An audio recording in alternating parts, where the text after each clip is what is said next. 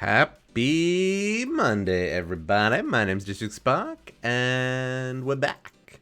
We are back. We had a little hiatus over the weekend, and I don't normally stream on a Monday, but it's a public holiday here, and I'm going to take advantage of that. We had some interruptions.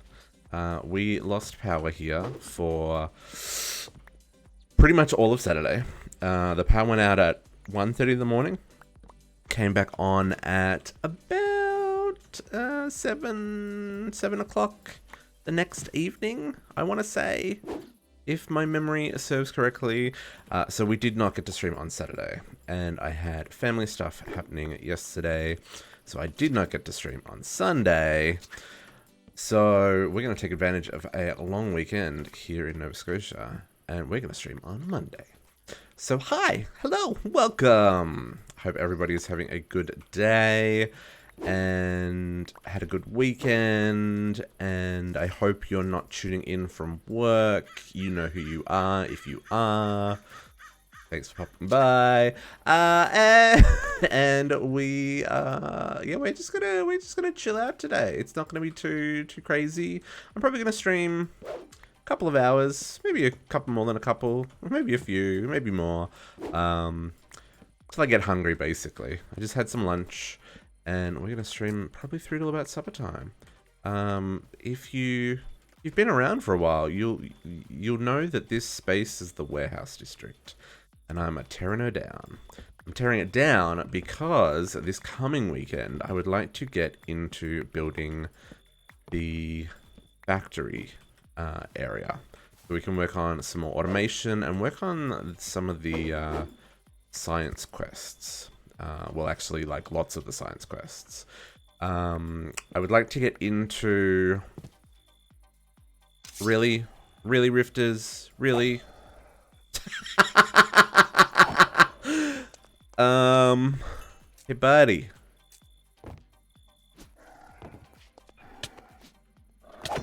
My goodness. Hey, Tame, how you doing? Oh, you went camping? Ah, that would have been fun.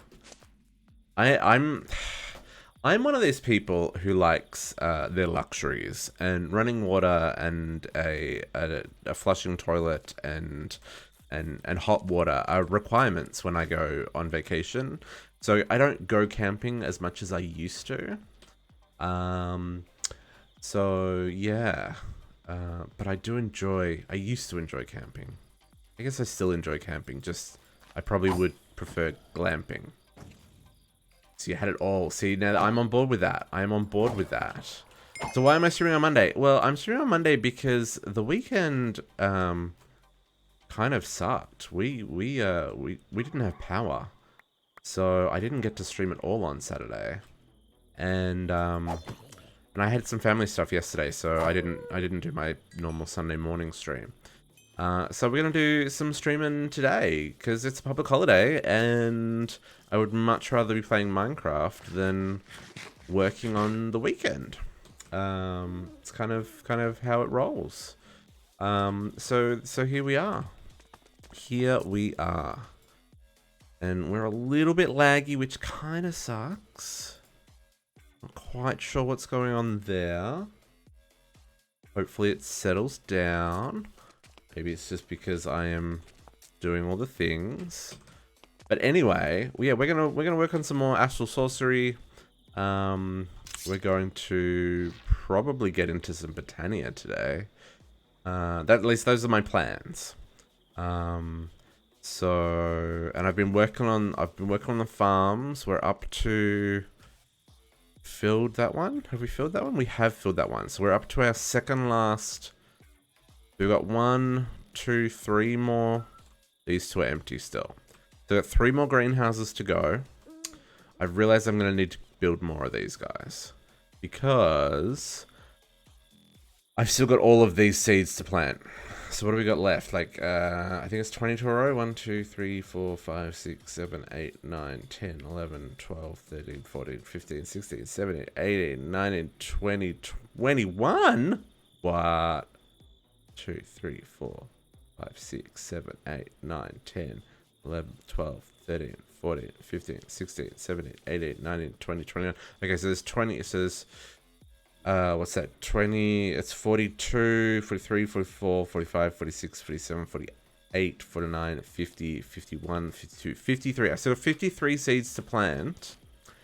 And I've only got 1, 2, 3. So we've only got like 24 more slots left. So we're going to have to build another 3 greenhouses. So maybe we'll do like 1, 2, 3 across this side. Or we might squeeze 1 in here and do another 2 here. How much space do we have on the map? So we could probably fit 1 more here. I think that'll probably go like right to here. And then we could fit another 2 here. Or we could kind of frame it up here with the road. But yeah, so we're gonna have to build some more greenhouses. But that's fine. That is not what I do not want to be throwing away my sword. My goodness. But we have set up our little astral area over here. I didn't do any decoration. Hey JC. Hope I'm not distracting you from more important work. I'm just saying. But yeah, I didn't end up doing any decoration over here. I really spent a whole lot of time working on seeds, and I did some exploring and stuff to work on some of the quests that I needed to do. So I went hunting in the Twilight Forest for a druid mage. You find those in the basements of the skeleton druid structures that spawn all over the Twilight, so that was easy to find. I went and found I went and found, what did I go find? What was the other thing I went and found? Cool, no worries. There was something else that I found. I can't remember what it was.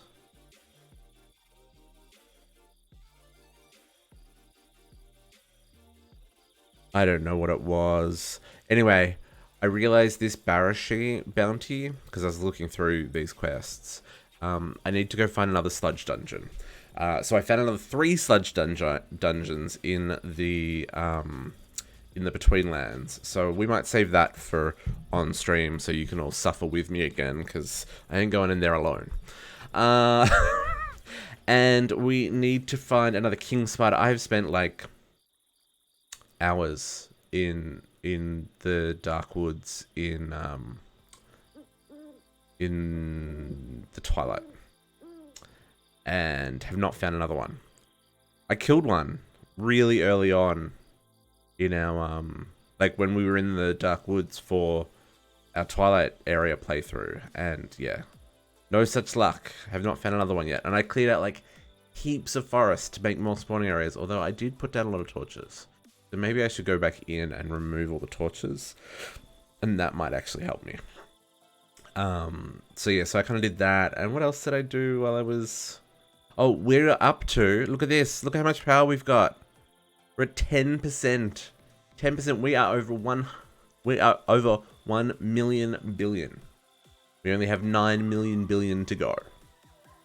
So... that's a little bit crazy. Also, since lowering the rate to 74, and adding a little bit more buffer, it hasn't fallen over again. Even with me staying up all night so that we can do the astral sorcery stuff. So yeah, it's been pretty neat. So it's getting closer. It's getting there. So yeah, so today I would like to continue with astral. Our crystal has finished growing. See how it's got little sparkly effects? That means it's its top level, and that is stage 4. So now if we break this, we actually get a celestial crystal, which is awesome. How good is it? Pretty 42 isn't terrible. It's not great, but it isn't terrible.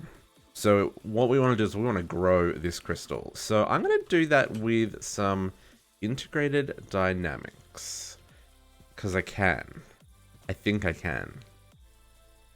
Maybe. I'm going to try. So we're probably going to do it here, because this little area here I have claimed. kind of have claimed. I feel like I need to load that. Cool. Yeah, so I'm gonna do some integrated dynamics, I think, for this, because I can.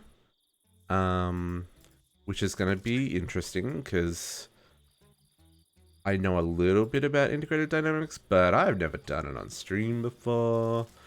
So let's see how this goes. Integrated dynamics. Now I taught the system how to make all the things that I think I'm gonna need. Except for how to make more crystal mineral. Well, that's awkward. Let's go do that. So we do have mineral sap, mineral essence. So we have lots of, we have unlimited mineral, which is what we need to make the sap, which is what we need to make the crystals. And the crystals is what we need to make the integrated dynamics. It will all make sense. Trust me. I don't think I've taught it how to make mineral wood. I have taught it how to make mineral wood. Cool. Okay, so then what I need to teach it is how do we make a block?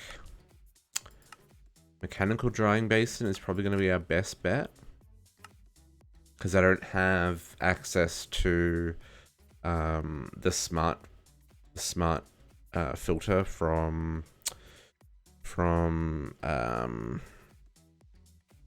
Tinker's add-ons. So I'm thinking mechanical drying basin is going to be my best option. Can I make one of those? Let's see. I don't think I'm going to have enough stuff. It's got batteries, so it's going to need a bit of an audit. Let's see what it thinks it needs, and then we'll go make whatever that is. Mechanical dry. Oh, had I already taught it how to make? I'd maybe already taught it how to make one of those and did not need to teach it a second time. Let me just take that out for a second. See if that was the case. Oh no, I hadn't taught it. Never mind. Never mind. Okay. Mechanical drying basin. I need a drying basin. Okay, so let's teach you how to make the drying basin. That's pretty easy.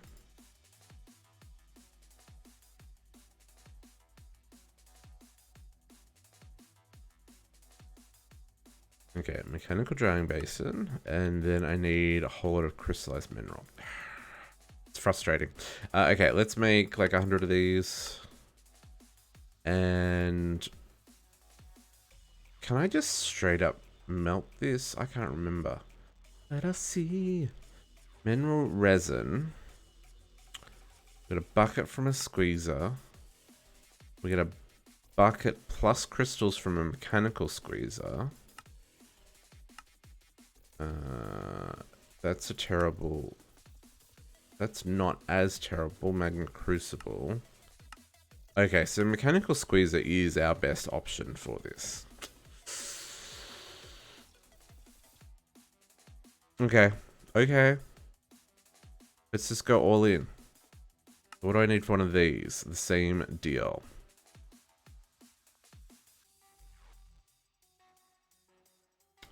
Well. Okay, I guess I'm going to use a magma crucible in the meantime. Squeezer. Oh, I can use a squeezer. That oh, it's only a 5% chance. What's the chance on these? 2. Plus you've got 50% chance to get an extra 2.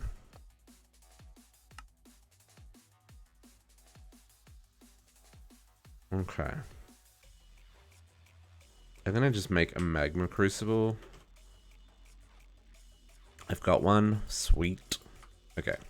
Let's do this. Ooh. Let's go past the lag inducing area of my base. And we will put you in here. And it's gonna need power.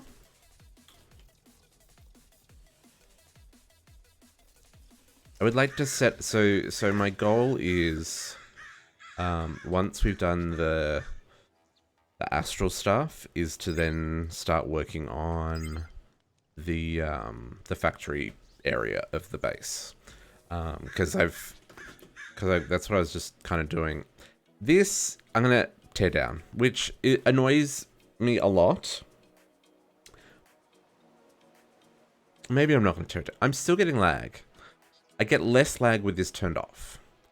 But I need to move the last of this stuff down here, which I'm going to try and do this week. Because no one needs to watch me moving drawers. And then this will be kind of the start of the factory area. So I want to build like a dock coming out here. And then off this kind of road that comes through here, we'll build the factory section. And part of that is going to have like all of the automation for stuff like this, you know, creating mineral, for example. Why can't I? Hello? Hello? Why can't I? Game?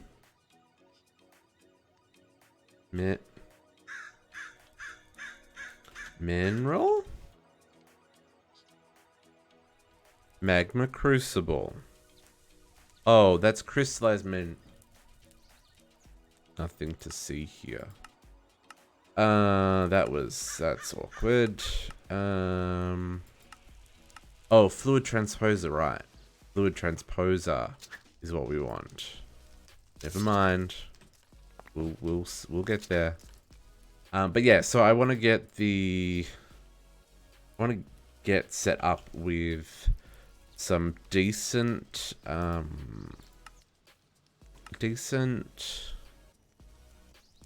like setup for automation. So somewhere where I can have a machine that permanently makes mineral as I need it and that kind of jazz, right? Okay. I don't know that I need to upgrade this. I'm just going to put this in here and I'm going to do that. And it's going to make mineral. And then we can cast it here. Assuming I don't have any other fluids in here. I do. Oh, I've already got mineral resin in here. That's interesting. How have I got 800 millibuckets? Oh, because one makes... Right. Okay. That's cool. Let's get this extracting. And yeah, cool. Okay, so we're going to make some blocks of this real quick.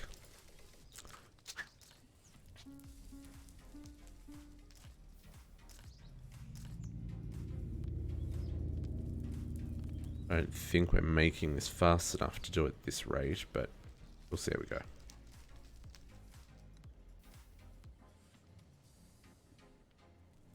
Because if I can automate the production of mineral, even if it's a little bit janky to begin with, it will make it easy to do this integrated dynamic stuff.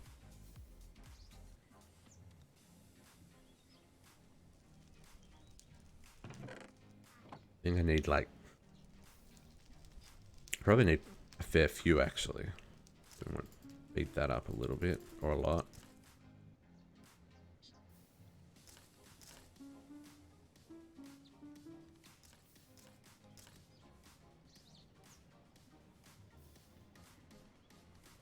Get as much as we can, as quickly as we can.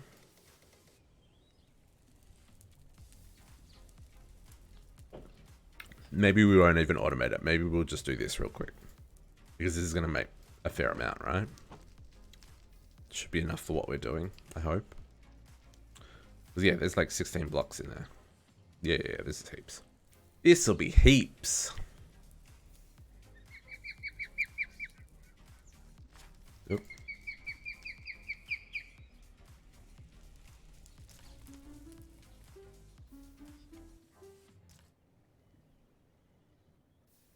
You don't want to do your faucets and basins too many ticks, otherwise they stop working. which is a really strange problem to have, but it's a problem that they have.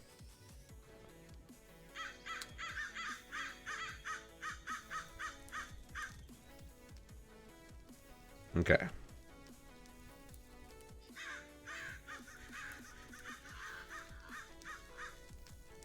Probably want to do is make sure that we don't have a weird amount in here.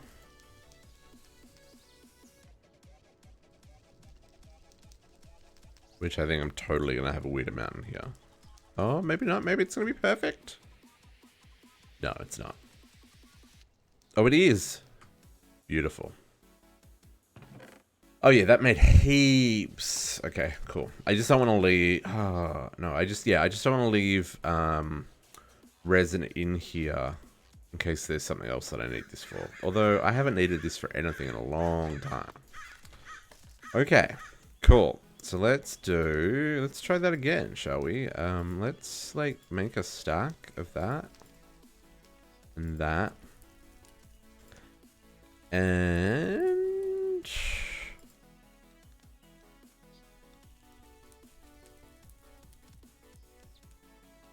nope.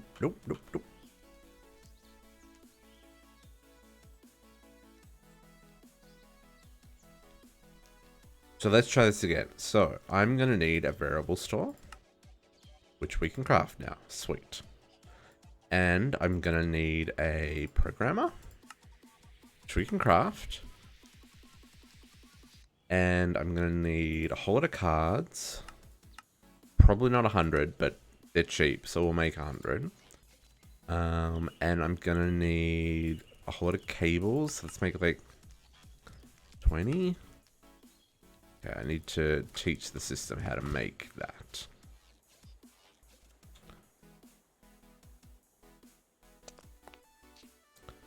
We'll teach you how to make the crystals from the blocks, because that'll be how we create mineral when we automate it as blocks. The others, let's put them all together just for shits and giggles. Okay. Cable. Like 20 cable.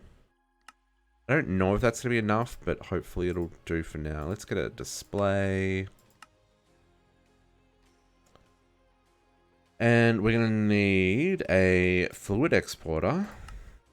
Ooh, crystallize chunks.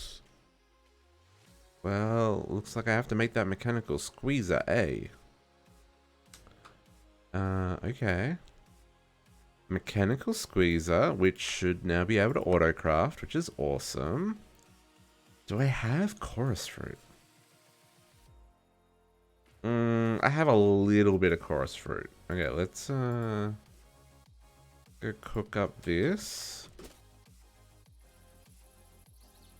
I think we're gonna have to get rid of all of the fruit bowls in the town square, because those 12 frames per second, whoo, not fun. Not fun.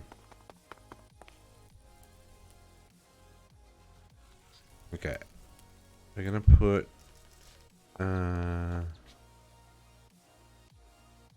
guess I'm gonna put this here, because that needs power. And chuck that in there, because that's gonna make liquid chorus, and I assume that I can cast that the same way in no. Yeah, I can cast that into blocks. Okay, so yeah, that'll do. Let's leave that. We probably want to do a little bit more. I don't know how many of these I'm going to need. We can get, like, yeah, there we go. We'll grab a bucket, and we'll just bucket that out.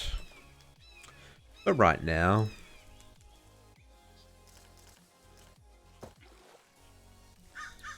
into there, back out again. Yeah, see, all this needs proper automation, right? I should be able to like pro the chorus fruit, squeeze it, automatically make a crystal as I need it. Yeah. We will get to that eventually.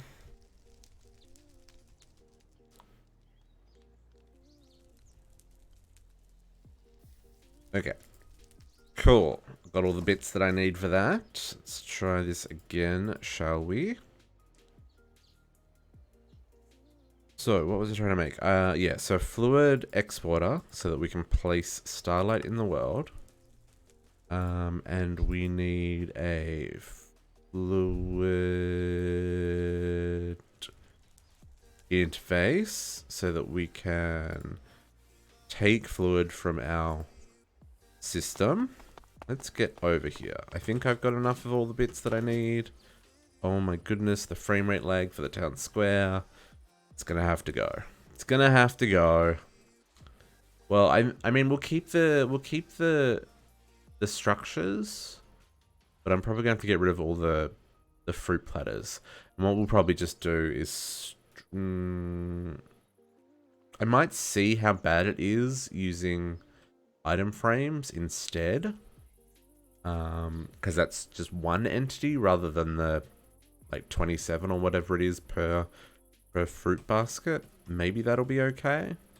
Okay, so what we're going to want to do, fluid interface. You're going to go there. And I'm really hoping that that is going to be able to like take the contents from that. I hope it doesn't have to be on the bottom. I guess we'll find out.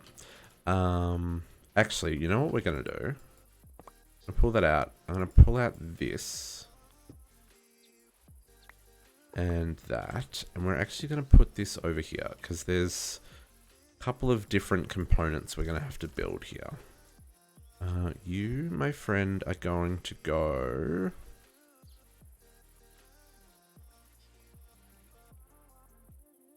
I'm gonna put it here. Yes. Let's run ourselves a little bit of a pipe. Put it properly underground so that we don't have to bump our head on it all the time. Nothing to see there. Nothing to see there.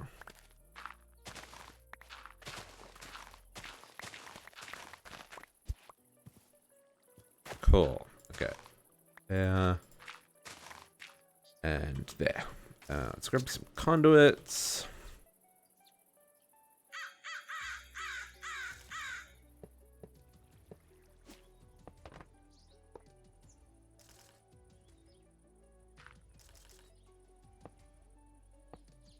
I'll explain that one later. We'll get to that when we get our upgraded table in place, which is what we're aiming for, which is why we're making our celestial crystal, so that we can do that. And we need to grow... I mean, we don't have to grow this celestial crystal, but I would like to grow this celestial crystal because the current size is too small. Okay, so you are inserting into there. And I'm going to have you also... Oops. I'm also going to have you extract on white. Always active. This will be... That'll be nothing for now. Nothing, never mind. And here... I'm going to sneeze. Oh my goodness, the sneeze. Can I do this? Does this work? No, that does not work. Does this work?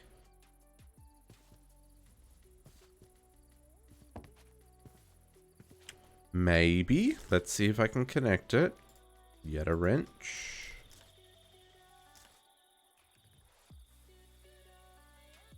No, doesn't look like this works. Does not look like I can force that to connect. Okay, cool. So let's put another little tank here. Just a wee little one. Okay. You go there. You connect on white. And then I'm hoping I can connect this interface to the bottom of this. And it'll work. Fluid interface. I really hope that works. I guess we will find out soon enough. Okay, so what we are trying to achieve here is placing fluid in the world when there isn't fluid in the world. So there's a couple more things I need. So I've got my fluid world exporter. I want to get integrated. I need a world... I need a fluid reader to read the fluid in the world. I've already got a screen. Got my cards. Where'd the fluid reader go there? Okay, so let's give this a try. Let's make this look at least semi-pretty.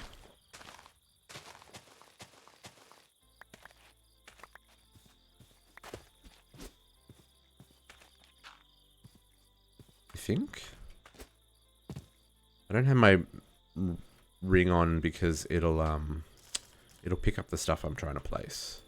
And that'll just get annoying. More annoying than having to pick up cables and stuff manually. Okay, so let's run our cable across here. And go like up like this. No, not up there. And we want to put our fluid reader here. Cool. And let's grab some marble because we want to make this look pretty.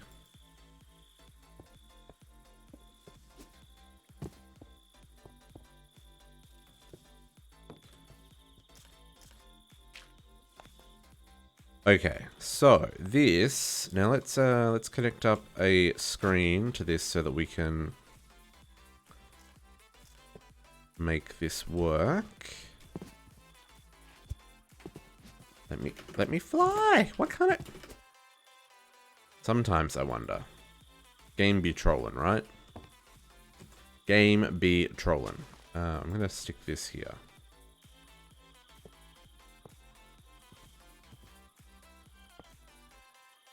Okay, so we're going to put a display here.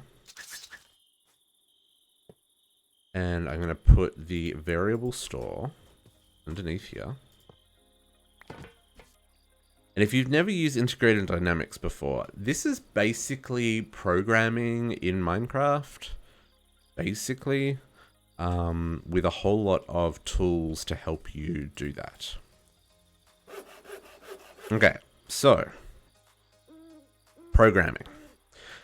What we want to do is we want to read the fluid that this this fluid reader sees, right? So first thing we're going to do, we're going to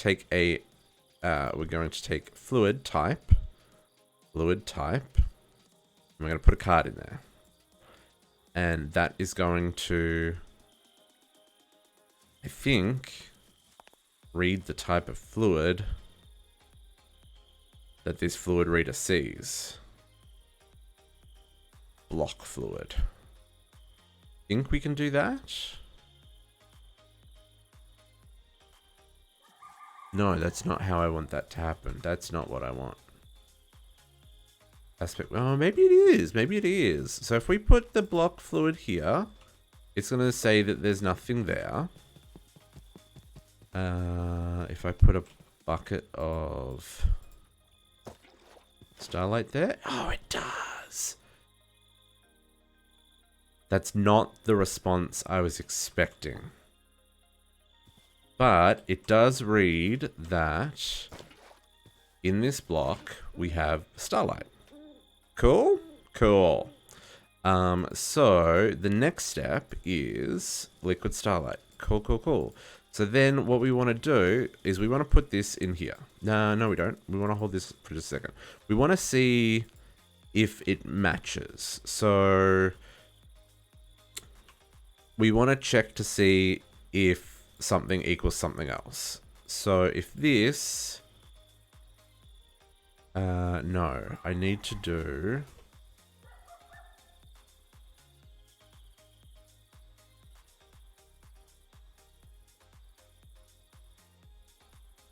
How do I... You know what I probably... NBT? Is there an NBT with fluid?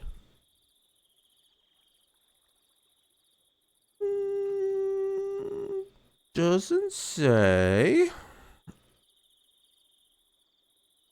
For the record, this is not my specialty. This is me... Fluid NBT. Yes, we do. Fluid NBT of that. So we're going to say... So, okay, so the card, we're reading the block of the reader. We want to get the fluid NBT data of this card that is going to get stored on this card. I think this is right.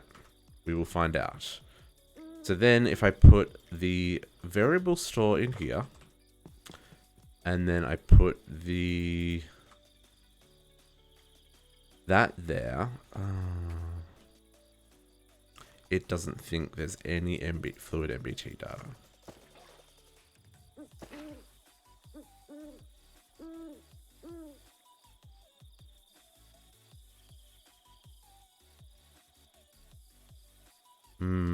Okay, that's not gonna work. Is there... Okay, let's try something else.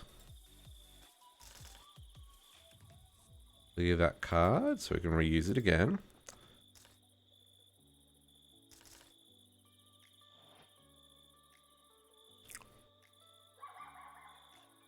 Type fluid.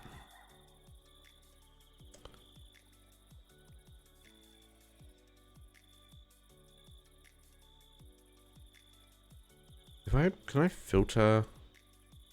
Can. Ooh, okay. So I can filter based on...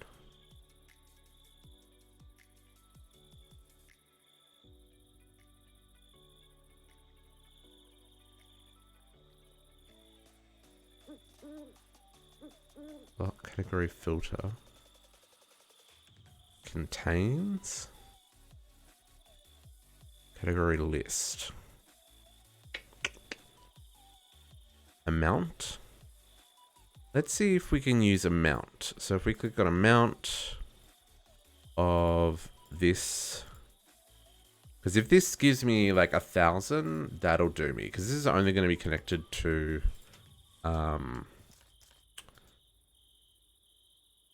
it does. That will work because we're only going to connect to. This is going to be an isolated system, right? Currently 0. Make it 1,000. Perfect. That will work for our needs. Okay, so what we want to do is, if this is 0, we want to place Starlight here. So we're actually going to break that block because it's in our way. And we're going to put this here. And we're going to say export, fluid export. So,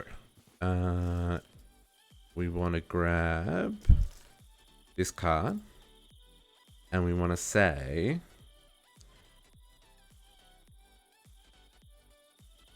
can I say,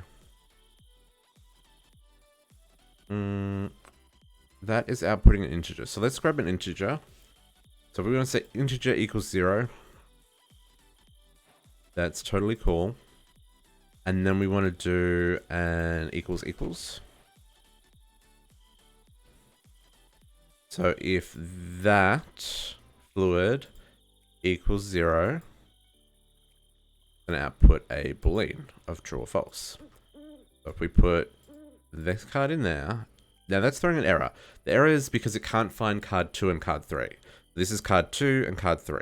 If we put these cards in the variable store, it can then see what is going on. So this is now says it's true because it is 0. If I put my bucket of Starlight back, it will say false because there is 1,000 milliliters of, or there's more than 0, right? So what we're going to do is take this card and we're going to put it in here. And we're going to say place fluid. No.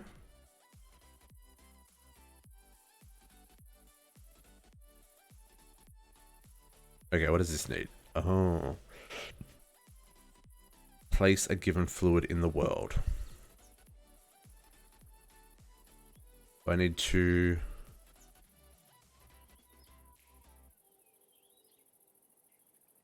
How do I... True or false it? Is the question.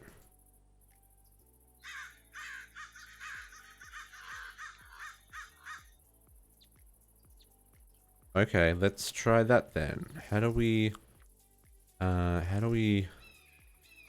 place, no, fluid? I guess if we grab another fluid card.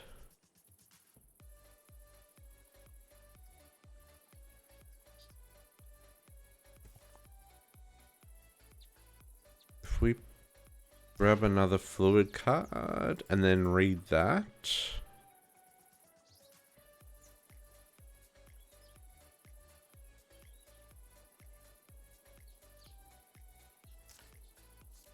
Does this work here? Place fluid? It does. Okay. Okay, so that's just gonna... Okay, sweet. So that's automatically gonna place it straight away as soon as it empties.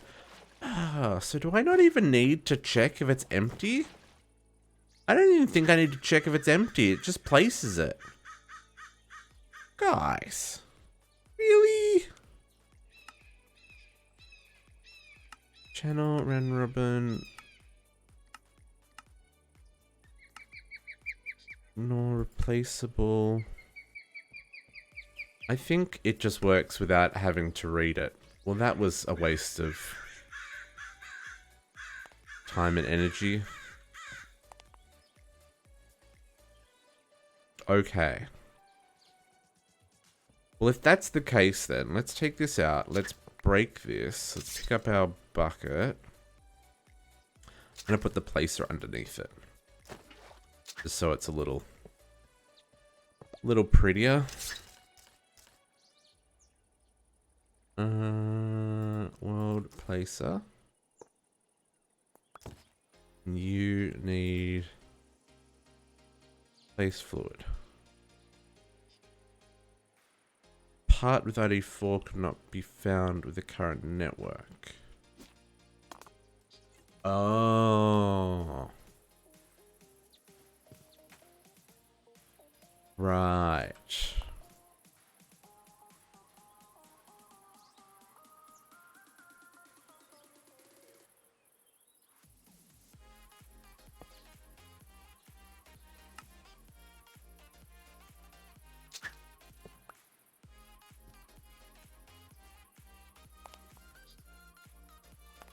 So I guess I do need both of them then? Sure. Let's put it back. Maybe there's a better way to do that. Maybe I can... I actually don't know the answer to this, so maybe there isn't. And this is not going to work anymore because this card...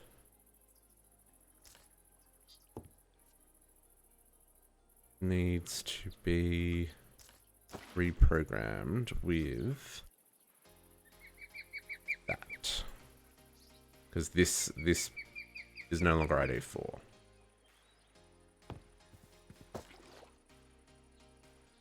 No, the whole system's broken.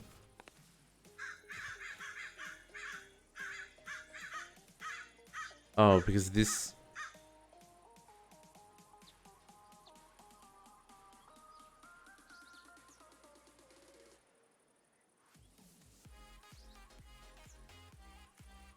He's 0.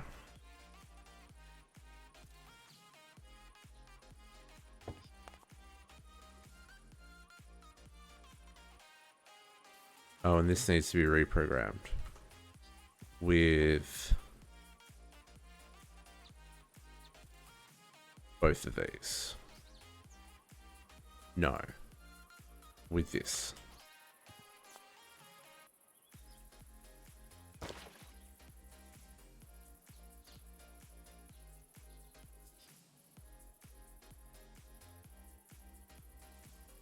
There we go. There we go. Okay. So, none of this is required. None of this is required for this to work. Because it's just reading and placing from that particular block. Okay. Cool. Today we learned. So, then the next thing I want to do is... So let's clear all these because that experiment failed. Like I said, not an expert. I understand programming, something I do for a living. Understanding how these things work together, you know, I'll get there. World. So I want an entity reader because we want to be able to read what's here. Oh, actually, oh, it's way over my head too. This is me fumbling through with enough knowledge to be able to work out what it is that I'm trying to do. Basically.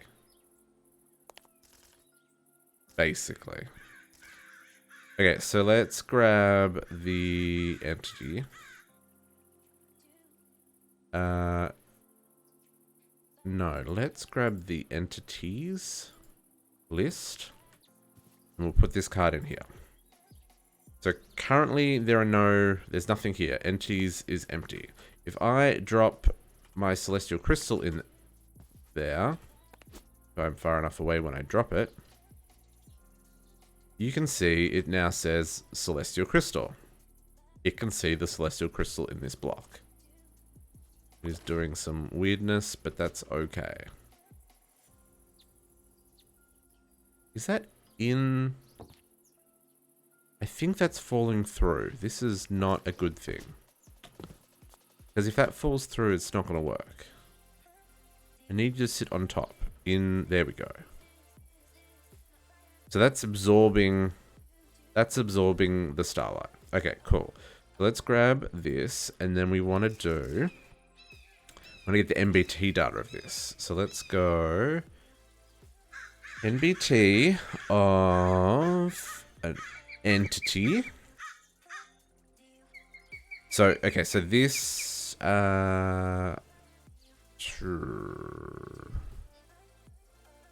This may not work, because this is outputting a list. Right. So I want to get... how do I get... so let's look for list.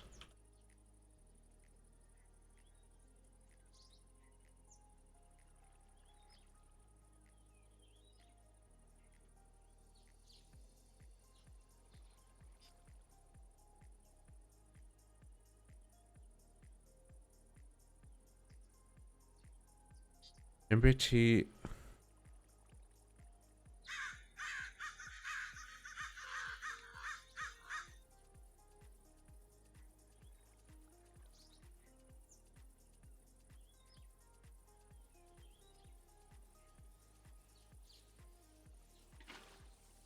Oh. That just played... Oh, that's so cool. That worked. It actually worked. Okay. So what I'm trying to do is... This is outputting a list of entities. I want to get... Entity... I want to get... Item? Is it going to work? No. How do I get the... entities from the list?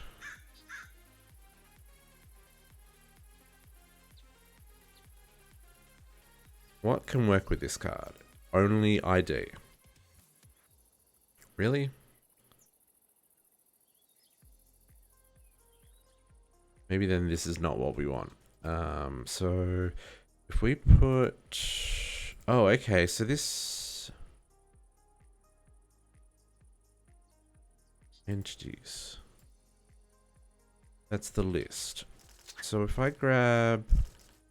Is there like a first? No. List.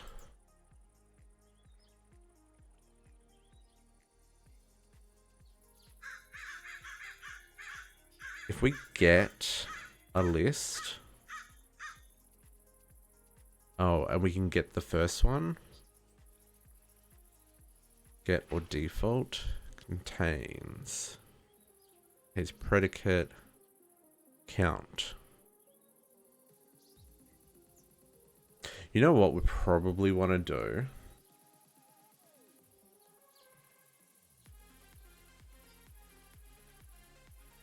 Okay, okay, the way I think I'm going to do this. So what we're going to do is we're going to do count. So if no, I need integers first. Integer. So if the count of items in the list equals 2, that means it grew.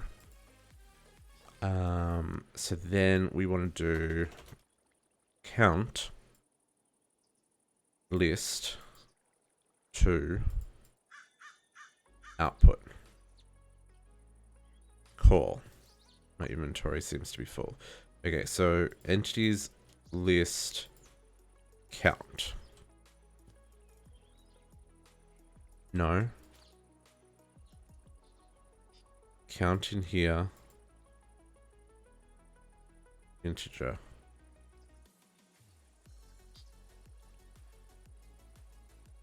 Maybe that is right. Count is 0.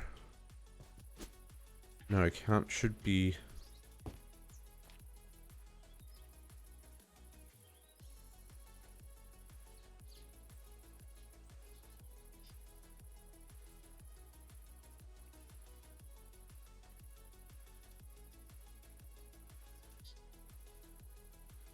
Is there an...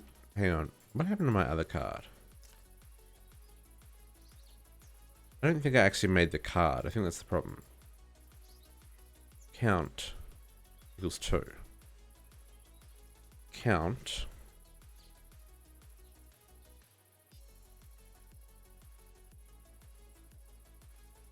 list any output type integer.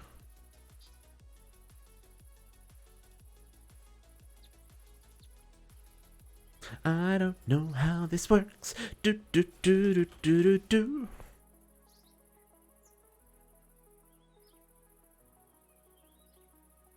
Item list count.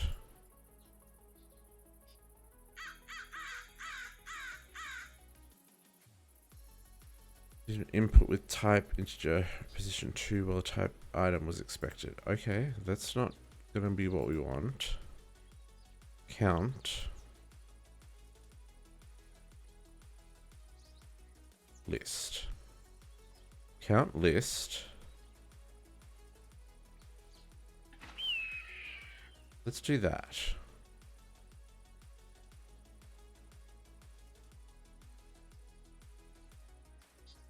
No.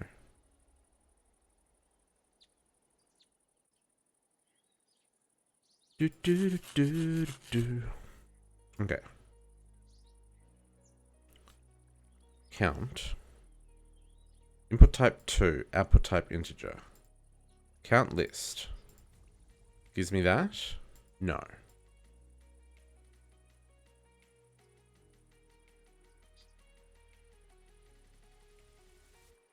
Count input type any, output type number of times the given element is found in the the given element. Okay, right. So if I teach this to find the entity of that, right? So if I go count, now we say count the list.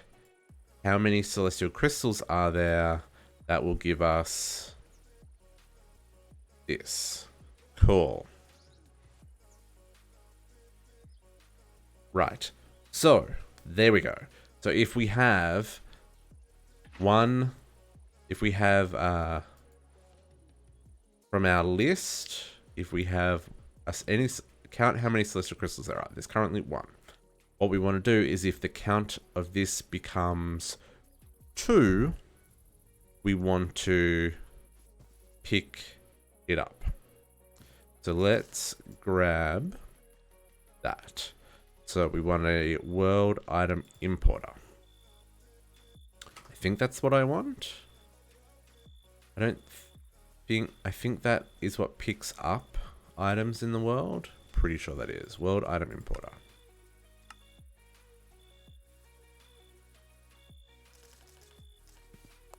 I could have watched a tutorial on this. Maybe come a little bit better prepared. But isn't this part of the fun? Watching me struggle through automating crystal growth. Sure, fun's the word we'll use. Okay. Cool, we're up to 845. This is actually about to split, which is fantastic. That didn't go where I wanted it to. That'll do. Okay, so pick up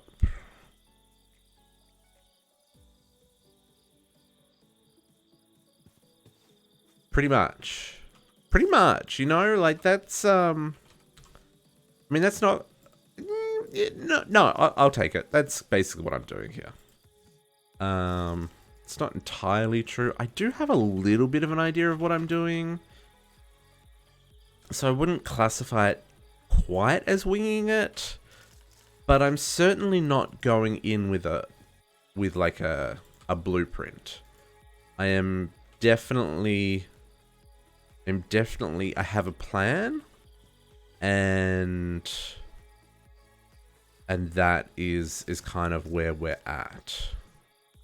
Okay, so this count. So what we want to do is I want another integer, and I'm gonna say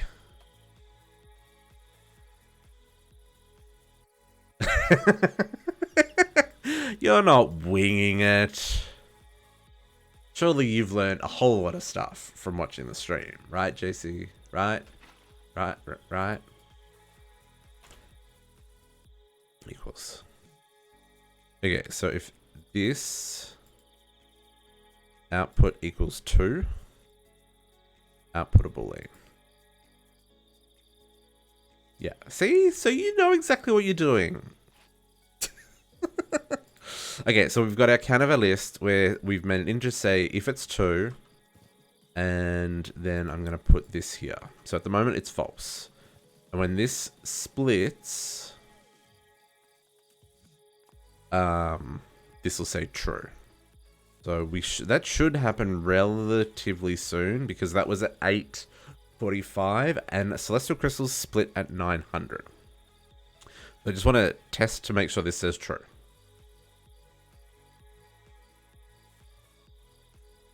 A little bit of sit around and waiting, but that's part of astral sorcery, is growing your crystals so that you can take advantage of them, right? This would be this is a lot harder without integrated dynamics. So integrated dynamics can read the MPT data of the blocks that you are using, which means that you can see details about these particular things.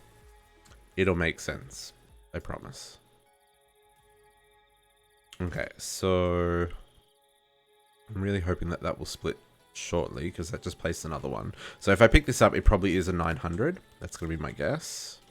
Yeah, so we're at size 900. So once you grow a crystal to its max size, so for celestial crystals, it's 900. For normal rock crystals, it's 400. It can continue to grow in starlight. There is a chance every time it absorbs the starlight that it will split and break the crystal into 2, which will then have a chance of increasing the details of the crystal. So yes. Let's work with the splitting first. If I get the splitting first, then we'll export them, and then we'll work out the next bit.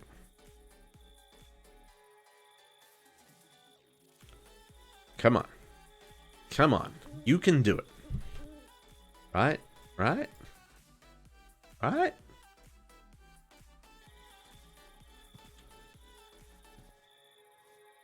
Okay, so while that's happening, let's get a item exporter. World item export. And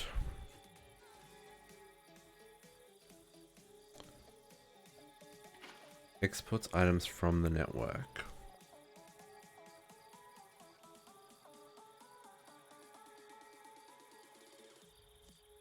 I want to control where these go, and I'm not quite. I think we use.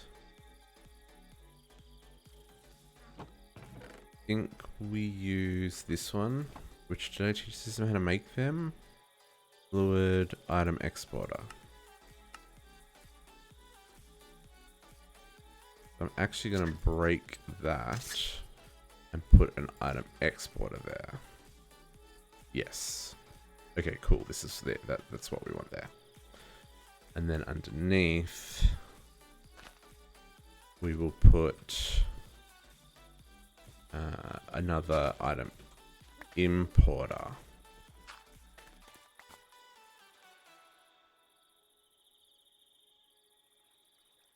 Or do we want an interface?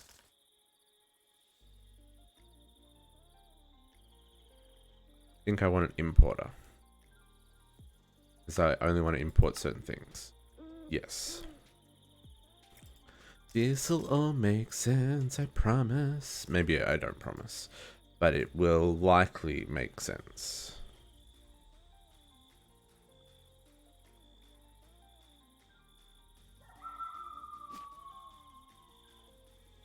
Okay. I just want this crystal to split. Because we need to... So the goal of this is to grow the purity of our celestial crystals. And grow multiple celestial crystals. Because growing it in the hole over here, that was a slow process in comparison to what we're doing right now. What we're doing right now is actually quite fast. Even though it's a little slow, because of the way we're automating it, it won't... like, we don't have to sit here and watch it. It'll just keep doing its thing. That's the whole point. Once we can automate this.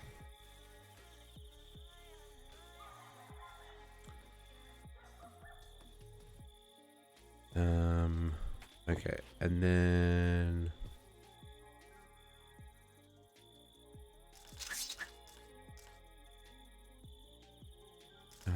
while this is happening, let's do... I'm going to grab the item entity crystal, just because we will need that. And we're going to say export...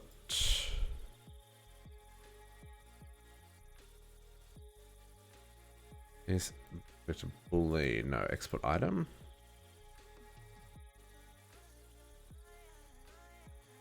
How do I export only a specific item?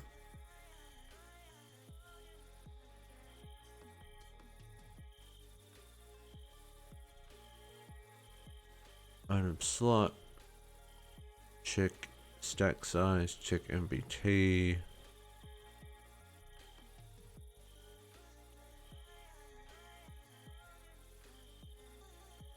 Channel.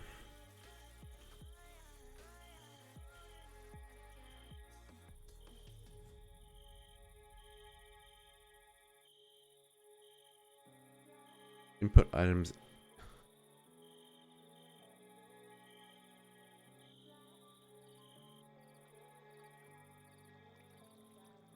Don't know what I'm doing.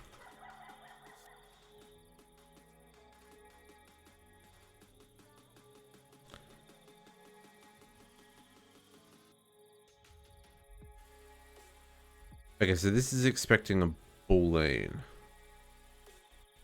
So, yeah, so when that says true, then we will pick up all item entities. Cool. And then I guess this needs to be that interface, not... so that it's got somewhere it can put it.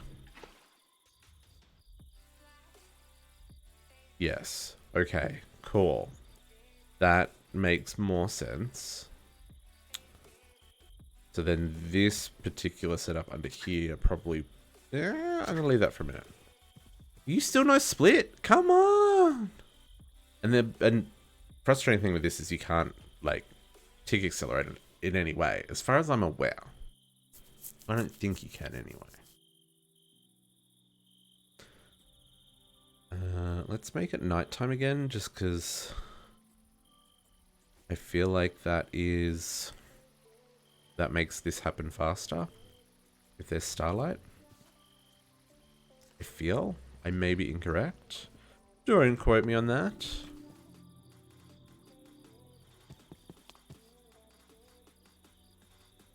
I really just want to see this say true. That's really what my aim is. So the advantage of using the display panel is you can see what the values are of the card that's in it. And depending on what you're doing, you can read lots of details.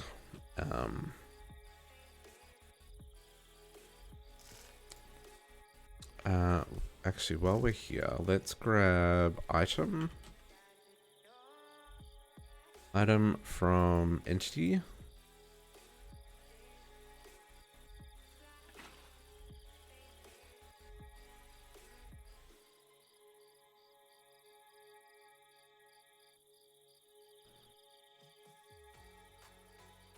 Is that what I want?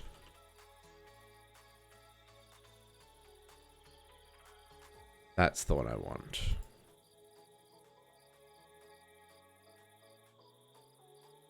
Input, entity, output, item.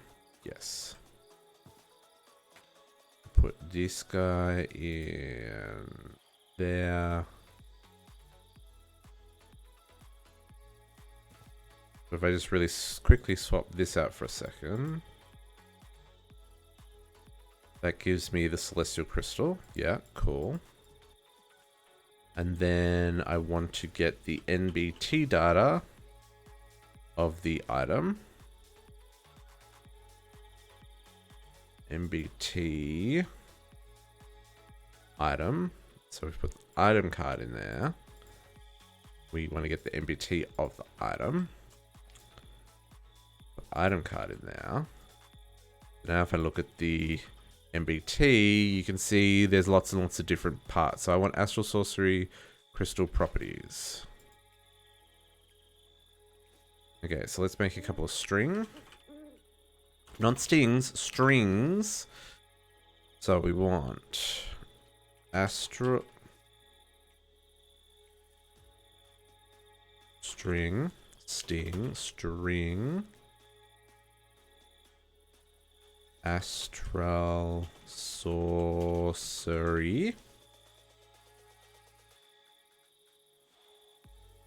and crystal properties. Now spelling and capitalization is important. And then we want NBT tag, is it tags? NBT tag. We want the NBT tag of NBT item, NBT astral sorcery.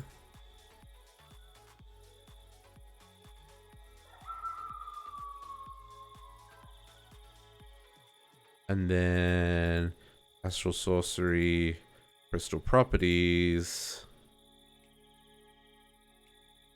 Cool. Let's chuck all this in here. It doesn't matter what order they're in here. But if we swap this card out now, we should be able to see. So currently this particular crystal is size 900. It has a purity of 42 and it has a cutting of 51. Now that doesn't say cutting, but we know that's what that is. So we still want this to split though. Still want this to split. So let's put that back in there. So then next one we want to get is the tag. No, we want a string. So I want size.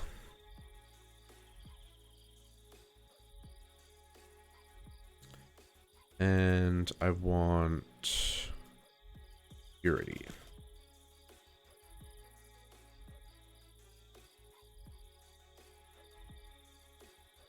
I think that's right.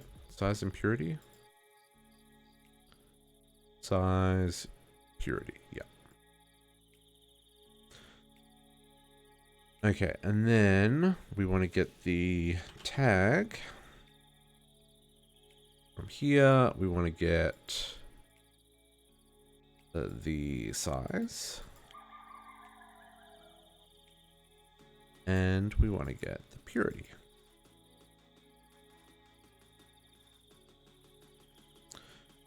Chuck a whole of these in here as well.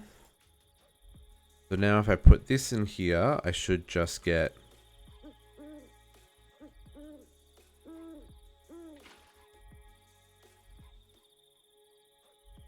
string. Well, dang it. Dang it, I got that wrong. I put this back in here. Size.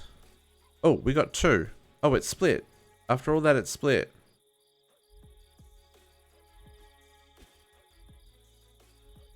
Oh, and the reason it didn't work is because the other one fell underneath. What a stinker. So what it's meant to do is this. Let's see if we can get this to work. Q. Oh, it still doesn't see two? What's in the list? What's the count of the list? Oh, it still only sees...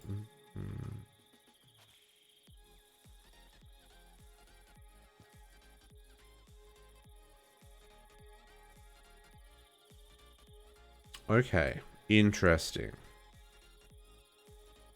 So that doesn't work. That does. That does not, because it's missing card 18.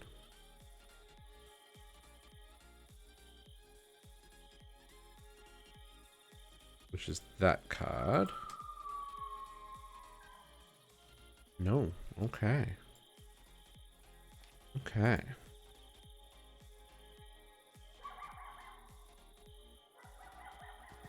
So this system stops working when there are multiple here. So...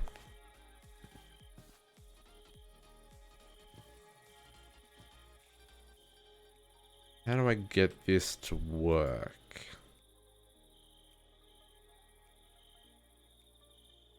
Let's put the list back in here. Currently the list is empty. Now if I drop these two guys in here.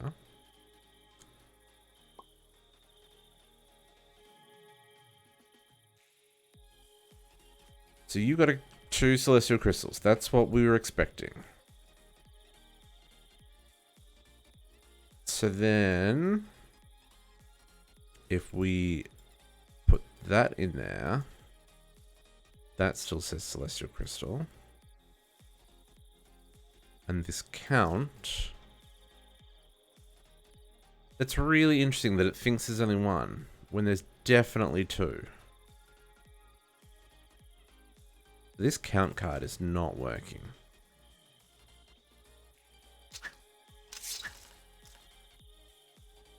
So...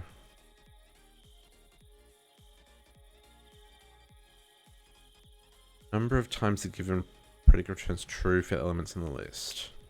Number of times the given element is found in the list. Oh, item list count. Get the total item count of exactly the given item in the list. Maybe that's what we want.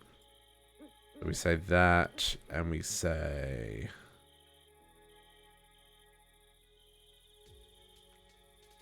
where'd my entity card go? Was that in here? No. Item list count. List of items.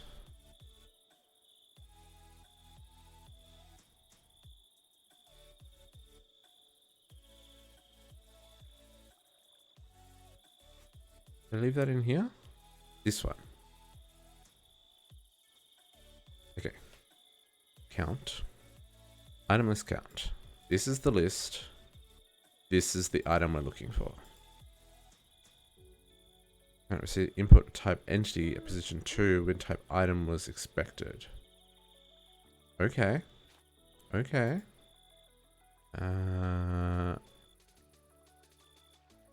Item. Count. List. Item. Return.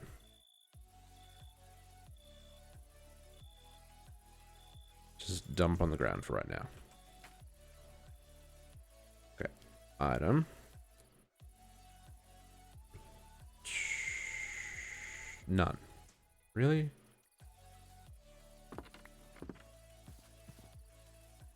I honestly expected this to go a little bit smoother. Not gonna lie. Like there's a plan in my head on how this works. And clearly my understanding of how this works is incorrect. So let's step back a hot minute. I'm just gonna put this stuff in here for right now. And let's get rid of them. Let's put away just a couple of things we don't like need in our inventory right at this hot second. We've got a little bit of extra room to work with. Okay. Astral. Astral. Astral. Okay. And then we'll chuck those away. And then we're going to reset everything. And we're going to start again. Because I've clearly got this very wrong. I need to pick them up as well so they don't despawn.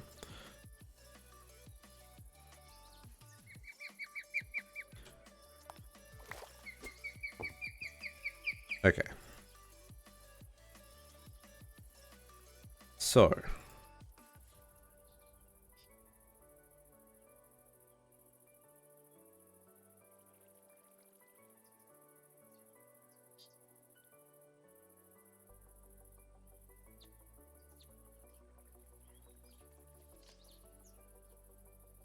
Okay. So I'm going to put both of these guys in here. And then in here, we have a list of items. Right? List of items. And this list of items, oops, there's a card that I missed, has 2 celestial crystals. So then if we go and, oops, if we go and count integer type any, shift for integer, the number of times a given element is found in the list. Given element. So if I, and this is giving entities of type list.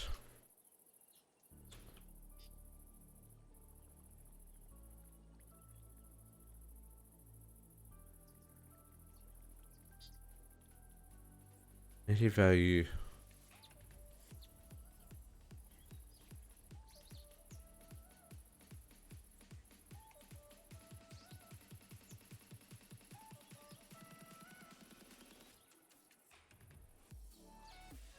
If the list contains the given element.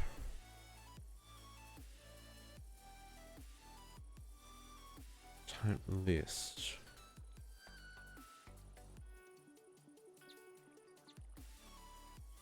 Is that like that?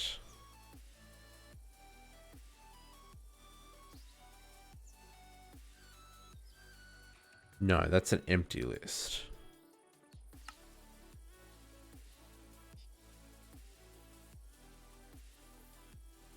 That's not what I want. That is not what I want. Oh, that's the game making noises. Never mind. Okay.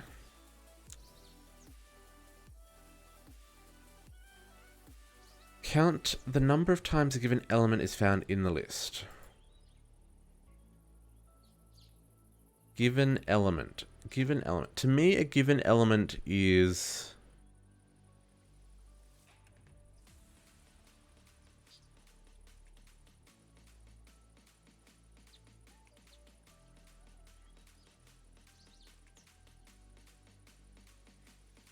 element.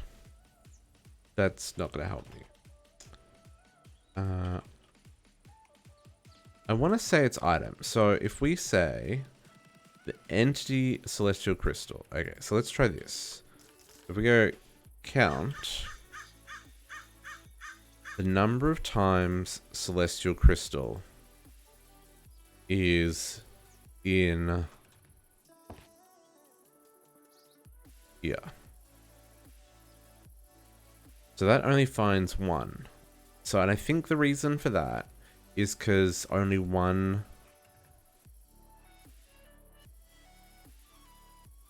Maybe that's what count P is? Because it's found it. It's not counting the number of uniques. Number of times a given predicate returns true for the element in the list. So I wonder if we say that... No. What's a predicate? Oh, it's looking for an operator.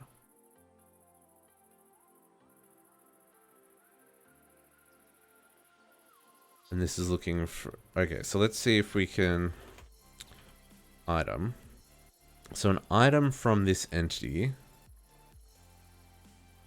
This entity is... And then... So from the list, saying item, counting. I have to clear that card first. Maybe I have to clear that card first. Item, list, item, count. So if those three go in here, this goes in here. The list expects value given type entity. The list expects value type entity while item was given.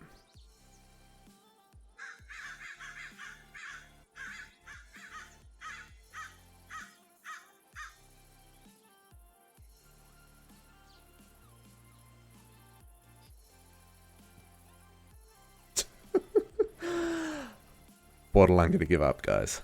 Borderline gonna give up. Maybe I need to watch some more tutorials on this. Which, I mean, is cool and all that. Oh man, really? It only went up by 1% purity? So the point of splitting these... Okay, so what I'm trying to achieve is I grew it to 900 and it split in two. When it splits in two, there's a chance that the purity of one of the two crystals will be higher than what it was. So the purity of this crystal was 42. When it's split in two, you'll get another one that is 42. Then the purity of the second crystal, which is usually the smaller one, but not always, is a higher purity. In this case, it went to 43, which is disappointing because it can go up to 100%. What we want is a crystal with a purity of 100%. That is kind of what we're aiming for here. So let's chuck that back in there so it can keep doing its thing. That, yeah. Because once we get the crystal up to 100% purity, then we want to get then we want to grow that particular crystal. So then when it splits in the future, we'll always get two crystals that are 100%. And then our goal after that will be to grow the size, cut back one of the crystals so that the crystal goes from being a cutting of 42 up to a cutting of 100. That will bring the size down, but that won't affect the purity. Then we want to grow the size back up to 900. Once the size and the purity and the cutting are maxed out, we want to use that crystal to create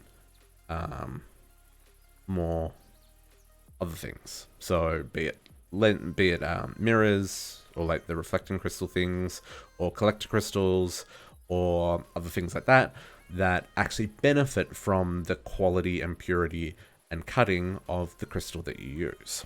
That is what I'm trying to achieve here. And I know that I can do that with integrated dynamics, but I'm missing something in my understanding. Something in my understanding of how this works isn't working, right?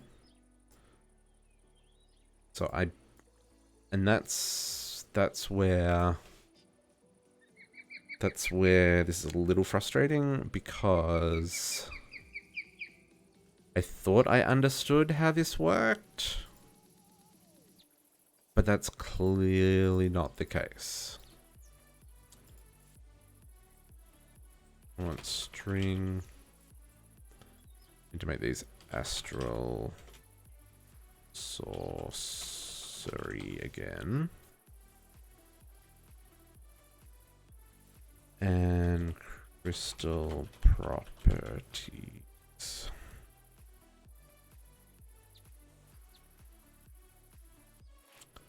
So again, just to reiterate, so if I put this in here,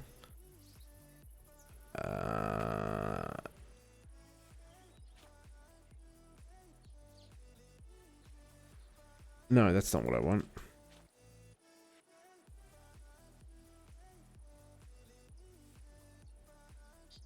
Is that what I want?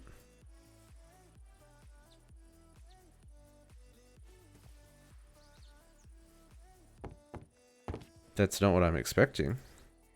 Put this one back in here. Item.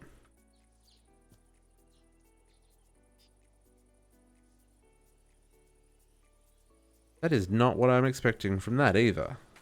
Hang on. Entity. Celestial crystal. Okay, let's try this again. Item.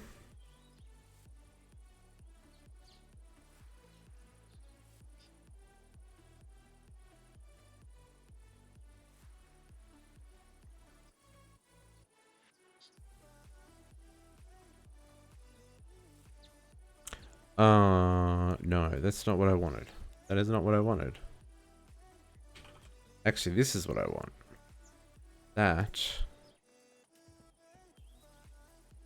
Electro crystal.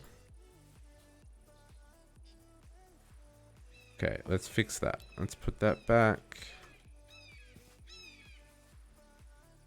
There we go. Now we're getting the astral sorcery. Okay, maybe that's what I did wrong last time. And then we want to put in NBT. Alright, tag. NBT tag. We want to get astral source. I need the thing. Item. Tag. So we want to get the NBT tag of item. Astral sorcery. This new NBT card.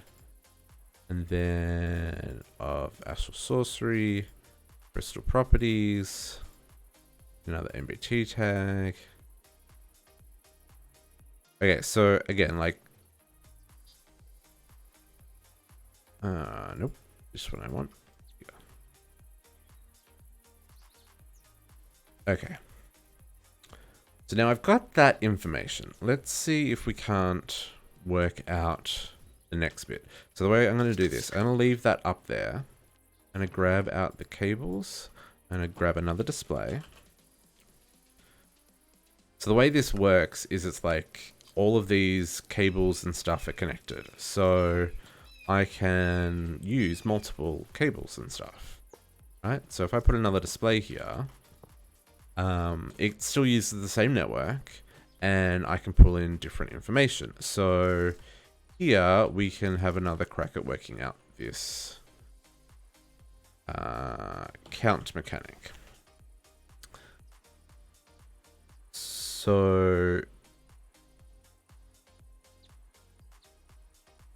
I wonder, so if we take the list and we take the item celestial crystal and we do count, list uncount, input one list, output one, oh, input one crystal, two crystal, output list.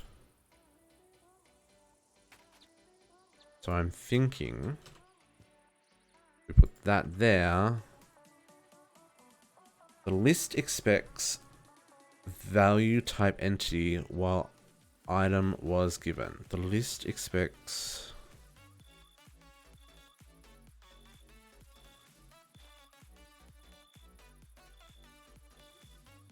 Oh, I wonder if there's another type of list. Like an item list.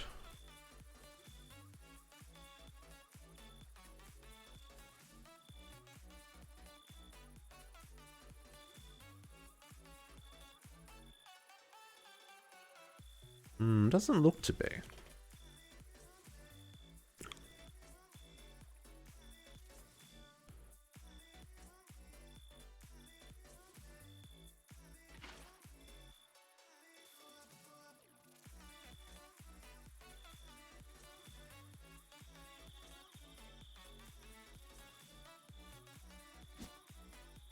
This is not growing very quickly.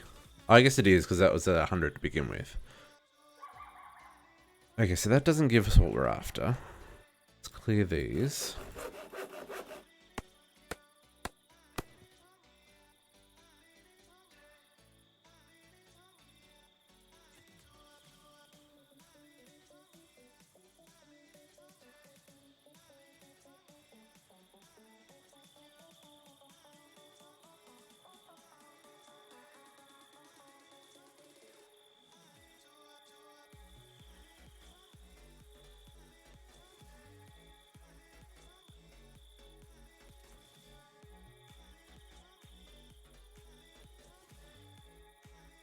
Item by name? If I just real quickly grab this card out. I'm intrigued that that still runs. Well, I guess it's just reading. Does it still run without that one as well? It does. But if I remove this one, it's going to break. Okay, so that's reading from there. Okay, so then let's play with these ones. So this is Celestial Crystal. And this is the entity Celestial Crystal.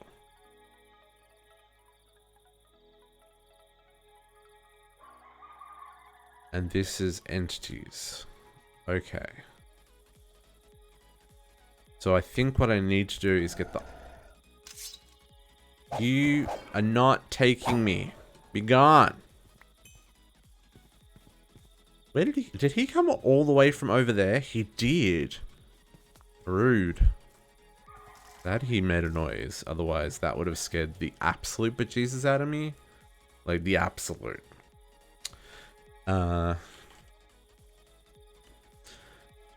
So, I think what I'm missing... Entity...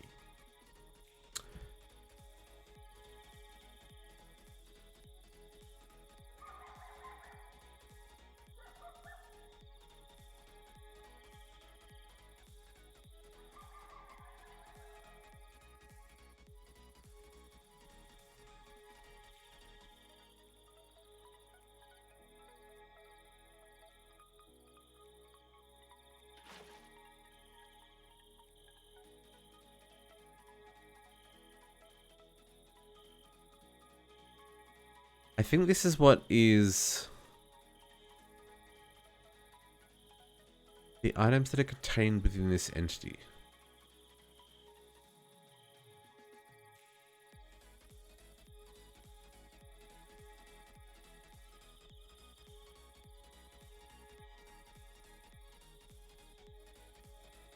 I wonder if that will give us what we want. I'll just move these ones over here. This is the first list.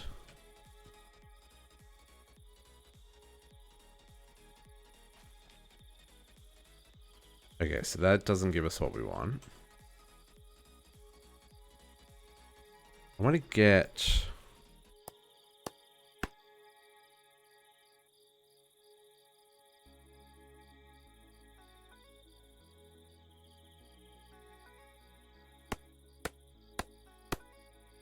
Is this as painful for you guys as it is for me? Because I apologize.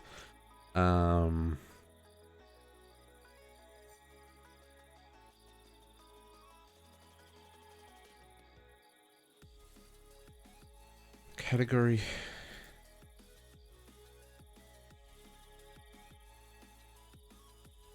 Input item entity. So does that work?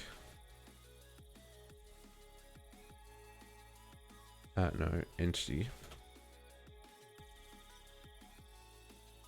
So if I say type list what entity was expected. Okay. So I don't fully understand how these filters work.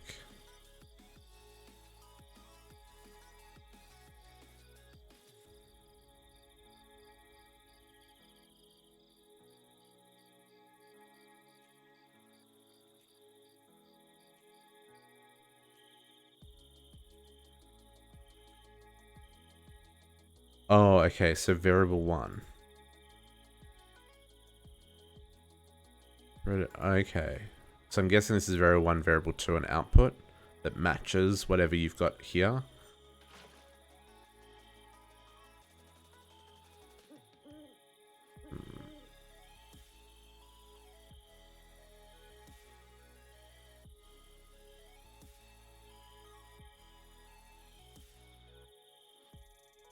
Okay.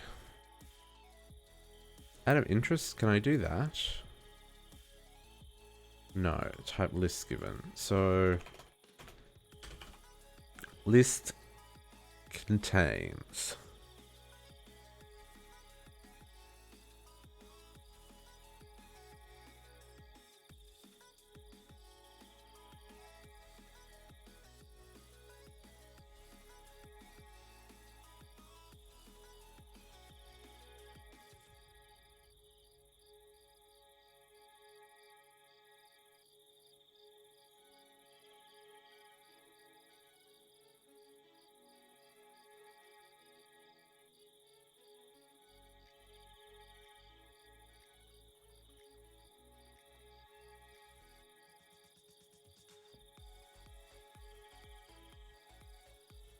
List that.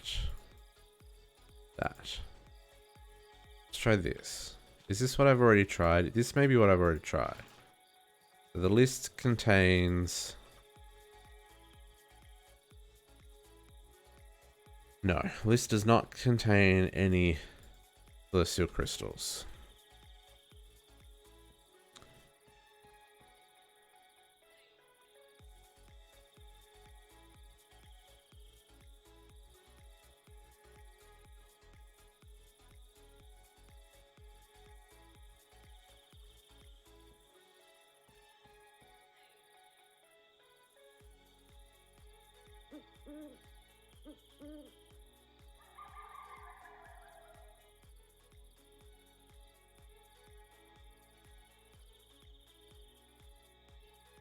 What is general ID?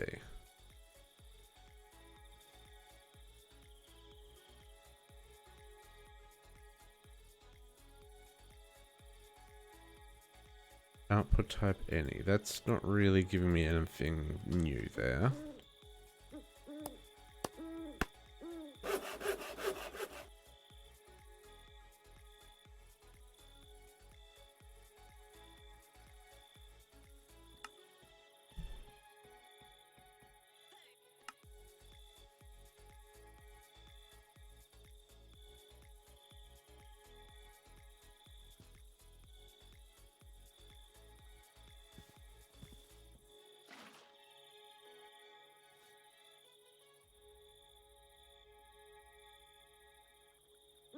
Really only at 394?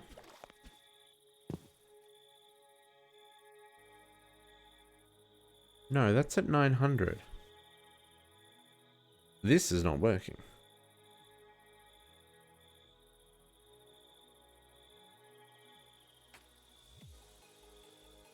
Okay. Nope. None of this is working. None of it. None of it. None of it. That's it. I quit. I quit. You keep growing. Split and make you better.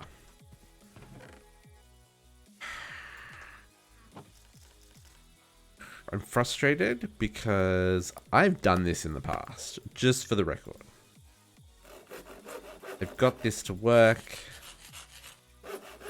Well, maybe not this. I've got parts of this to work in the past. And the fact that none of this is working right now, a little frustrating. Not gonna lie.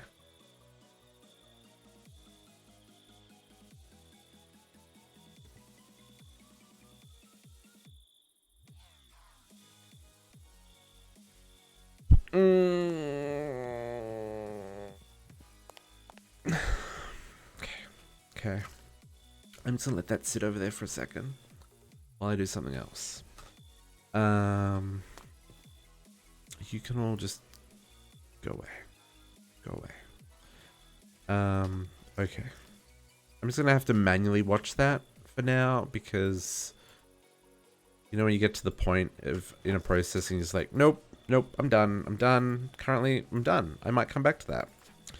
Let's make ourselves an iridescent altar, which we should be able to do. Because we can make all of these parts. Because we now have a crystal. It doesn't have to be a perfect one. We need to make some more resonatings. Because we don't have any. So let's get some aqua. Grab another 4 of these. 1, 2, 3, 4. And we will craft these here again. Just keep an eye on that when the sparkles stop, it means it's split.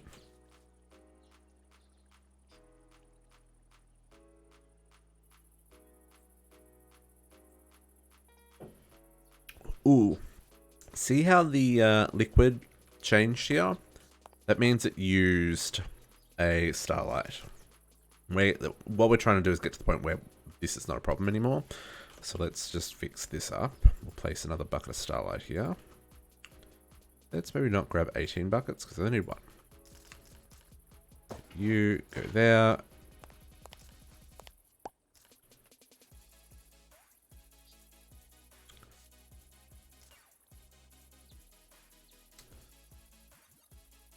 Urgh. Defeated. I will work that out, but maybe I'll work that out after I go watch a couple more tutorials so that I am feeling a little bit more confident in my ability to explain what I am missing, because the idea was it should have been reading the entities in front of it, and then from that list of entities I should be able to count how many there are so I can see when there's more than one, and read the properties of the item so that we can see if it is purity 100. Because if it's 100% purity, then that means it's fully grown. Those were the two things I was trying to achieve, but I was clearly missing something in the translation. And you know what? That's okay. You know, these things happen. Okay, cool. We've got our 4 resonating gems. I need some runed marble, which we might have to chisel some. Unless I've got some here. I have some here. Never mind. Nope, that is not where I want to put that. And I even have some lenses here, which is the other thing I needed to make. Once you've made this, you can make lenses in this, which is way easier. So if I just get a pane and just place this in here, oops, not like that, and do that, so I can make a lens just by infusing the pane with starlight.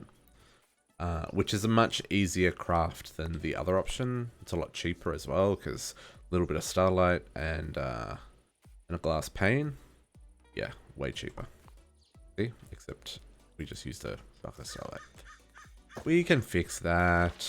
Okay. So, let's make this a better altar.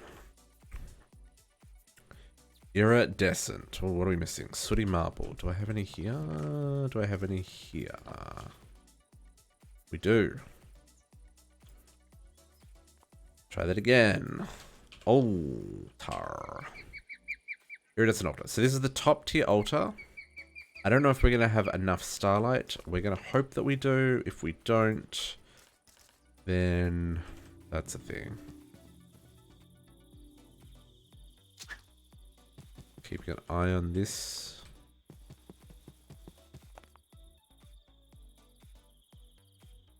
I think we get somewhere up here when it gets to its full height. I could fast forward time a little bit, but you know what? I reckon we're gonna make that. I reckon we're gonna make that. I hope we're gonna make that. God, I hope we're gonna make that. I think we will. I think if we don't, we'll get pretty close. I thought it was a full bar. The fact that it's only like, what, 4/5?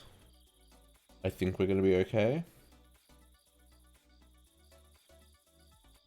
And remembering again, the closer to midnight, the more starlight there is in the sky. I guess the logic there is it's the darkest part of the night, so the chances of starlight not getting washed out by the sun. Look at that world tick. Look at that world tick. Tick. Tick. Tick. Tick. Yet TPS says it's at...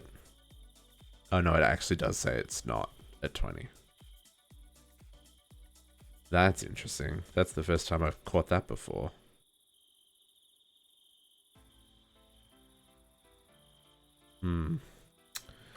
Yep, I have to work on that. Okay, we're gonna get there. We're gonna get there. We're gonna get there. We got there. Okay, let's do this upgrade. This is a really cool upgrade. Look at that. Look at that. Like the whole altar starts to glow. Cool, we're still collecting starlight.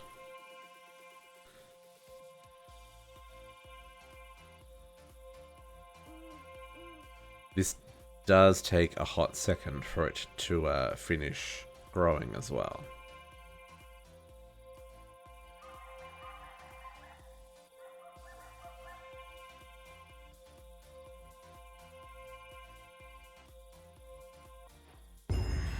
Boom! Radiance. Be gone, creeper. Okay, now we need to upgrade our multi-block because we are no longer active. And ooh, some new shinies. So let's get our multi-block fixed up. I believe the... Oh, and the next area is open. Oops. I believe the additions are just up on the top. I just need some bricks. I sure just need bricks. Oh, which we have none there? Okay, then. Marble. And I've got plenty of bricks. Perfect. Okay, so we go 1, 2, 3, 4, 5, 6, 7, 8.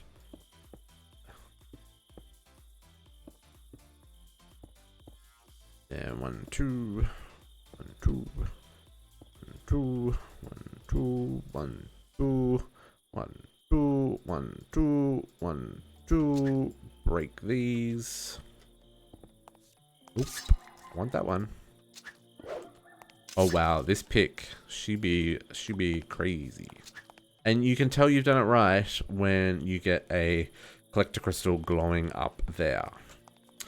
So you can see we're not getting quite enough starlight just yet for what we're trying to achieve here. Missed! Sucker! Nope. Denied.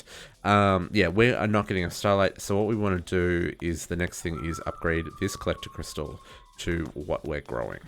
This is why we're growing these bad boys, is so that we can actually get a celestial collector crystal that can leverage the multi-block that we have underneath it, because this doesn't actually use this multi-block. So that's the next thing on the list. But let's have a quick look at our astral tome. So we have now... So in this chapter, we still have to make our collector crystal. And we probably want to...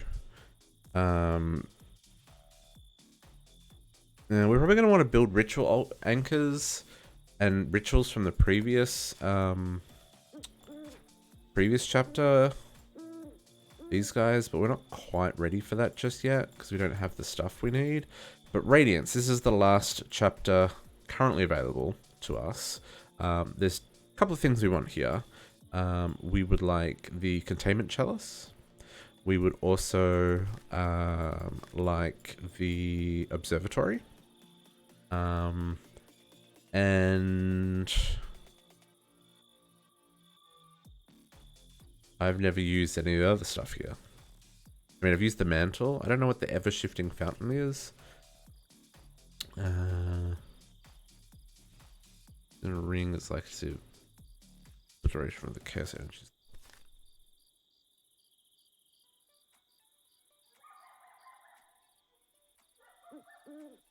Oh wait, turns liquid starlight into starlight? Oh, that's cool. Oh, that's a cool multi-block. Ooh. Oh, right. Yes, right. But this is what we want to... We want to make a containment chalice.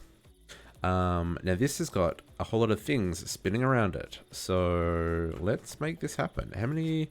We need 2 resonating gems. Let's make another 2 of these guys. And then I'm going to want them. And a sooty marble, which I've got. And I need some gold.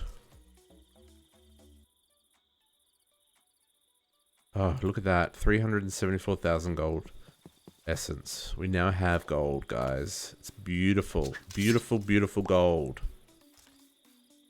Very excited about the gold. Very excited about the gold. Now I just need to teach the system how to turn it into actual gold. I don't think I've done that yet.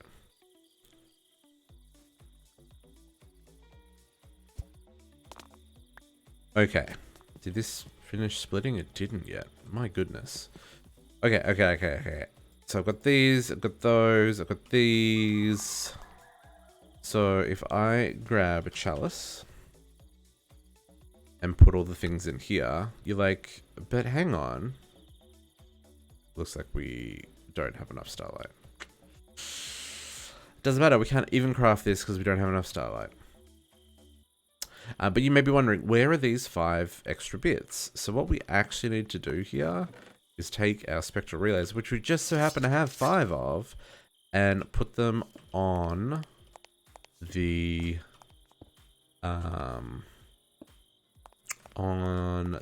sooty marble. And there's this really cool crafting mechanic where it will ask for the extra ingredients and it will put them... It will ask you to put them in the spectral relays, which we will get to probably on the next... Well, maybe not the next night, because we don't have enough starlight. My goodness. Okay, so seeing as we can't do that right now, can we build the observatory, or is that even worse?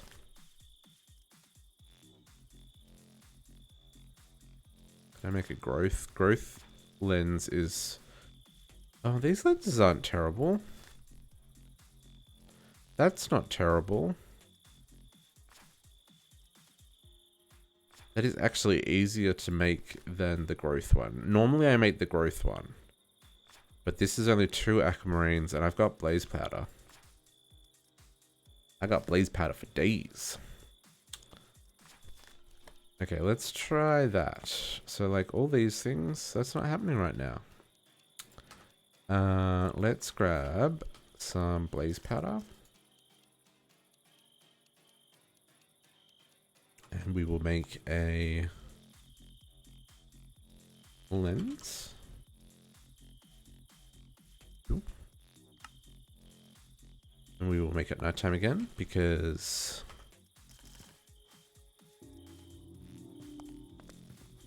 we need darkness. I should get enough starlight for this, I think. And as a reminder, we're in a dense starlight spot. Like, I don't even know. The other thing to be aware of is starlight you will get more if you are higher up. So that was why the plan was to build up on these ridges, but none of these ridges had good starlight.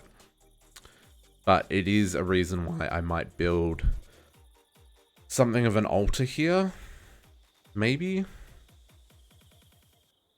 Like, we might switch this up and have this, like, on top of a pyramid type thing. With, like, a staircase down to the road or something. Maybe.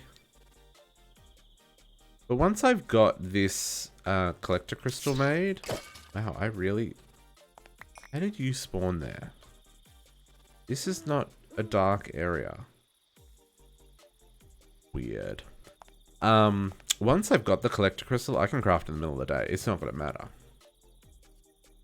But we're not quite at that level just yet.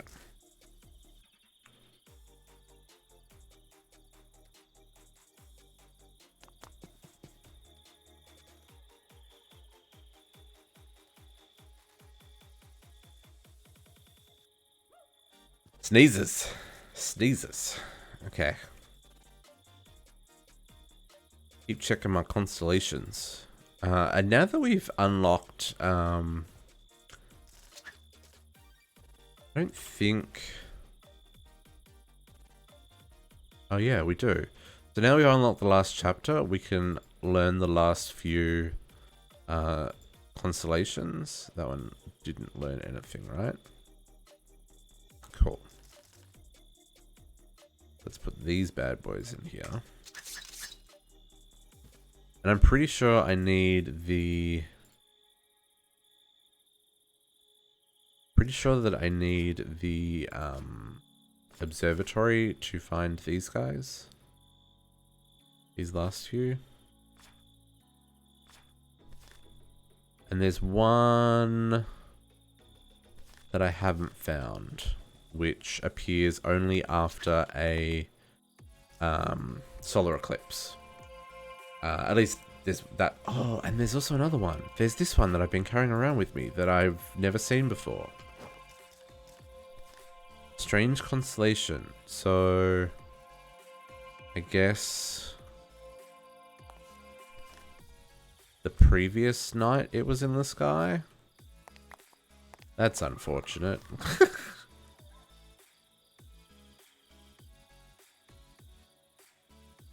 I guess that's what that means, that it's only on these days. We'll keep an eye out. Okay. And then can we make our... No, glass. I need to search glass.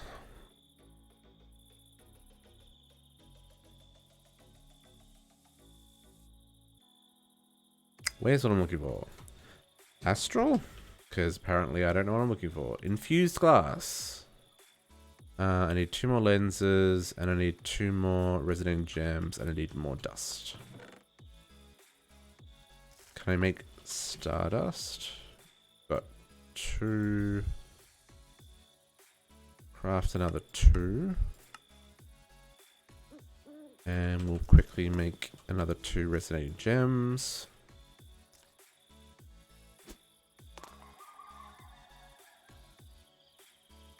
That's interesting. Game.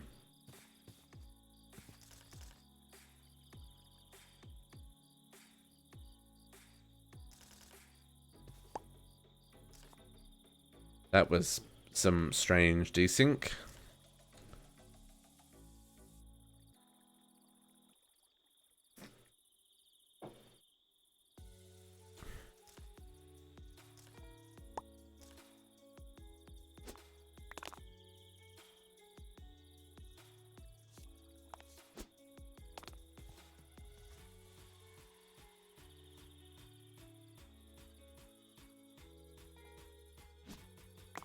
Okay.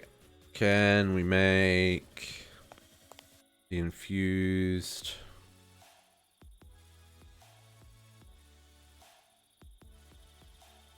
Oh, lenses. Let's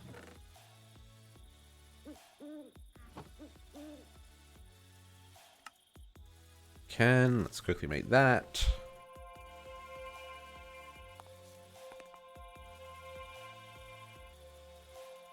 Now this infused glass can be used for enchanting. It also gets used to make the observatory. A couple of other things. What else does it get used for? It doesn't show you here. It gets used. You etch etch the stars onto infused glass to do astral enchanting. And astral enchanting can generally go like a level higher than other stuff. You do it right. Okay, and then the observatory. Which... Okay. 3 of you. Have some more marble.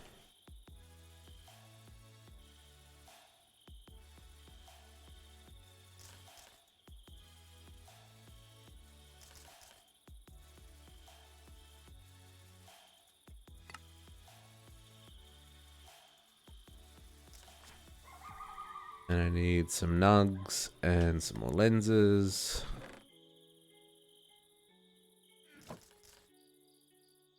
Nugs.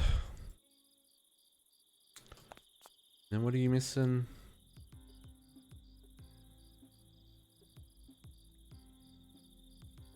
Nothing. That's all the things. Okay, but not enough starlight, which is to be expected.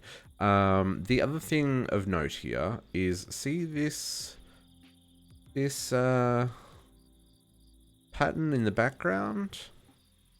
We actually need to use an attuned crystal to attune to this constellation. So let's make that happen. It's not this one, so let's break these.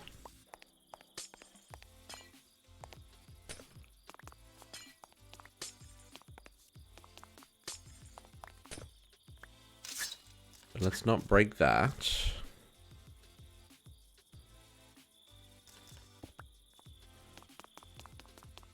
We may have to make some more. And that's still growing? I'm impatient. So what we want is...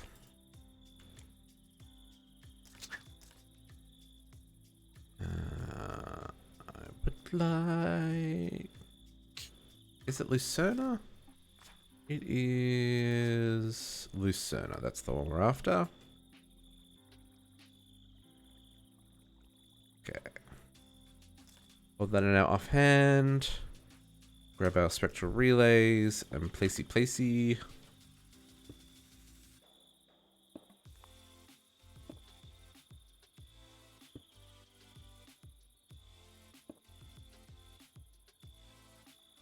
Oh, is it not in the sky tonight?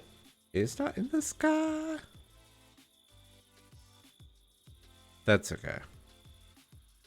So now we just have to wait for a night where it is in the sky.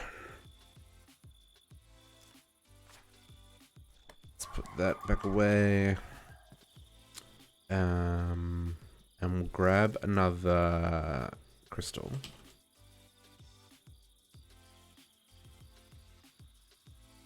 For this particular thing, it doesn't matter how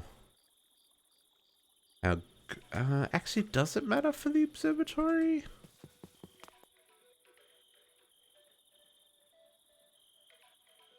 I want to say that the observatory doesn't matter. And it can just be anything. So I'll just use that one. How close is this to being upgraded? Because... Oh, it fell through the floor again. 43... Oh man, we are only getting 1% of purity each time. Guys. Ugh.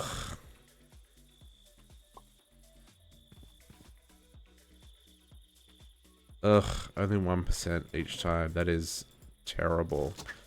Okay. There is at integrated.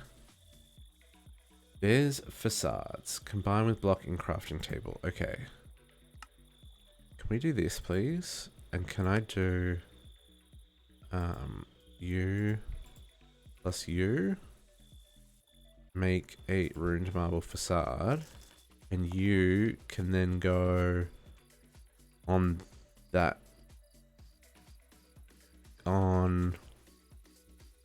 cable, and hopefully that will stop things from falling underneath. I hope. I really hope. That's really cool, you get 32 of them. I didn't realize you got quite so many. Does it use the... It does, okay. That's fine.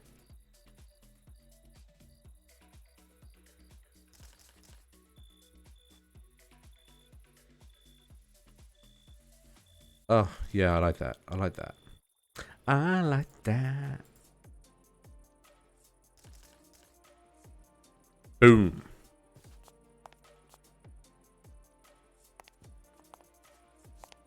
Okay, maybe now it will stop sparkling when there's 2. That'd be great. Let us make it nighttime again. See if we get Lucerne in the sky.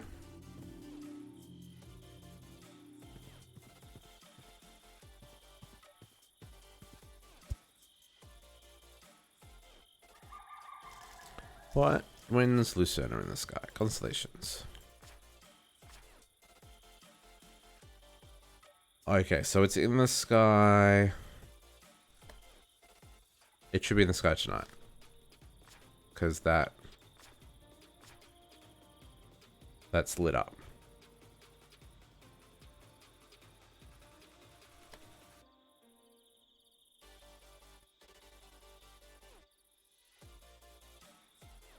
Should come up over the horizon soon, maybe, kind of.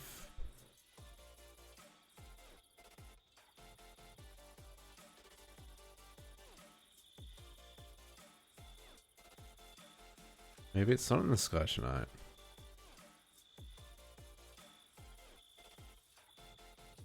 It's not. It's not. Otherwise it would show up here.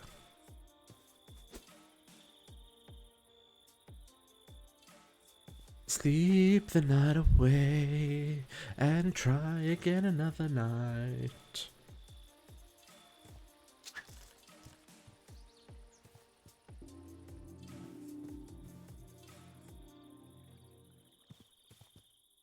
Oh no, it was the wrong side of the it's the wrong side of the... Oh, that's interesting. These are backwards. Because the full moon...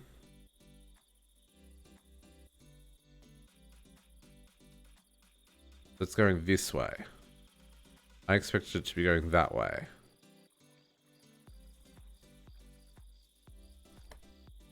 So it doesn't come out for the full moon. Why would that be going right to left? It seems unexpected.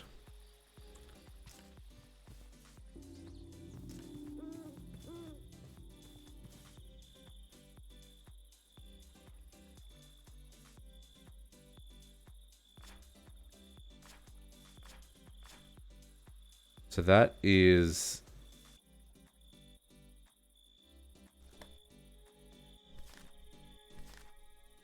I hear it. There we go. Okay, cool. So what we want to do is we want to drop a crystal here, similar to how we dropped ourselves. And that will take the Lucerna. That will infuse that crystal with the light of Lucerna. And then when we use that crystal in the altar, it will focus the light of Lucerna onto what we're trying to craft. Right, that's correct. And it looks really cool too, so. See if we can get this crafted tonight. Okay. So we've got our tuned rock crystal. We can put that in here.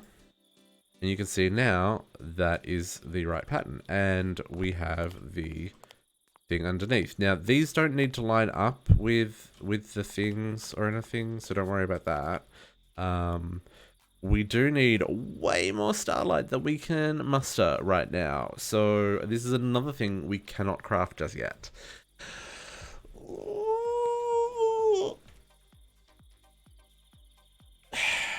Astral sorcery is testing my patience today. I had these plans. I was gonna like knock out some cool automation and like build the last few things we needed and yada yada yada and then move on to Britannia. I don't know if I'm gonna get to do that. Or if I just bail on Astral and I go and work on Britannia. Yeah, because this is not going to work right now. This is not a thing that is going to happen. So let's grab these things out. And we'll put them in here for now. And we'll come back to that, I guess. How are we going over here? That is still sparkling, so it has not yet split. Correct, it has not. Can't make the... Okay. So then what is next?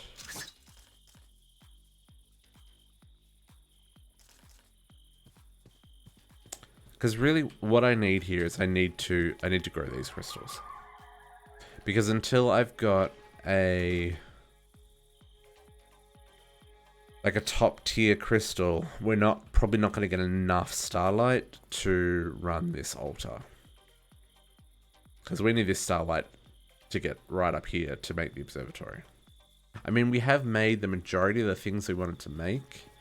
The observatory will be helpful.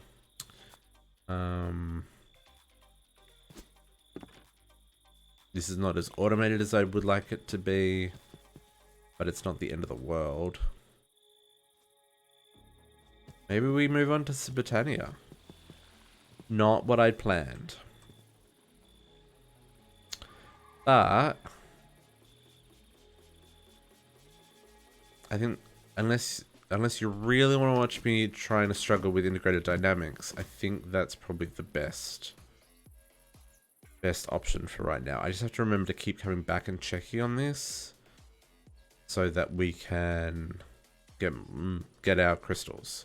So I was saying before, I think I'm going to need another 3 or so greenhouses because I mathed bad. So I'm thinking what we probably want to do is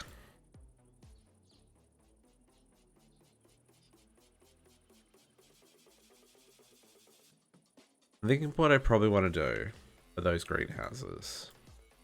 I'm going to put a farmhouse here. Right. And I'm thinking we put another farmhouse here. And I'm thinking we put our extra greenhouses here. Because there's room there for 4. Thereabouts. Because so these couple of trees can go. The orchard kind of stops here. So based on some block counts there, although we do need to leave some room next to the road. 3 blocks. 2 blocks kind of thing. But I think I can fit them like 1, 2, 3, 4 if needed. But we'll start like here and we'll kind of work our way back.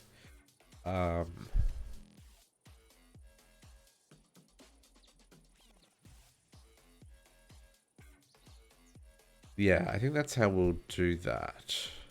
Maybe we'll go get them built.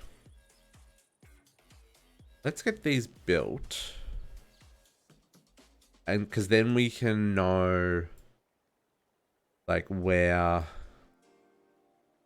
Because I'm wondering if we should just fill in this area and do the Botania here, or if maybe we like bring another road up the back behind these when they're built here.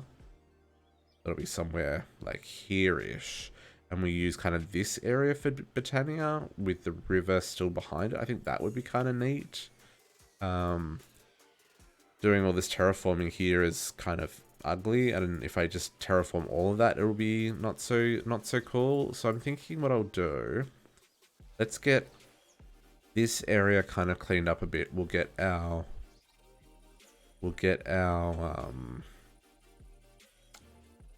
greenhouses in place, and we'll kind of go from there. So I left 3, didn't I? Yeah. So okay, so let's do that. Let's do that. I feel like that is gonna be a more productive use of our time. Because dang, did we get derailed because I can't work out how this works properly. I want to make sure that that facade does in fact do what it's meant to do and stop the items from falling down. Okay, so we need to clear this area. So let's grab building gadget and we'll just set it to dirt. Change this to surface.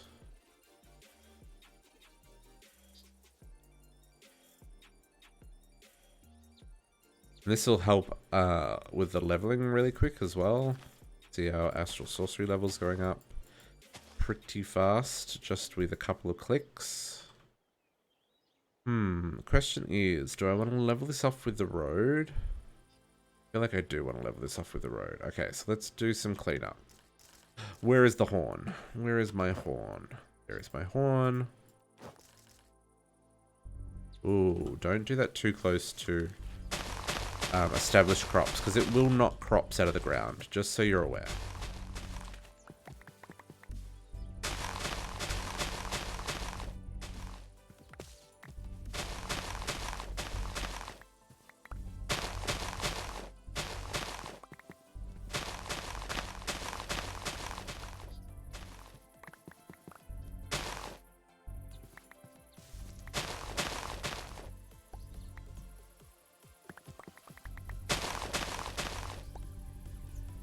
I guess I've already done over here. Because those... Yeah, that's already done. Okay. So... I guess we'll turn back on our magnet. Because that'll make this job a whole lot easier.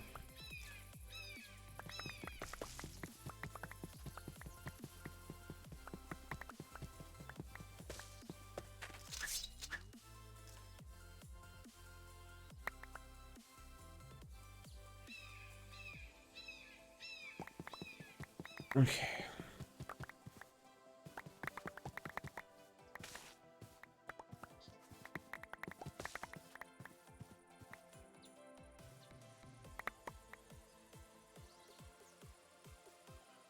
I've got so many of these seeds, most of which I haven't planted even. Now that I think about it. Maybe we should do that.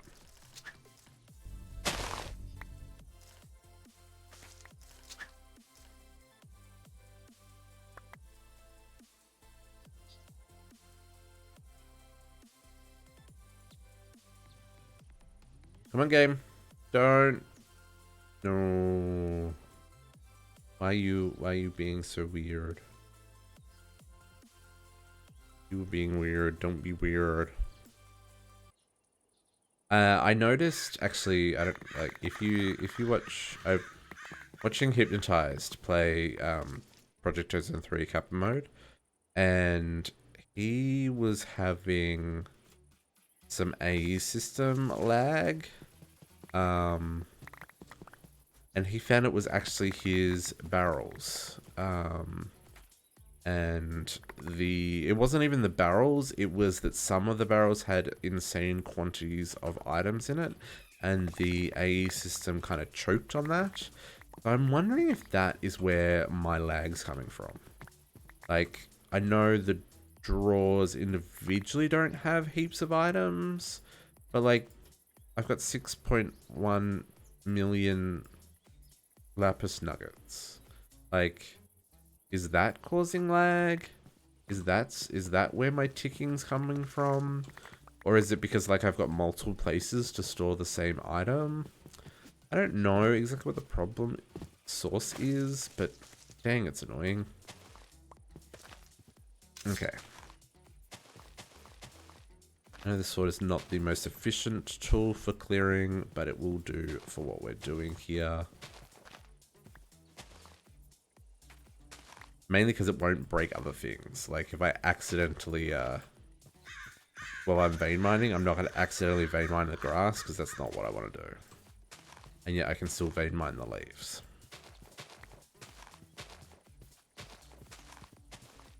Because the sword will not break the grass super fast.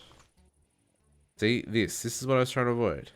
Also, I noticed with the patch, they reintroduced the fast leaf decay, which is awesome because the fast leaf decay is great. Glad that that is back. Oh yeah, that's a thing.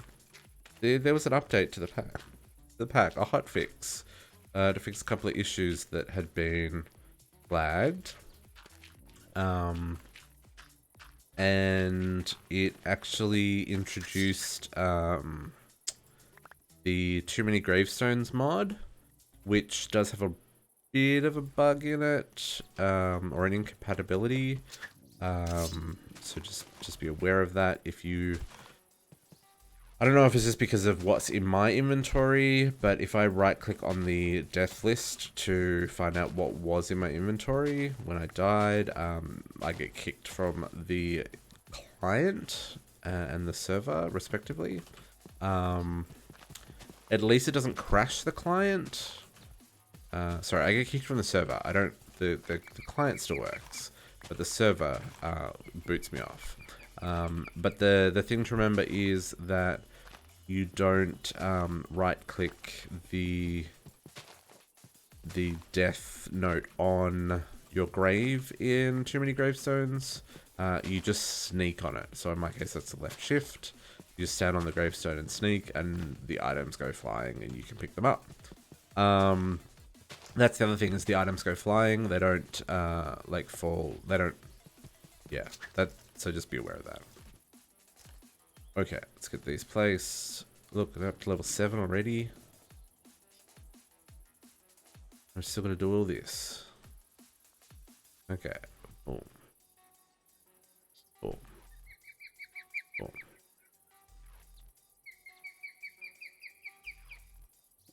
Level 8. And growing. Filling all these holes. Level 9. This is why I picked the astral one that works with you building things. Because I build a lot of things. It's kind of like one of the things. There we go. Level 10 on the astrals. Kind of part of why this whole series exists, is to build all the things. Let's make this a little less less junky.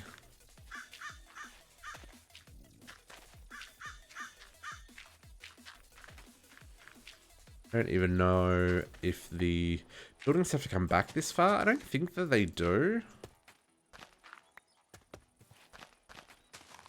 I think this is way further than that. You know what? Maybe it's not. Maybe it's not that much further than where they come back to. Oh, and that's it for my food.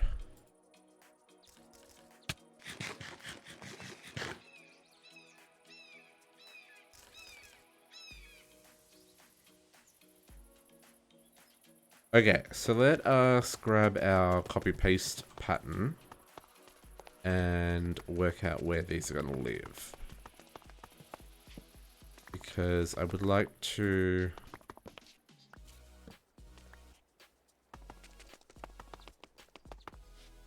get this worked out. Okay, paste. No, pattern? Is it pattern? No. At building. There we go. We want the template manager. Template. I was not thinking template, but sure. And I would like my greenhouse. And I want my copy-paste gadget. Okay, so we put that in there. And we put that in there. And we click load. And now that's loaded in the pattern. Sweet, sweet. And now we can see what we are short on, which surprisingly is nothing for the first one. I don't worry about the seeds or the door. I place all them in manually because the doors don't actually work, even if you do have them in your inventory. So let's get this first one situated. Let's anchor you. Let's rotate. Where did you end up? Over there? Okay, let's remove the anchor. Let's rotate you a couple more times. There we go. That's more in line with what we're looking for. Okay, let's anchor that. Let's edit the placement. Let's bring it up. Down. Up. Do that for a second, and then we can get our spacing right. So I need 3. Right, so it's 3. So it needs to go away from me one, and it needs to go there. So that'll give us 3 and 3, and it has to come down 1.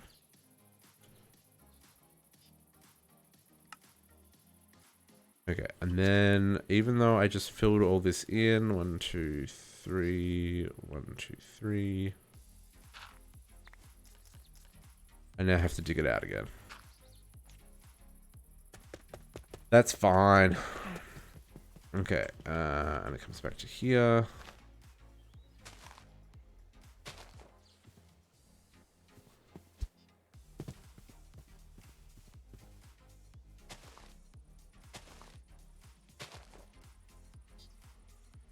Sleep real quick. Sun's going down.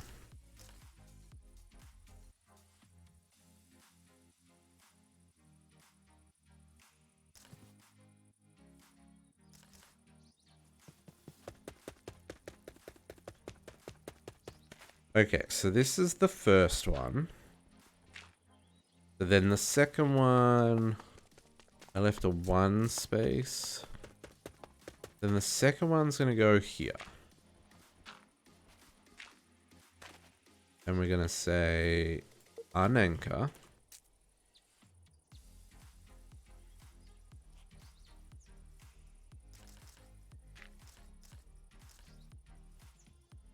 And we're going to anchor you there. That's the same deal.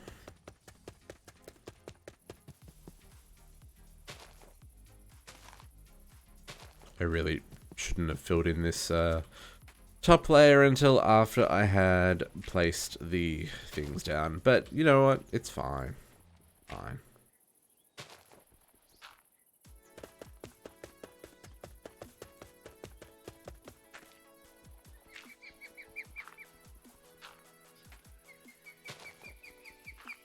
Okay, let's grab guy again, anchor.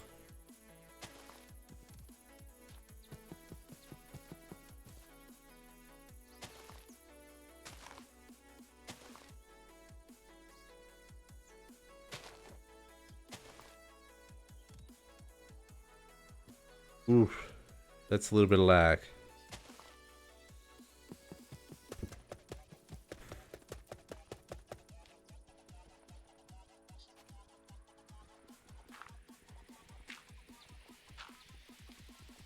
Question is, can we fit a fourth one in? I mean, I don't even know if I need a fourth one. I don't think I do. What did I say it was? It's 22.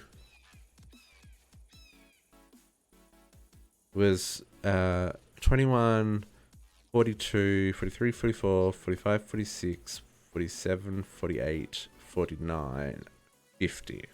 Because these three already fit within what's here, right? Because I've got an empty row. Where have I got the empty row? I've got 2 empty rows in here. Where they go. And where's the other one? Here. No? Yes, here. Right there. So there's the 3 that I'm missing. So I've got 50 more. We get 8 per greenhouse. So I've got 3 greenhouses left. Minus 50. There's 26 divided by 8. So I need 3 1/4. Okay, so I do need 4. Cool, cool, cool. So then let's anchor this one more and see if it fits without impacting on the greenhouse. Without impacting on the orchard. I really hope I left enough room. Looks like we did. It looks like we're just gonna make it.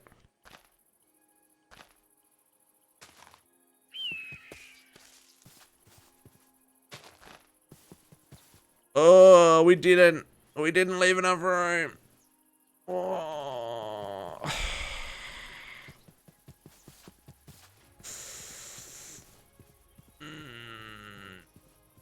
It's too tight. I don't like it. It's too tight. Can we make it work? I mean, technically it works. Like, even that post goes underneath the tree.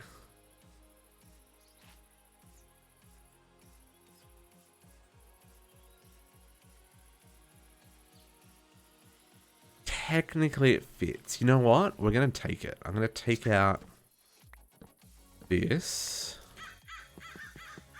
And that. And we're going to probably this one as well.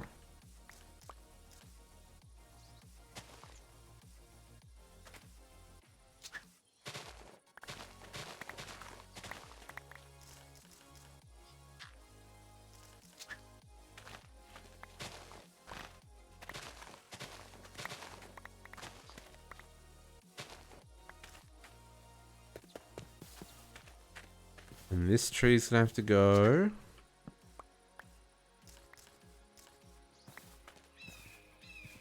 As are all of these trees.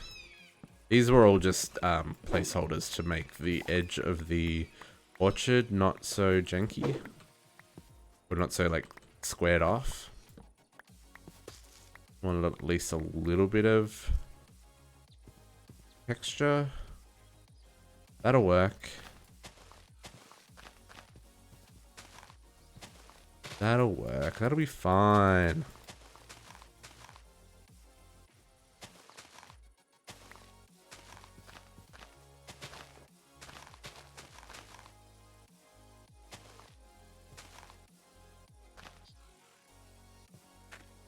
Yeah, I think that'll be fine. I think that'll be fine.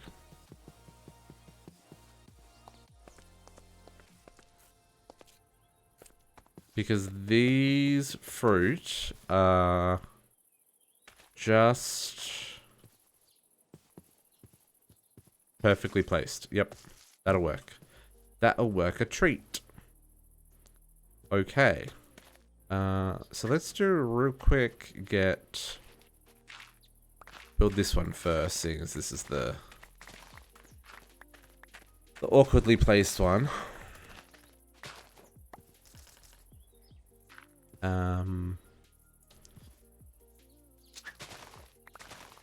Yeah, I wish I hadn't filled this in now. Oh well, these things, they happen.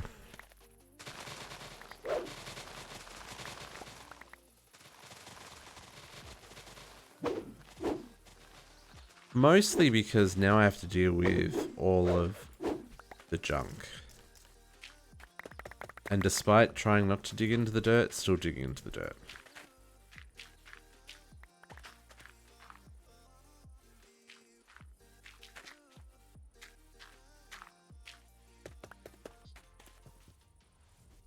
Oh, and digging too far, apparently. Okay.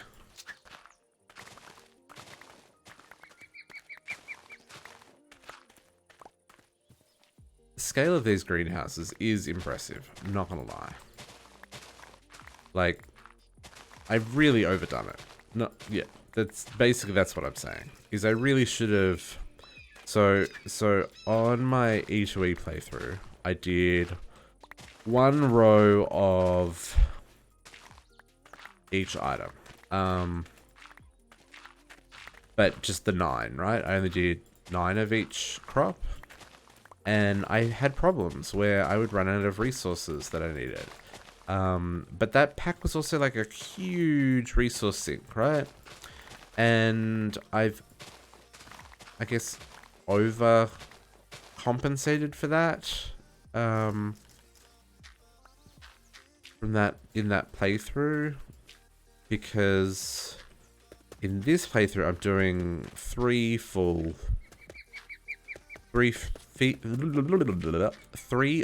fields.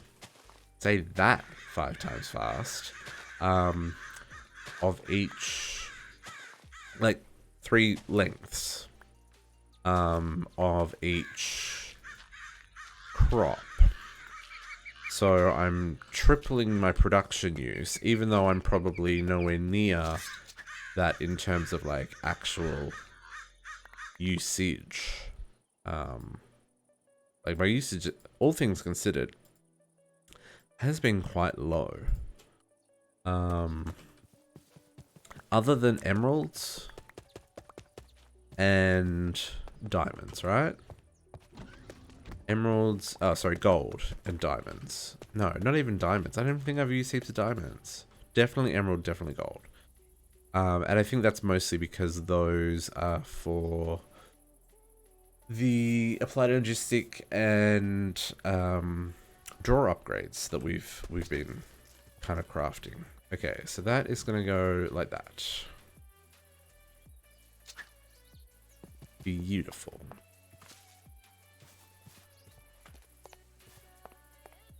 That magically worked perfectly. Like, every part of that fits just where we want it to. That is fantastic.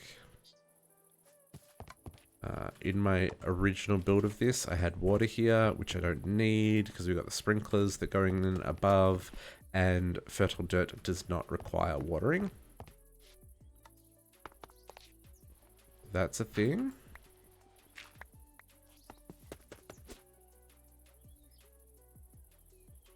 Those are awkwardly off-center by 1 block, but, you know, it happens. It's kind of hilarious. We'll survive. Okay, so, how close am I? Okay, I just need you guys, not those, slabs.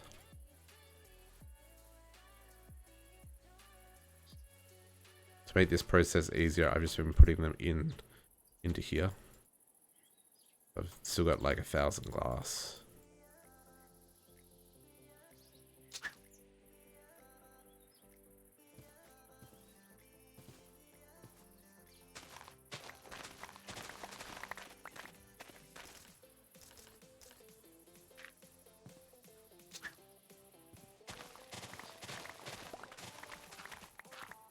So if we've got this like this, right?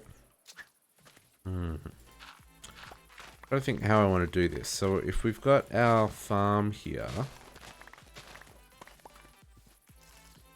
Nope. You stay like that.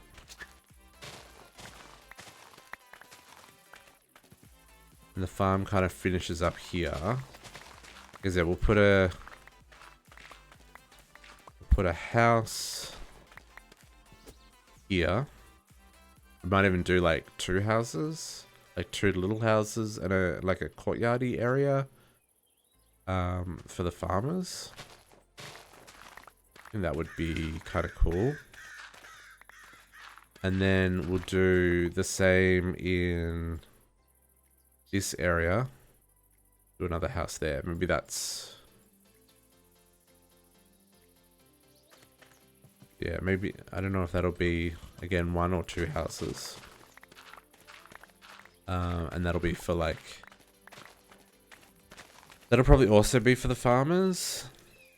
So we've got a house there, a house there. We could squeeze a house in here. And then...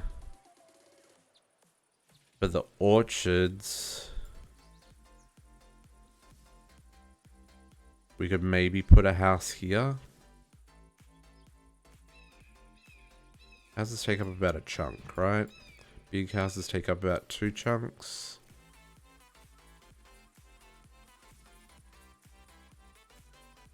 So yeah, we could fit quite a few houses there. We could fit about 1 house here. We could fit probably about 1 house here. I don't know if that's a good spot for a house. That might be a bit weird. We could maybe put a house even here and have a little pathway down. That could be kind of cool. Maybe that's it. Maybe we put like a house here, and then like a bigger house here. And that kind of covers all the housing needs for the farms.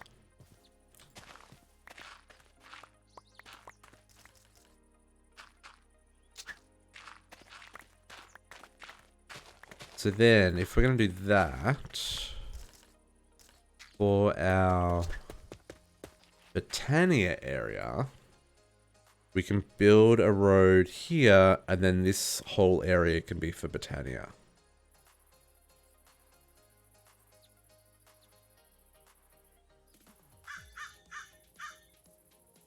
Yeah, I feel like that's a solution.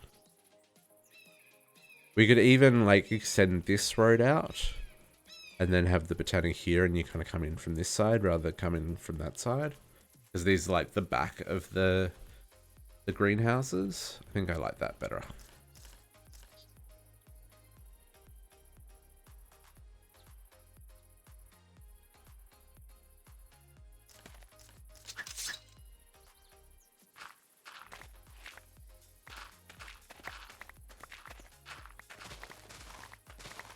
So with that in mind,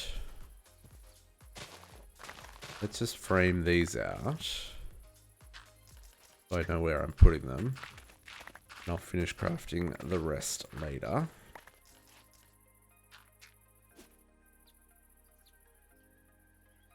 Because yeah, that's oh good, and there's still pairs. Okay, yeah.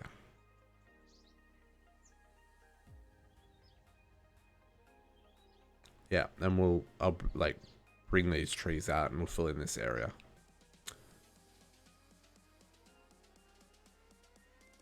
Yeah, okay, cool. I'm happy with that. Okay, so then we probably want to clear this whole area and level it a little bit, but not like a heap. Like we'll fill in this hole, we'll fill in both of these holes. Like we'll fill in this divot, but we'll keep this level. And then maybe we'll clear.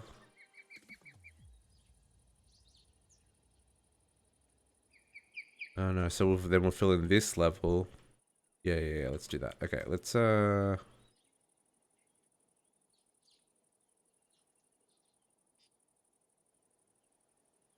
Okay, yeah, let's clear first. I still need that one.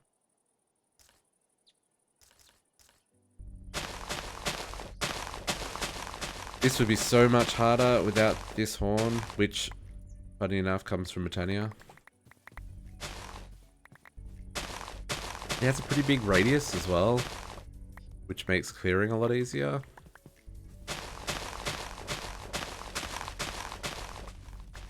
I wish I could run while I was clearing though.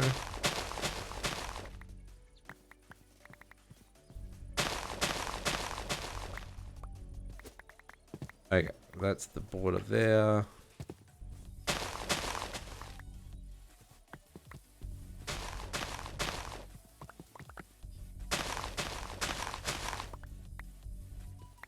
And the main reason that I use this is because when I'm clearing, or when I'm filling in dirt, the flowers don't get replaced, which is understandable, but also like super annoying.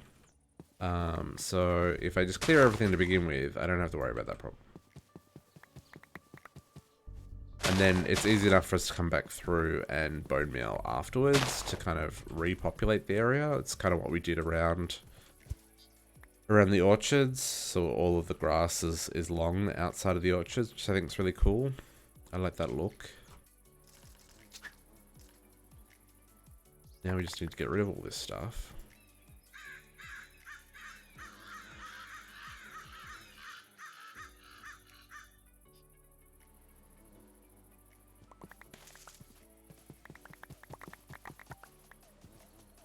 Trying to avoid entity lag by having all the things all over the ground, where I can at least. Not a perfect science, but it's also no need to leave extra stuff floating around where you don't need to. Be kind to your server. Even though I still have not found the source of the lag. But I digress.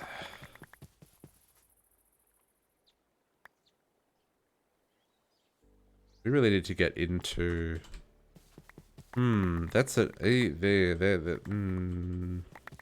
No. To say, that's something else I need to consider is... So, most of these seeds are from bewitchment, right? Crops that you need to grow for the, crops and herbs. It's like herbs and stuff that you need for the bewitchment. The bewitchment mod, and we haven't really started growing bewitchment crops yet anywhere either. That's another thing we haven't really done. I don't know how much that stuff we need. I guess that's in part why I haven't planted any of them yet. It's because I haven't needed any of them yet. Just collecting all the seeds, you know, just in case I do need them in the future. Because I don't think you can 10-10-10 bewitchment seeds. I don't think they're compatible with crop sticks. I may be wrong. It might be something we have to experiment with in the future. But to my knowledge, that is the case.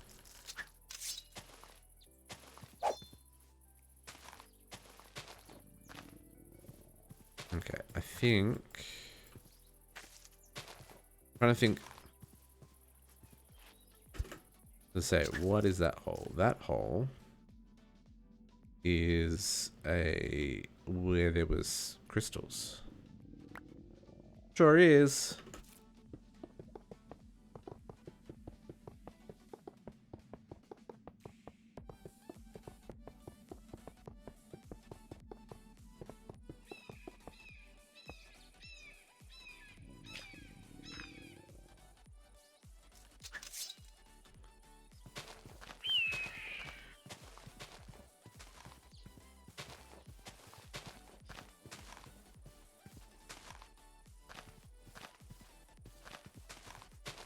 So I'm wondering where...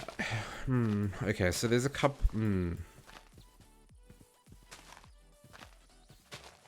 Maybe this is not where I want this. Now that I've just spent all that time clearing it. I'm just trying to think, like, because so Botania is like magical plants, right? So it kind of feels like the kind of thing that people in the rich part of town would use a lot. But so does really astral sorcery.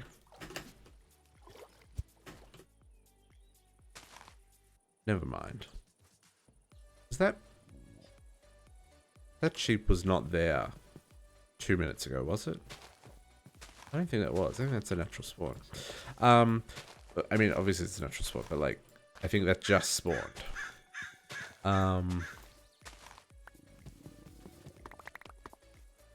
Did not realize I got this close to the road.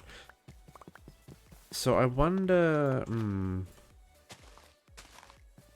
because I'm thinking like, I'm thinking of building something a little bit more ornamental for this. Like maybe not so far as like putting up a wall around it, but maybe we do a. My only problem is like sizing, because like if we do the garden as like a fancy garden, right, with like paths that wind through it and stuff like that, that could be kind of cool. Totally unnecessary, again, as with 90% of what we've built in this playthrough. This is more form over function. No, I wouldn't say it's form over function.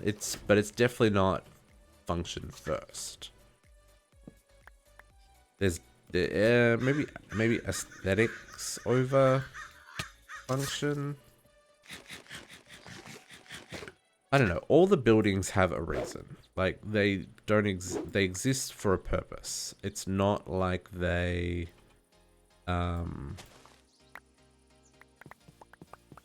it's not like they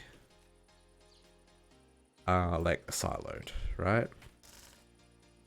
Like I was saying, like I was talking about building farmhouses before, because it only makes sense that the people who work these farms have homes, right?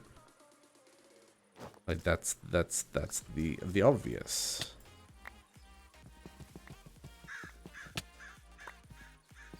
And part of that is making sure that their homes are relatively close to where they work. Like it doesn't make any sense to travel for work in this city. That's why most of the homes, like most of the craftspeople, they live above their homes, right? Sorry, they live above their places of work. Because that just makes sense with the way the city's laid out.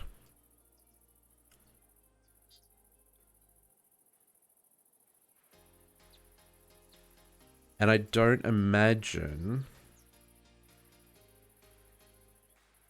really imagine that the rich people in town would necessarily come out to this part of the city. Like, I feel like this is not their neighborhood. I kind of was thinking like the rich part of town would be like this part of town. You know, like, so that with the restaurant here, like this would be like rich housing. All through this area. Closer to the fort. Easier to defend, maybe, although I guess there's vampires right there.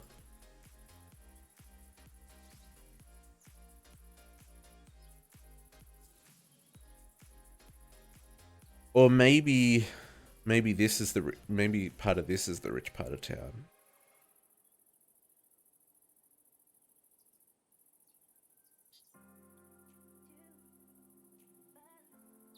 Ooh. I haven't really left room for a trade route here, have I? I guess maybe that's something we need to do here.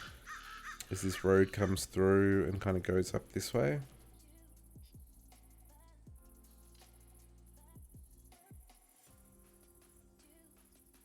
Hmm.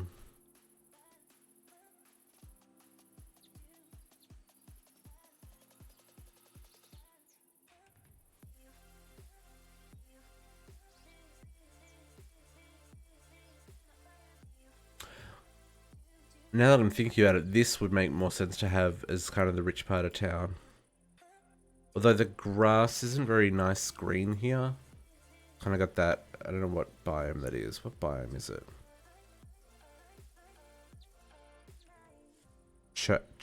Chaparral region? Kind of like that yellowy green grass, not the richer grass that we've got in the flower fields and stuff.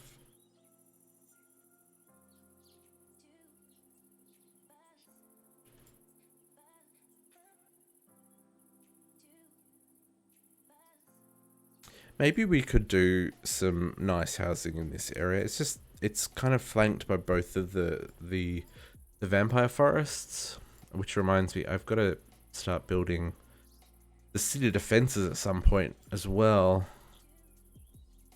because this is like right on the fence here as well.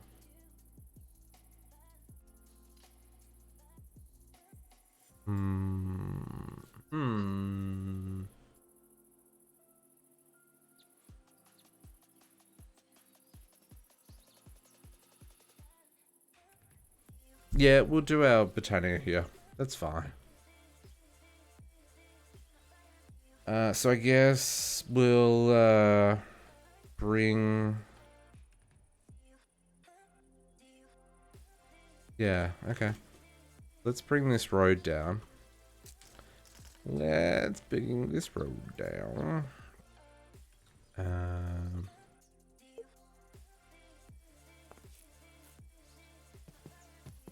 I want to exchange a gadget because we're gonna go down.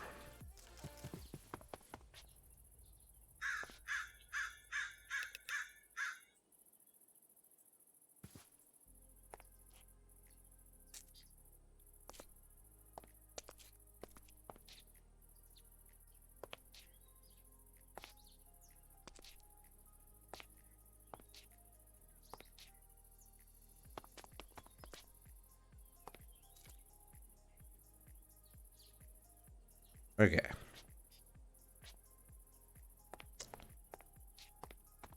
If we come down this way...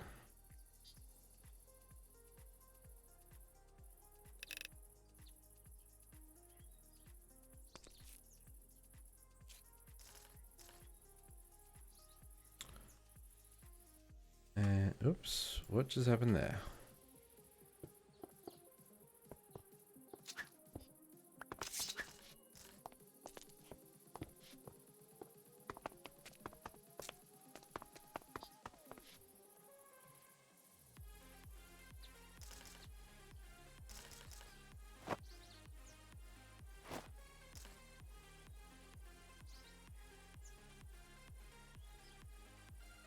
I'll work out how I want to approach this.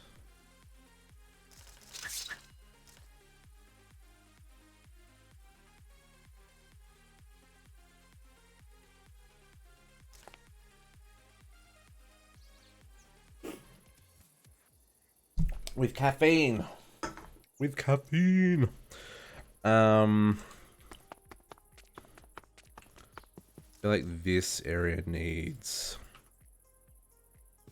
to still be a little bit level. We might bring that through there.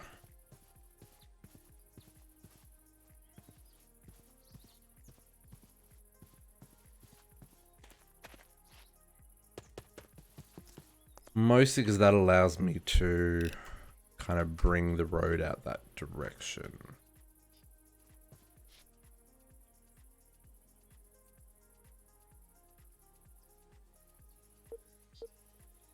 Why is that so short? Oh, because I don't have fuzzy mode on. Fuzzy mode.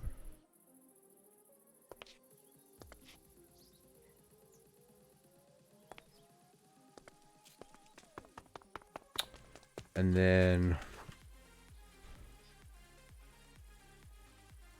I guess we want to probably get right up next to the orchards here before we cut across.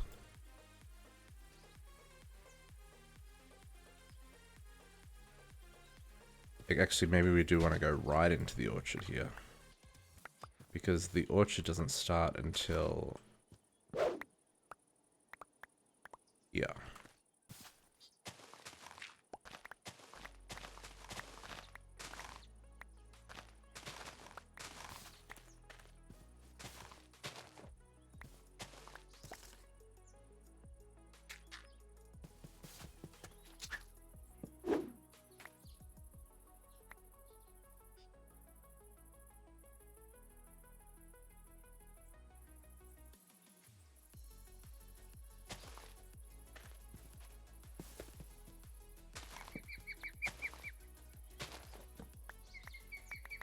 Okay, so we bring the road right up here, and then it kind of comes across. Because then we can kind of like do that. Or we could even do something on an angle, you know, to be dangerous. I don't know how I would do that. Because I kind of imagine...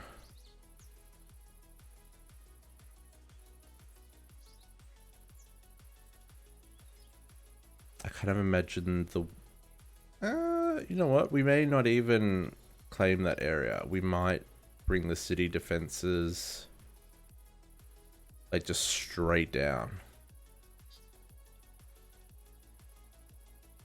Like along here and then kind of through here.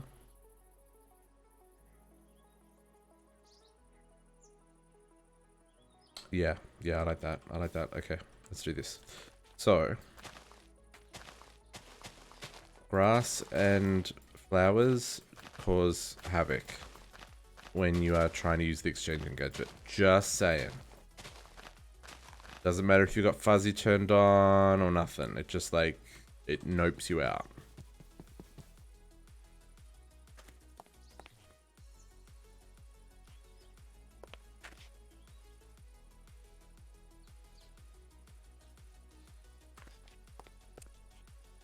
Nopes you out good. Okay, we'll just bring this down a little bit. You and...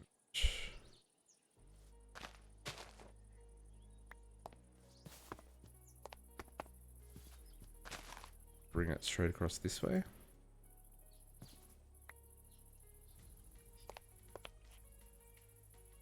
That feels...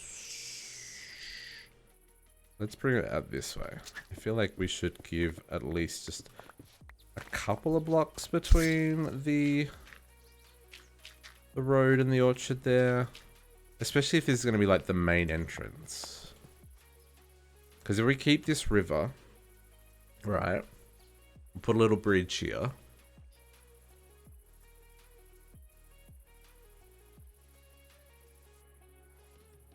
And then the wall is going to come up here. Yeah, do that. So the bridge... 1, 2, 3, 4, 5.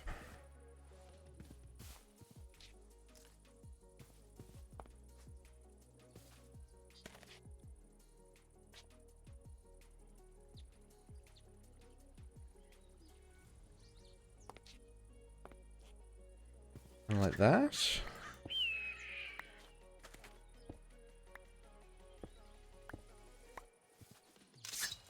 And then...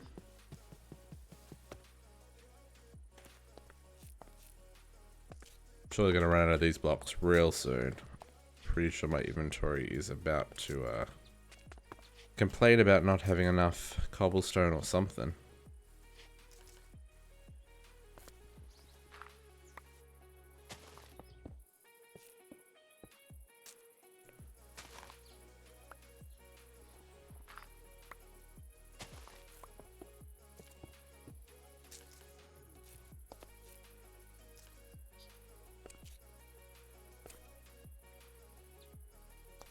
Okay.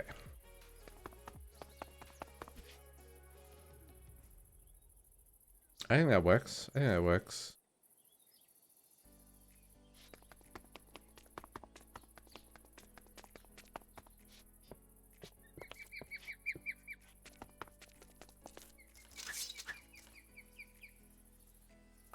And then the city wall can be over there-ish. Like that'll be the city gates, kind of there-ish. Or maybe even like up a few blocks so it kind of doglegs just a little bit. The idea when you're building city defenses, it is my understanding that you want to make it difficult for an invading force to like don't give them a straight run kind of thing, you know? Like you make it so that they need to twist and turn. It makes it harder to bring heavy machines in and that kind of jazz.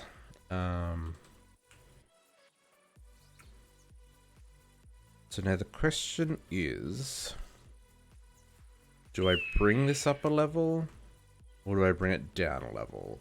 Or do we just kind of leave it in its kind of weird state like this and use that to our advantage?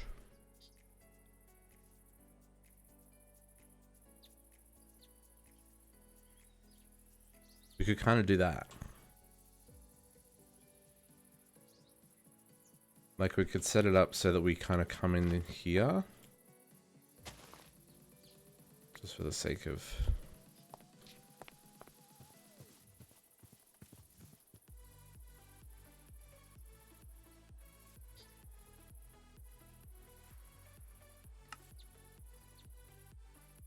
Okay, we're gonna have to load all those chunks.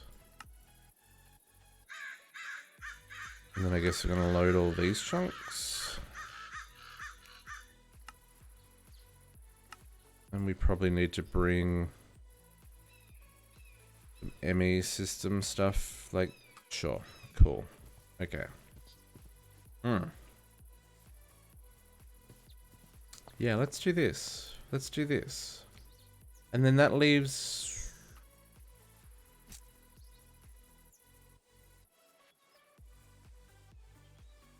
Yeah, I'm okay with that. So then our kind of outer limit on this side is going to be 1, 2, 3. Like here-ish?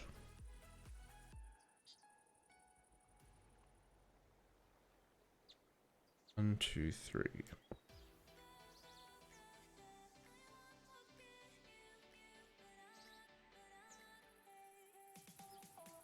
Let's...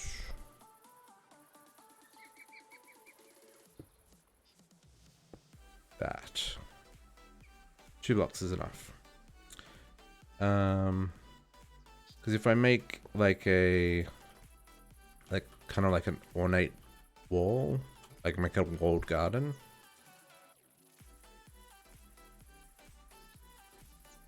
So it comes down here.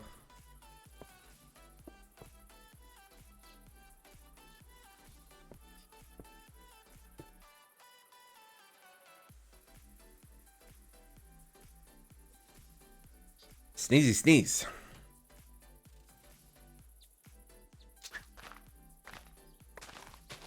Like, maybe something like this. I feel like maybe a gravel path though. So you kind of come in, we can have like a house here. Can we have a house there? It's right on the orchard. Oh no, it's not, because the orchard cuts like that. Yeah, we could have a house here. We could have a house there. Or...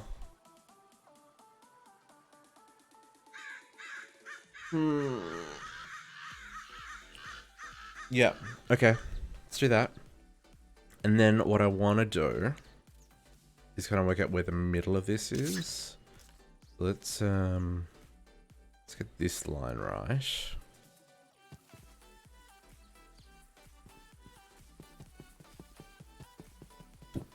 Oops, excuse me.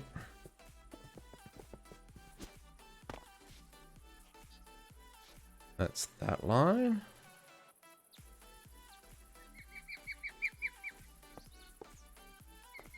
And actually, let's use this line here.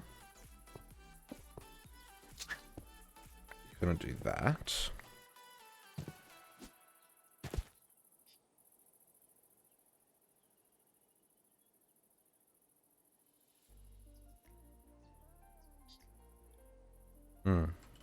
Yeah. And we'll kind of do there. And it can kind of have, and then we'll, as far back as we need to go for the house, right? And it'll probably be more like a,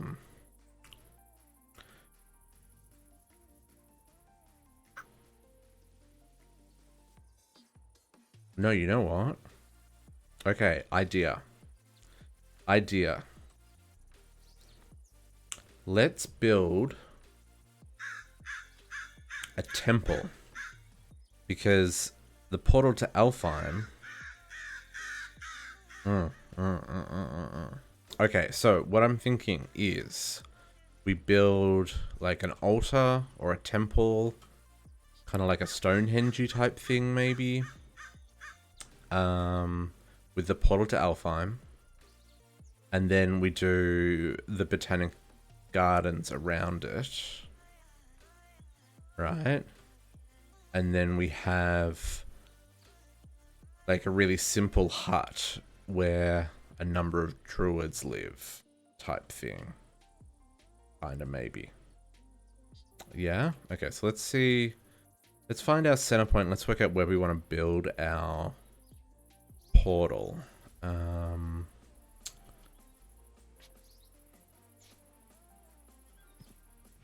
Let's allow enough room. You know what? If we're going to build this wall out, let's do it like this. So if there's any depth, it'll go outside of this. So we've got 1, 2, 3, 4. I need to be walking. 1, 2, 3, 4, 5, 6, 7, 8. You know what? The better way of doing this is every second one, and then just count them in twos. 2, 4, 6, 8, 10, 12, 14, 16, 18, 20, 22, 24, 26, 28, 30, 32, 34. You probably want that to be an odd number. 10, 12, 14, 16, 18, 20, 22, 24, 26, 28, 30, 32, 34. Yes, we want that to be an odd number. So let's do this. I know.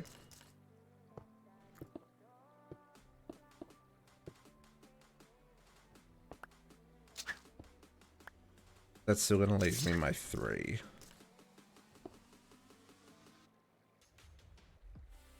Oh my goodness. I need sleep. I need sleep. But dark.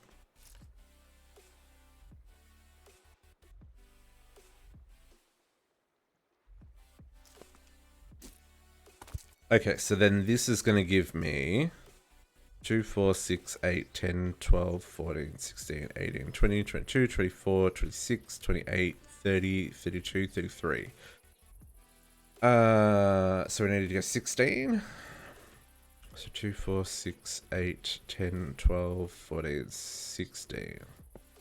This becomes my middle. 2, 4, 6, 8, 10, 12, 14, 16. So this is my middle. Yes, because that, when I math correctly, 33 divided by 2. Yes. Okay. So if this is my middle, Let's just do that real quick.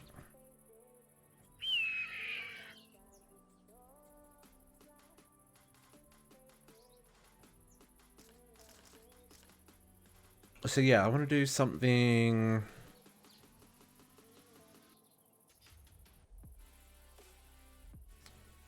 Yeah. Okay. So let's bring us in to the inner wall. So let's go 1, 2, 3, 4, 5. 1, 2, 3, 4, 5, 6, 7. 7. Maybe we'll have this as the back of the altar.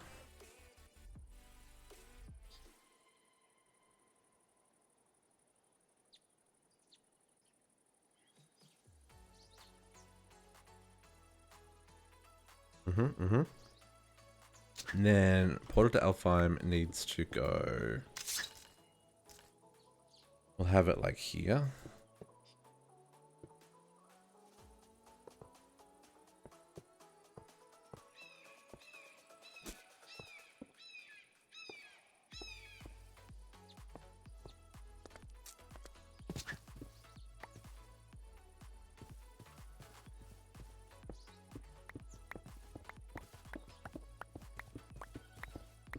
And then I kind of want to do a circle. So let's just look up a real quick circle. Minecraft circle. Sure. This is what we're after.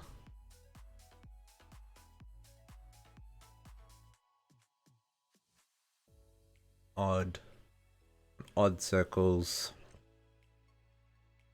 I want a big image so it's easier for me to see. This will do me. How to make circles.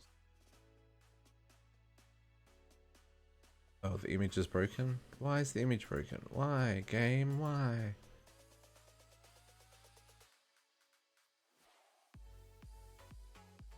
Reddit won't let me down.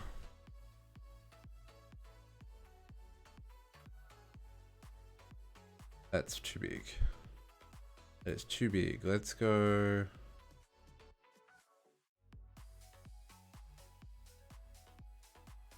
Okay, so we established we've got 30 something across.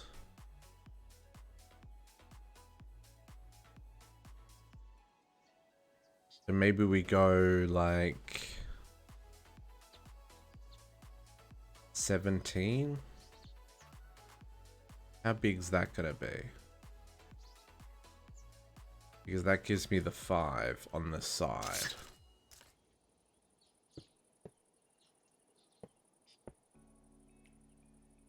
There we go. 1, 2.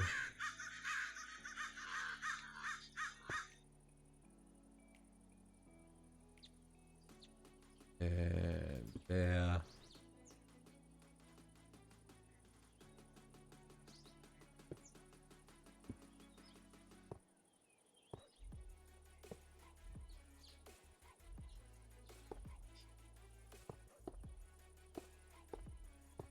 Oop.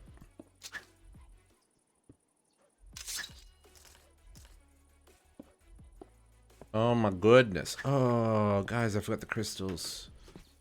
Got the crystals. Please tell me they didn't despawn. They did not, thank goodness. Okay, 52. 52. That's getting better. It's getting better.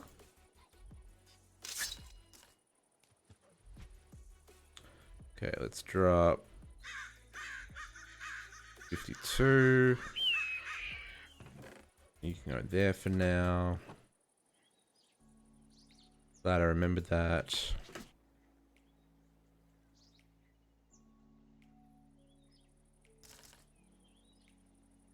Yeah, because of the way the astral crystals work, they don't despawn immediately, which is really, really, really useful. I'm feeling like this is maybe a little small.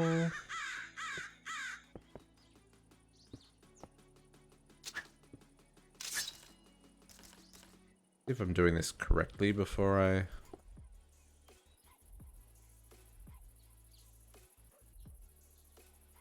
I'm not doing this correctly because this goes the other way.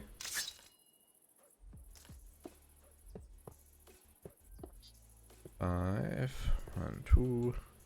1, 2, 3. 1, 2. 1, 2, 3, 4, 5. 1, 2. 2, 3. 1, 2.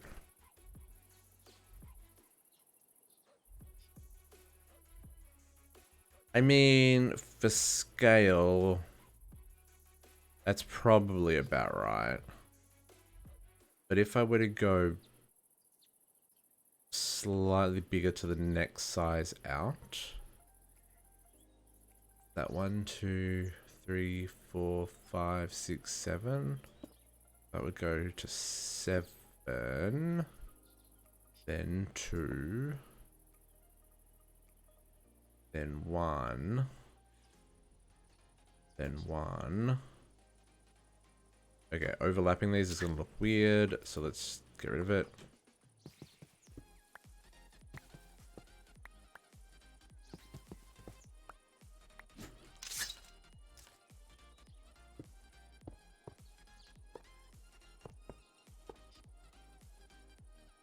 So 2, 1, 1. 2, 1, 2, 3, 4, 5, 6, 7. 2, 1, 1. 2, 1, 2, 3, 4, 5, 6, 7. 2, 1, 1. 2, 1, 2, 3, 4, 5, 6, 7. 2, 1, 1, 2.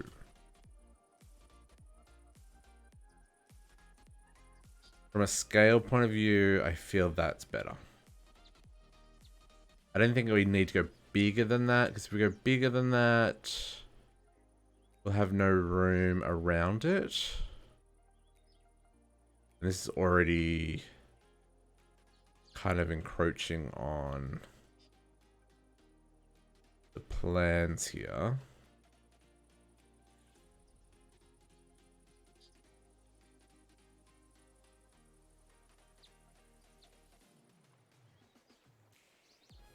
Yeah. This is going to go like this.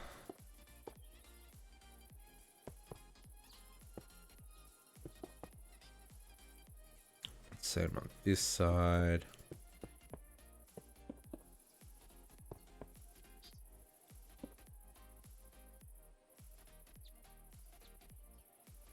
And we'll do some kind of archway at the entrance.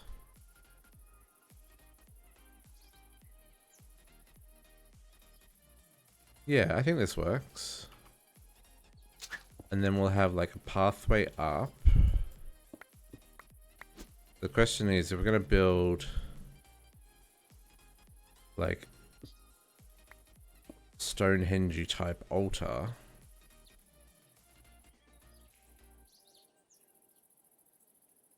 do we kind of go like this?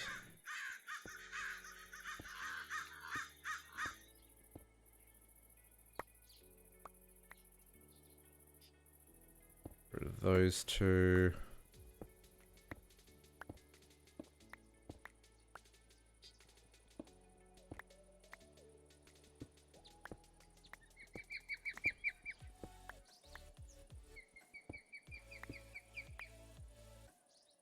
Kind of like that for our placements. I'm okay with that. And then I can kind of flesh them out however I see fit. It's not going to be stone. It's probably going to be the living wood from this pack. I think that's what we're going to do. I'm down with this. I'm down with this. And then we'll kind of build a path that kind of comes through. And then that leaves us plenty of room on the two sides to set up mana production and a place to work with seeds and stuff like that. So let's do that. So let's actually, what I'm going to do, I'm going to frame this back a little bit.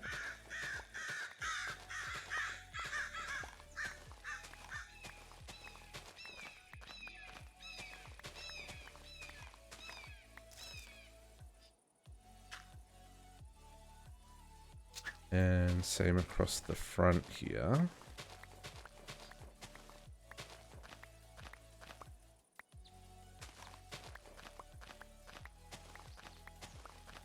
I'll kind of cut it through here. Yeah. So like the kind of like work area is down on this level, and then you kind of step up to the altar. Yeah, I like that. And maybe we even like... I'm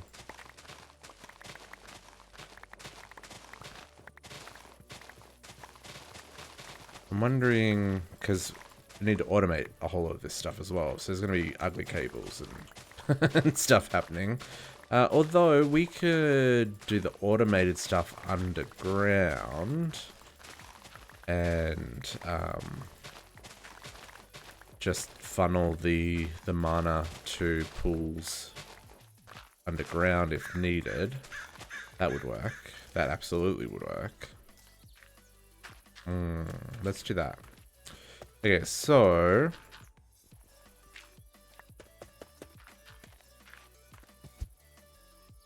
it's kind of what I'm thinking. Oh, crash! What did I do?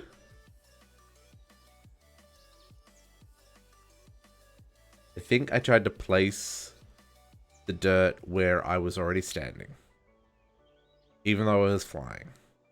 So it kind of just was like, nope, and just was out.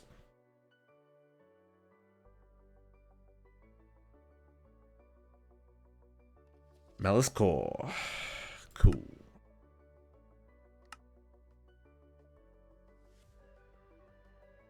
At least it only crashed to the title screen. Because if it crashed out, then I would be very upset. Very, very upset.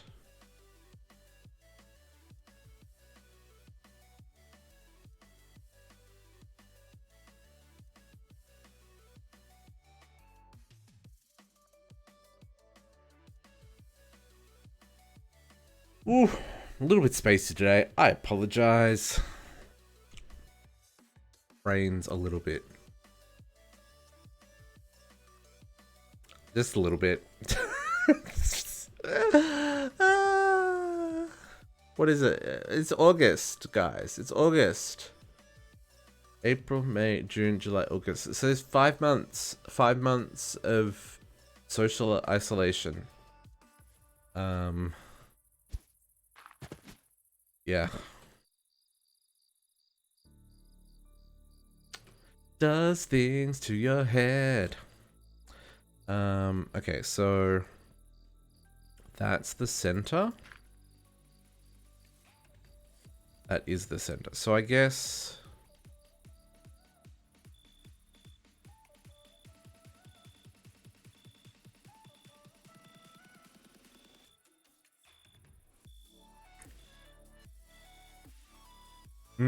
okay. Okay. So let's have a look at Botania.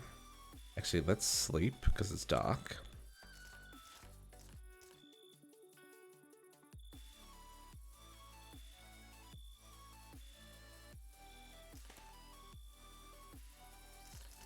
Let's empty our inventory of these things.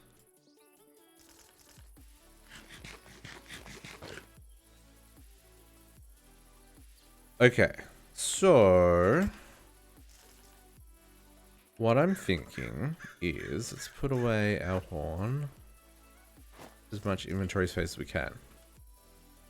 So what I'm thinking is, so the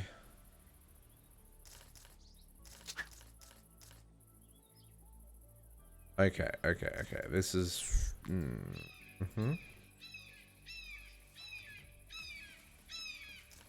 okay, so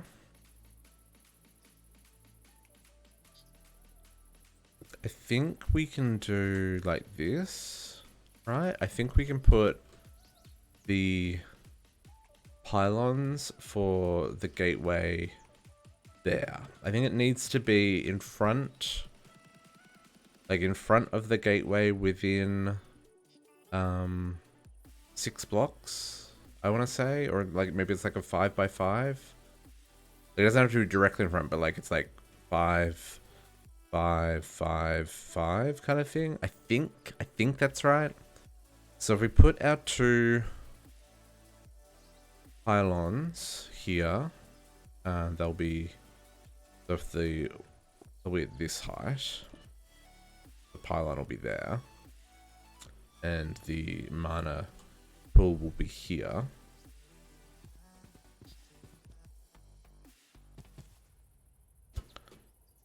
And then if we put an altar here,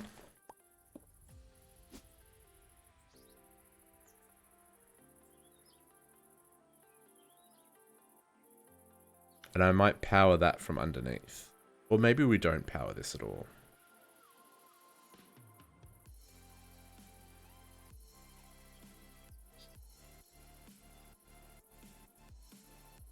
Because if I were to put another...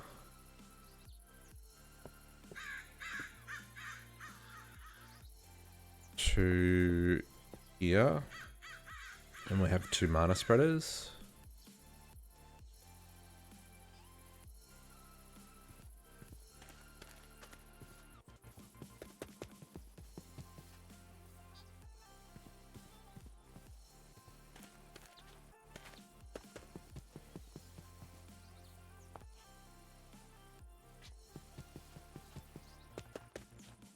I'm okay with that. We definitely can't automate an altar there without it being messy.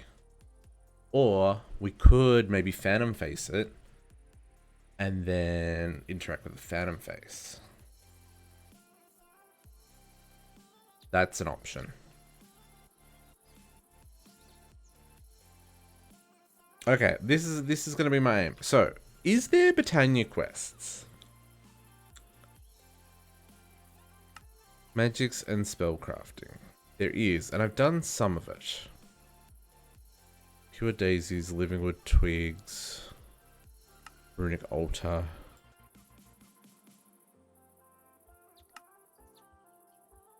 Hydrogen. I wonder if that is... Where's my book? Where is my book? Do I have a separate book? I'm pretty sure we've got one back at home. I think I've got one here. There. Lexical Britannia. I know it says it's included with the Akashic Tome, but we're going to upgrade this to a higher tier, and that requires that we have the book. Okay. Yeah. Cool. We're good. We know the things. Okay. So... where is... generating? Hydrangeas?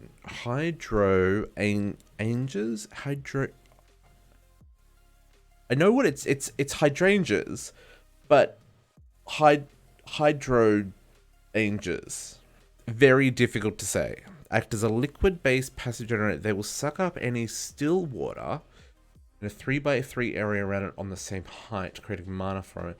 The amount they produce is comparable to that of an endoflame. They also seem to function faster during range. They're fleeting flora and will decay after 1 hour of real-world time. A simple system.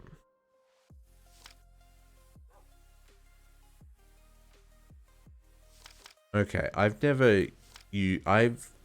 usually automated endoflames with coal until later on in the pack where you use something like, where is... Oh, I guess I need to open the portal Amphi before it shows up. There are better ones for searching. I don't think it's, what's it called? It's called the Kakamuras.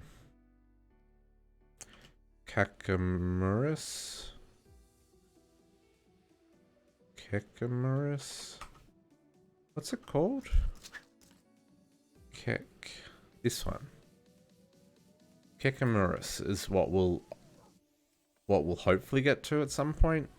You just feed it cake, because who doesn't love cake? And with the bakery, we have an unlimited supply of cake. So that'll be our kind of end goal. But for right now, we're probably just gonna go with endo flames. Oh, we should grab the stuff we've got back at the base here, so that we can save ourselves a couple of steps here. Please and thank you.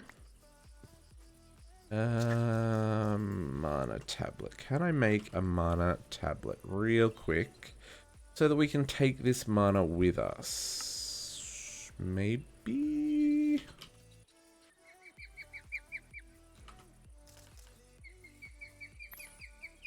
Yes, B? Yes, I can.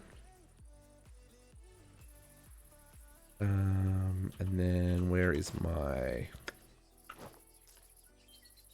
this guy? That around. Turn off my magnet for a hot second. And drop you in there.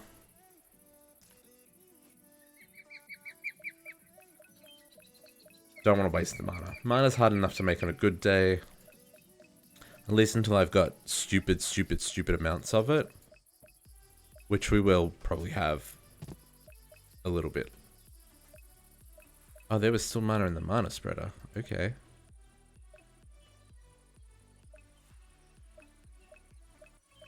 They're all done, so let's grab them. And we'll grab this guy.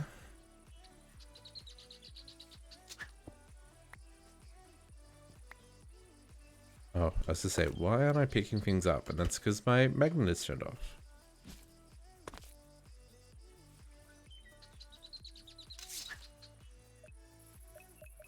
Okay, it doesn't look like that mana spreader wants to give up the last few bits of its mana, but that's okay. Cool. Okay. Goodbye. Bye. Goodbye. Oh, we need these guys. Pure daisies. Take them with us. And back. I feel like we want a... let's put... oh, really? Is this gonna...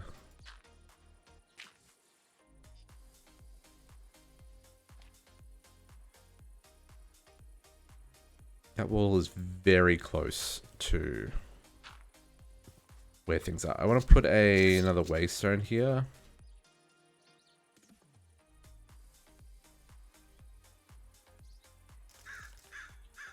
I kind of want it lined up with there.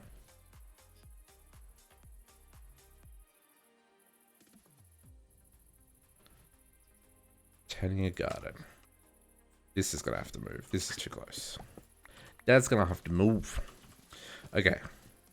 So...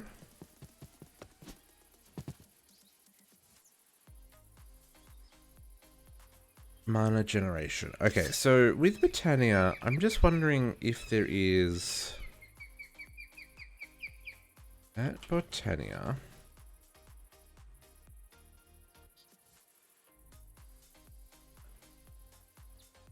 there is... offering hourglass...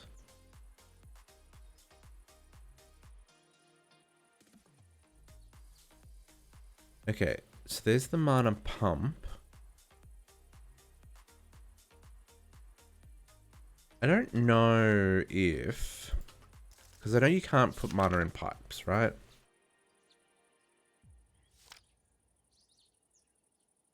Oop. We may have to open the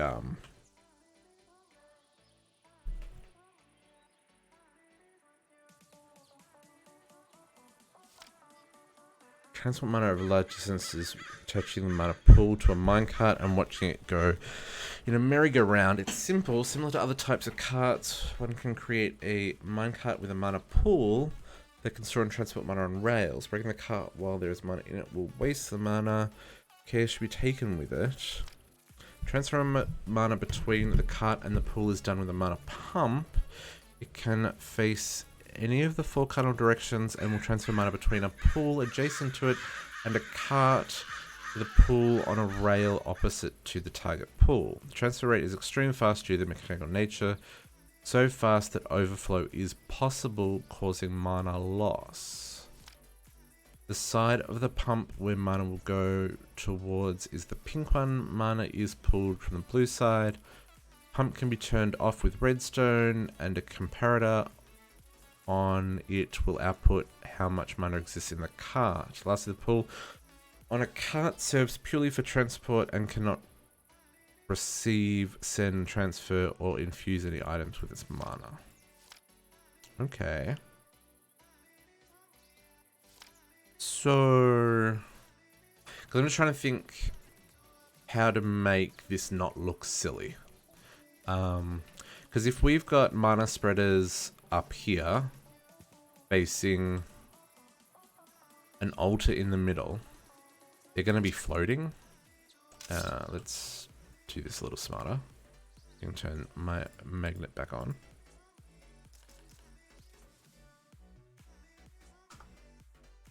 Game, be gone. Stop. What are you doing to me? Hey JC, welcome back. I gave up on Astral because my understanding of all things, dang it, of all things integrated dynamics has failed me. Shouldn't have come over here with my magnet turned on. Although that is at 900, so that's about to split. And I'm kind of working out my botanical garden. I'm going to create a kind of Stonehenge-esque shrine around the portal to Alfheim. It's kind of what the plan I'm going with here. And then we'll have like gardens around it.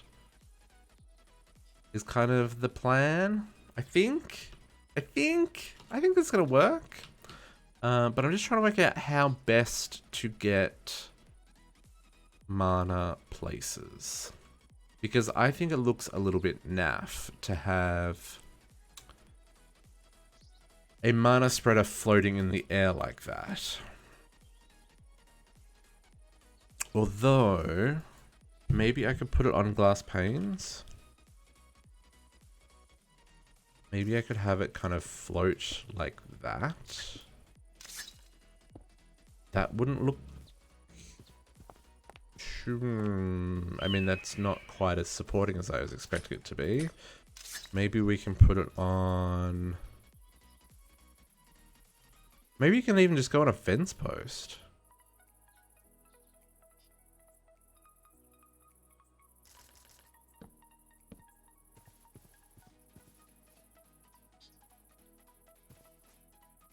That looks a little naff.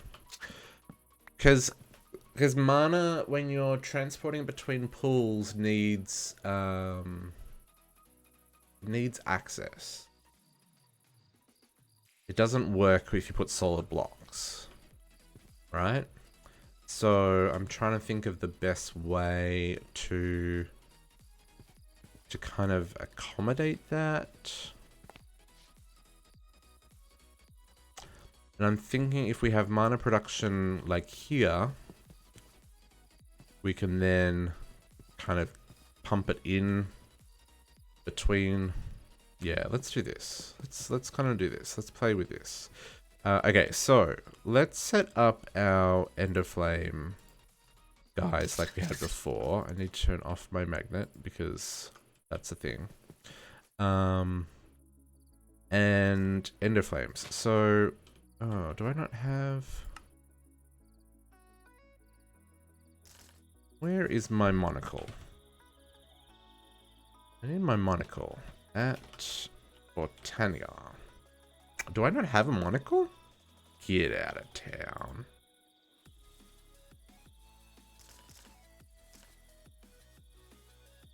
Do I need to...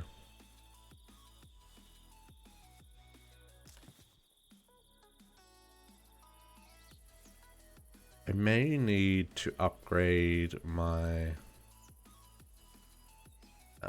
where is... Do I have them at dark? Sorry. Dark. Upgrade. Do I have Botania stuff here? No, I only have Naturalist's Eye. Pollinated trees and leaves. But I don't think we've got Botania.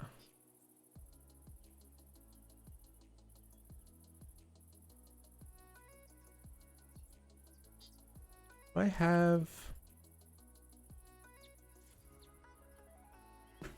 Quickly go check. I feel like there was a spot where I could put my a monocle on my helmet. I may be wrong. I'll just pop over to the Dark Anvil and double check.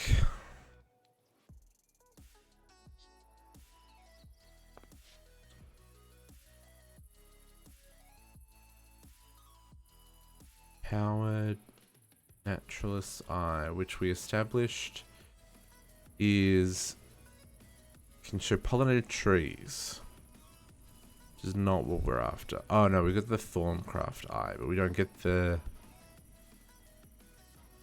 Okay, that's fine. I'll just make a monocle. We can wear it. That's fine.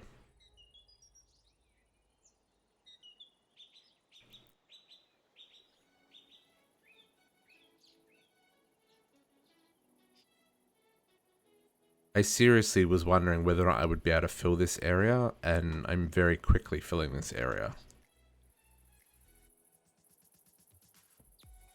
Like, this is all at least planned. This is the fort, that's planned. This area is going to be our factories. All of this is our crops and stuff. Yeah, we've done a few things here. Okay, let's get...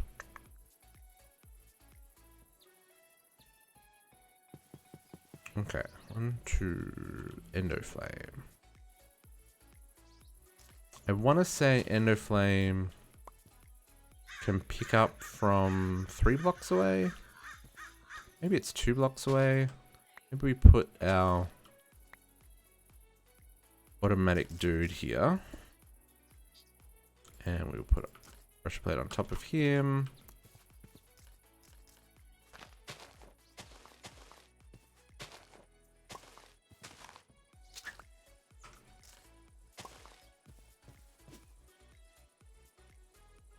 Kind of like that. And then if we do a second one next to that. And then...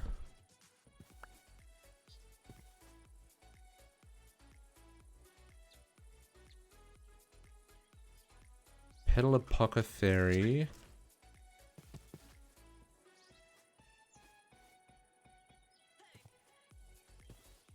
Kinda here?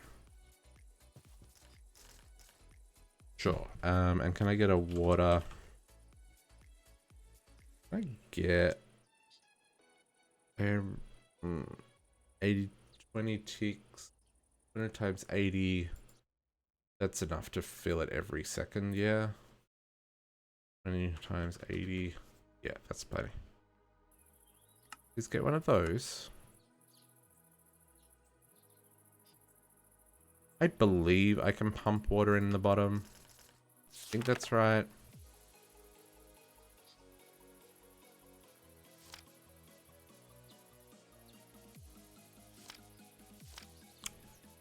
Place the world is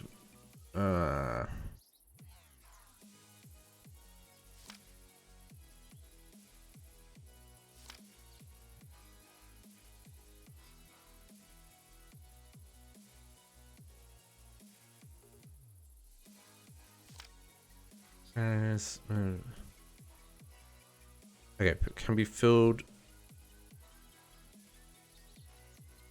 Since pedal power can be filled by usage of a dropped water bucket, and dispensers can fill buckets, creating a system that can automatically refill the bucket be too difficult.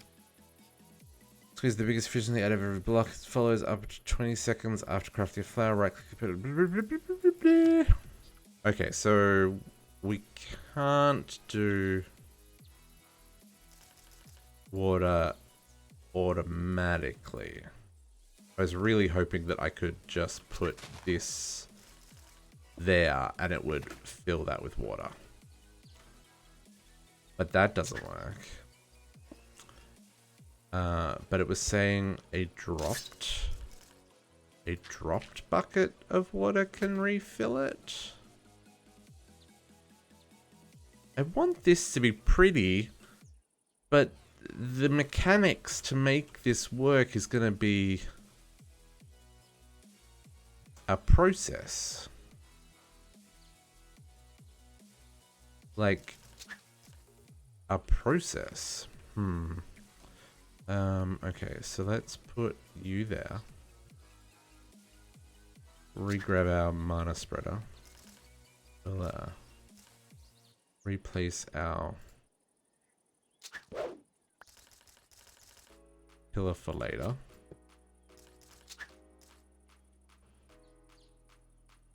We're going to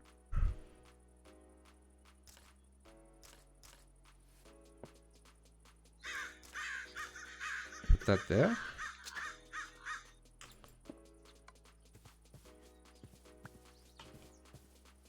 And we will link this up to here for now.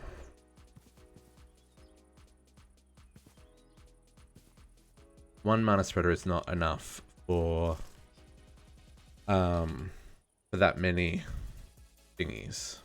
But that's fine. Chuck this guy in here for now. He should. No one wants that block of coal? Are you for real?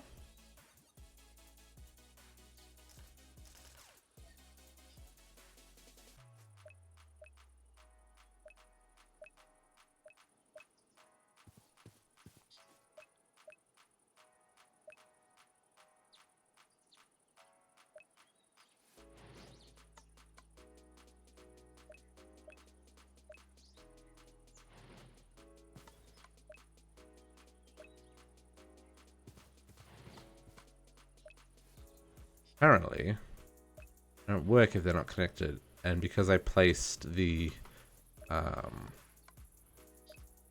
thingy down second, they didn't work. And it's hard to tell because I don't have particles turned on. Animations.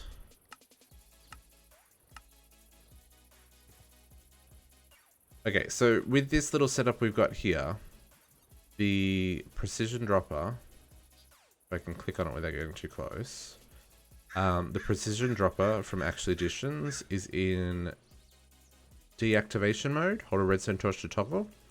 And then with the pressure plate on top, it will output an item onto the pressure plate. The pressure plate will deactivate it from outputting any more. And that way it won't just constantly drop items. Worst case scenario, if the mana pool is full, it will lose one item every 5 minutes as they despawn. Otherwise, these will definitely stop producing mana well within that 5-minute range, and will eat the next item, right? That's kind of how this works. But we probably want to make some more of those. And we want to make some a lot more mana because my goodness, that's slow. Okay, so let's get on to some of that. So let's make some more mana pools. Actually, let's look at the quests. We've got that, we've got that. Yeah, let's make some more mana pools. Let's create a little bit more. How did we not? Okay, living wood twig, sure. Living wood twig. Nope. Nope. Yep. Yep. There you go. Quest complete. Bellathorn. What does the Bellathorn do? Functional flower.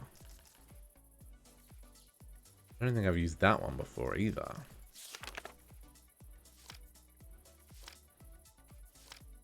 Functional. Bellathorn. Bellathorn is a marvelous flower. By utilizing mana, it slowly inflicts harm on any living being safe for place around it. Well, that doesn't really help me for what I'm doing.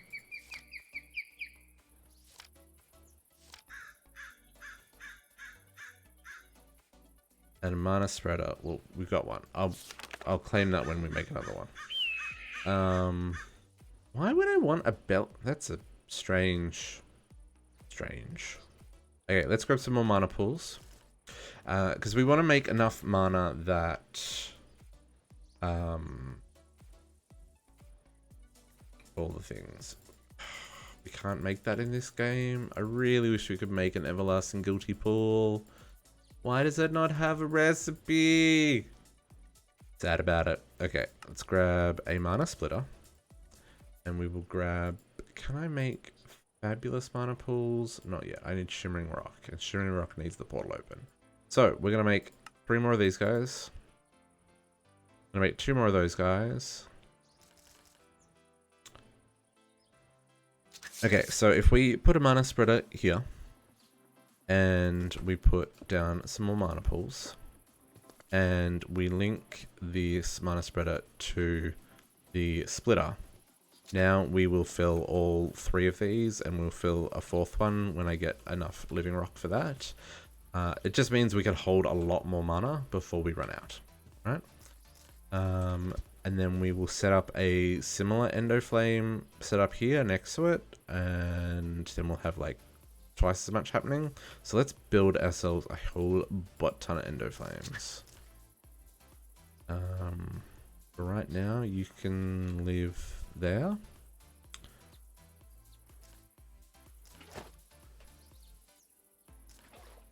Okay. How do we make... So we want 1, 2, 3...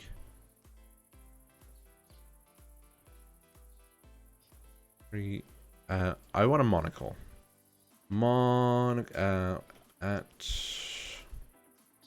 At Botania. So the...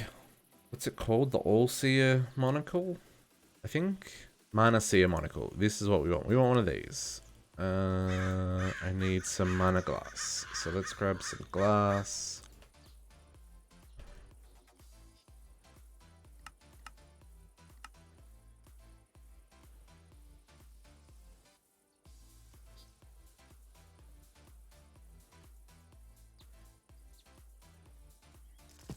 I don't know how much of this we'll need, but we'll make a few for right now.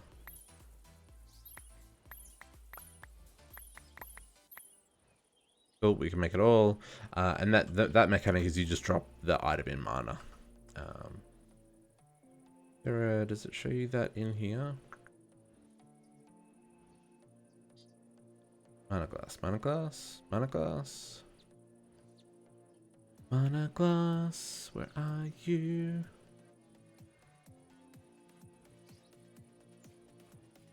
Mana glass. Drop glass into mana, get mana glass, and it uses this tiny amount of mana, right? So then with that mana glass, I can craft a monocle.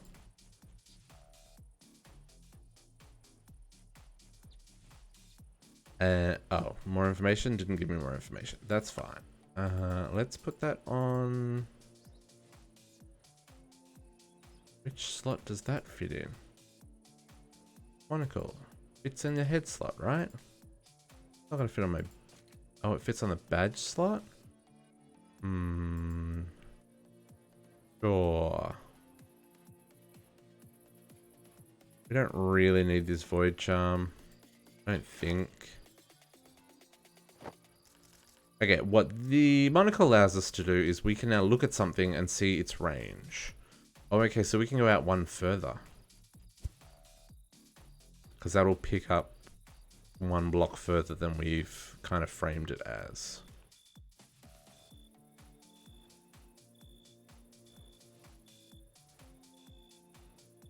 Oh, that's okay. That'll still work within the frame for what we're doing. So we want to make like a whole pile more endo flames for right now. Dump you in there. Did you land inside? You did.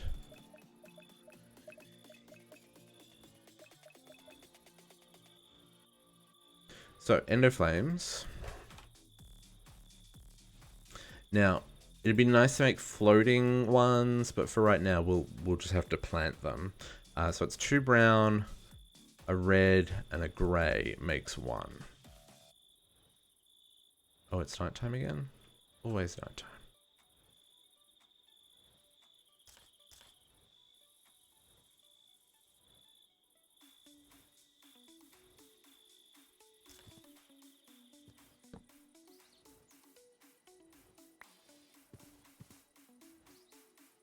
So, because we have all of our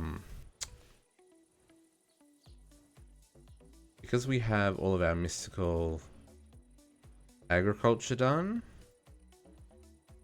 I've got a unlimited supply of all the things that I require. So what did I say I needed? Brown, grey, and red.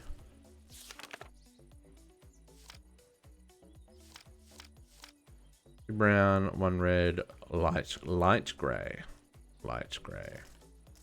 Okay, so let's grab 2 stacks of you. Light grey. Oop. Light grey. Stack of you. And red. Stack of you. And then we will turn these into petals.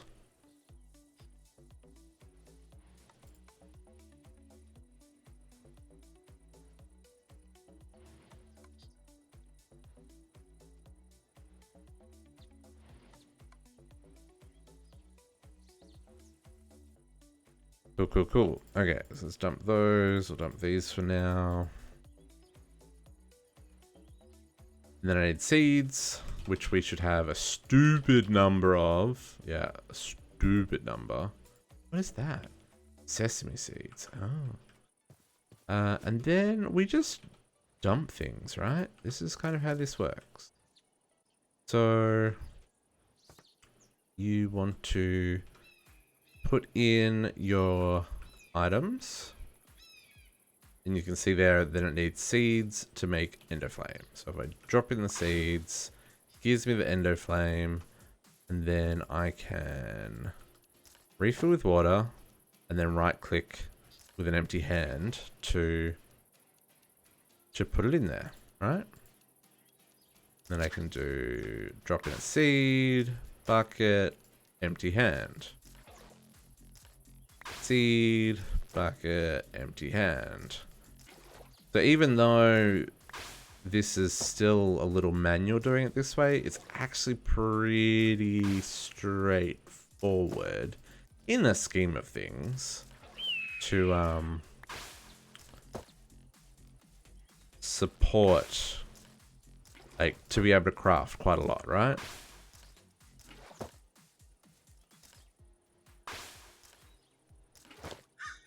We never got 9.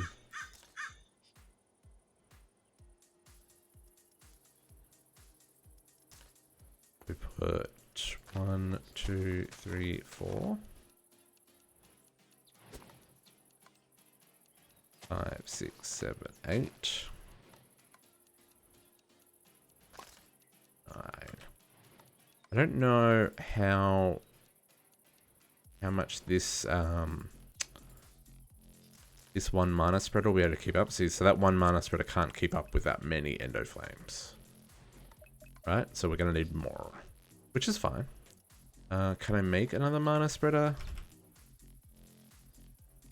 How hard is that going to be right now?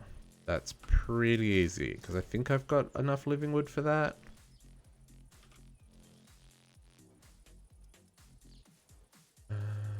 Because we can't do Elven mana spreader yet, because we need to open the portal to Alfheim. Let's do this. 1, 2. Perfect. That's what I wanted. And we're going to place... I'm going to place one there and one there for now. Not there, not there, not there.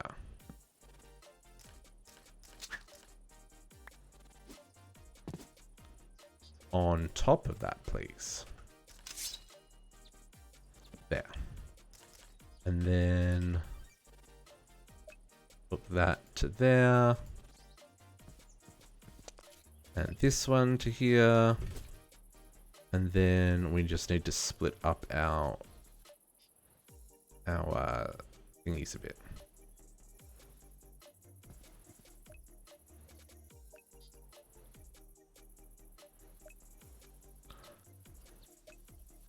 Unfortunately, if you like symmetry, you're not going to get it because the flowers are... They kind of honor the same system that the Minecraft flowers do, in that they kind of randomize their position on the block when you place them, which is fine. It's fine. It's totally fine. Wow, this is not... these mana spreaders cannot keep up. Actually, I'm going to put you back to there, you back to there, you back to there, you back to there, you to there, you to there, you to that one, you to that one, then you to that one, and you to that one. And we will make some more. So we need another 1, 2, 3, 4, 5, 6, 7 for kind of what I had planned here.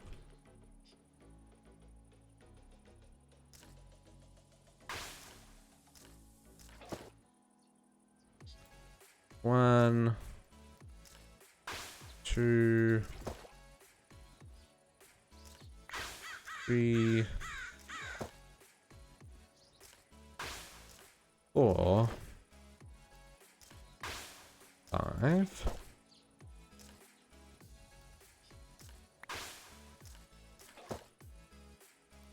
6,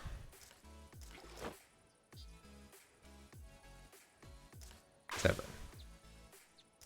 Don't know if I want to do another one, but I'll put that recipe in there. Okay. Oh, I made 8? Did I math bad? I mathed bad, didn't I? Okay. So you're already full. You're already full. So let's put you to there. You to there. You to there. And then the other 3, these ones are going to go to here as well.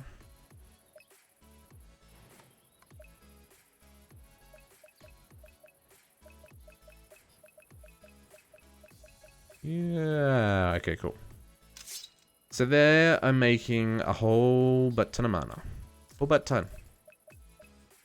But not nearly enough. Oh, see, it's still so slow. That one got all the mana we had over at the home base, which is why that one's so much fuller than the others. But look how empty these are, even with all of these running at full tilt. I'm intrigued how these the hydro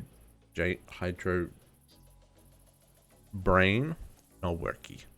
How the hydro ones work.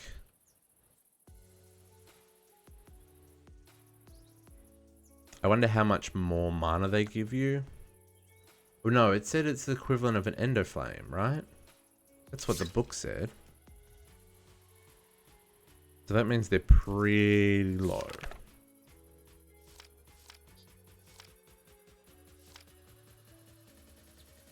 Comparable to that of an endoflame. So, but I think our problem here isn't the endoflames itself. It's the production throughput of the mana spreaders. So what we want to do is we want to get our portal to Alfheim open. So let's focus on getting that, and then we can start kind of going from there. Trying to work out how I'm going to make this look pretty. Because, like, it's got a very, I mean, I could put all this underground, right? All of this production stuff could be underground. That's definitely a thing we could do. Which would then mean we could have, like, gardens. That is an option. That is an option. Okay, let's claim some of these rewards, because... Oh, you know what? That's not a terrible reward. Molten Axe. I mean, sure. Let's make these so that we can knock them off. So a Bellathorn requires 3 red, 2 cyan, and a redstone root. So let's grab those. We've got the red. Let's grab cyan.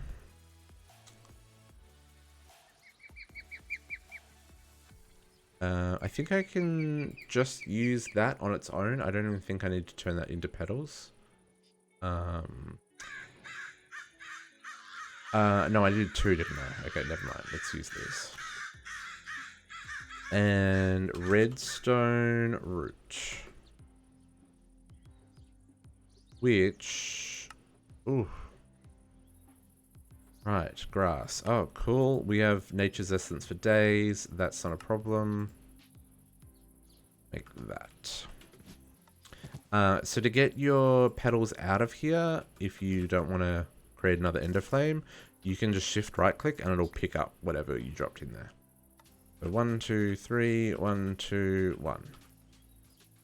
It's my Bellathorn for the quest. And then for the hydrogenous, that is 2 blue and 2 cyan. Blue petals. Oh, I don't have any. Oh, there we go. We've got some mystical.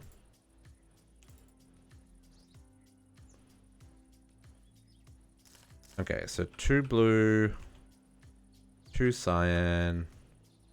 That's a really easy recipe as well. And bucket. I mean, the advantage of the hydrogenas over the endoflames is water. Water doesn't require, like, because that coal will run out, right? Eventually. I could definitely hook that up to like an ender chest, and make sure that it's constantly being filled with coal. That's not a problem. Water would be similar. I guess we'd hook up a pump and a fluid placer and just have it constantly placing water in the world. Kind of. Which again would work. But we wouldn't be able to have the density we have there. I mean, it's fine. Okay. Let's chuck these back in the system because I don't really need them. But we will complete the rewards. A Jaffa. Could have used that ages ago. Am I right? Let's grab Swarmers. Why? I don't know. That's it. Anyway. Runic altar. Okay, let's build ourselves a runic altar.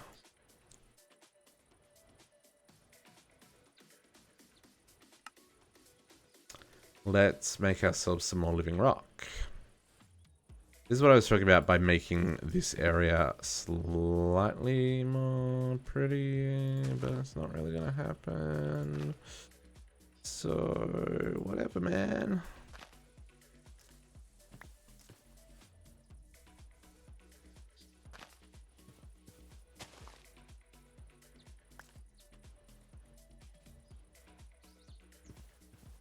And noises.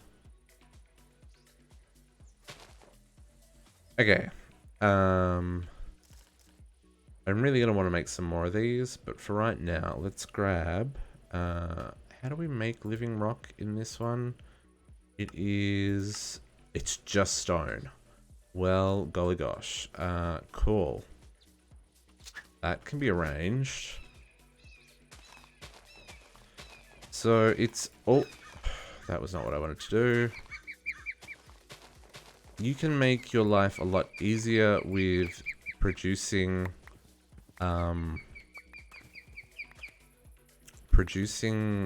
things like living stone and living wood by placing, if you're doing it manually, before you can kind of get into automation later, is by doing this. So if we place stone a level below, I'm gonna guess living wood is just oak in this pack. Oh, I can buy it? Why am I crafting it? Yeah, so we can just use oak. Cool. So let's grab oak.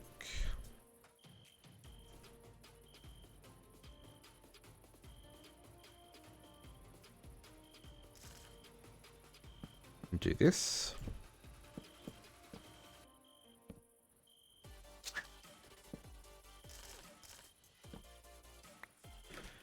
And then what you can do is empty your inventory of all of the junk you've collected.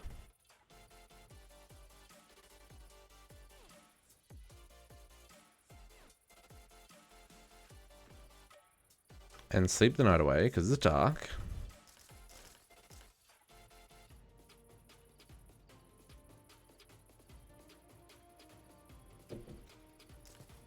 And then grab our unbreakable wand and we can do this. Boom, boom. That makes production of both living wood and living stone a lot easier. Because I don't have to place them, I can just vein mine and use the wand to replace. And again, in the future, we can set up some automation with the ME system to do annihilation planes and formation planes to break down the, or to place and break down the items. But we're like a ways off that.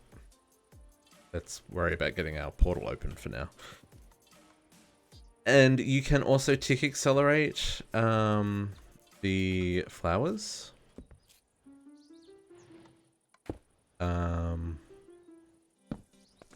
So you can do that. And again, boom, boom. Break. Place. Break. Oops. But then you'll do that. This is a problem. Doing it the way I just did that. That's awkward. Never mind. Nothing to see here.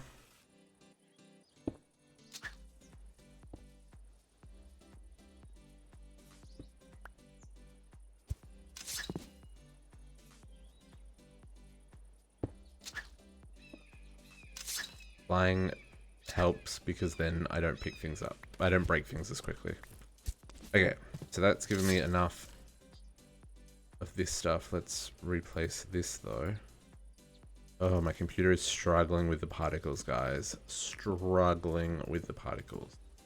Because even though I'm not next to the sprinklers, I feel them. I feel them. They're over there and I feel them.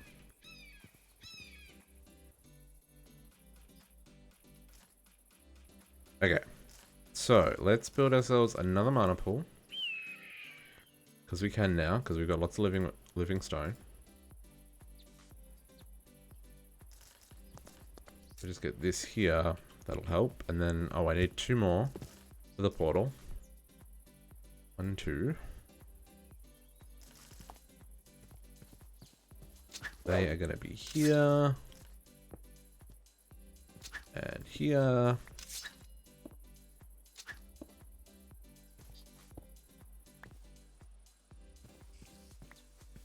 Oh, it's so framey with the...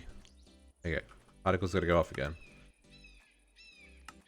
Animations, minimal. Here we go. Back to a buttery smooth 60 frames a second, kind of, mostly. Okay, let's try making that altar again. No, not altar. What's it called? At Botania.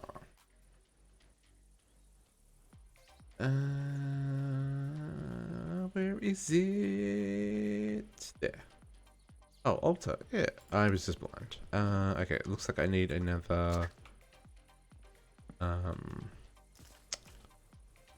Need another mana pearl. Or mana diamond. I have a large number of both. No.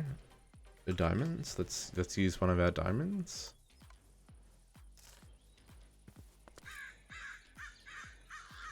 Probably make a few of these actually. So we've got some spare. Okay, and then our runic altar. Cool. So I want to set up the runic altar here. Probably not going to be a good spot for it initially. But whatever. In fact, we probably want to put it over there just so we can get this portal open and stuff. So for right now, you can live there. Okay. Boom, boom. So 6 mana steel. We have got plenty of mana steel. Grab that from here. Quest complete.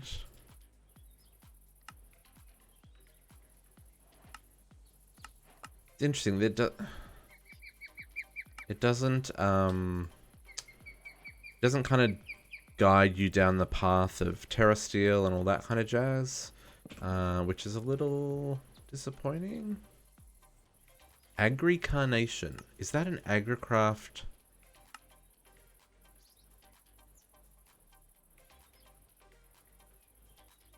Where on the 25th of April? Functional flower. Where on the 25th of April? Well, that's a long time away. Like a long time away. What does the agri-carnation do?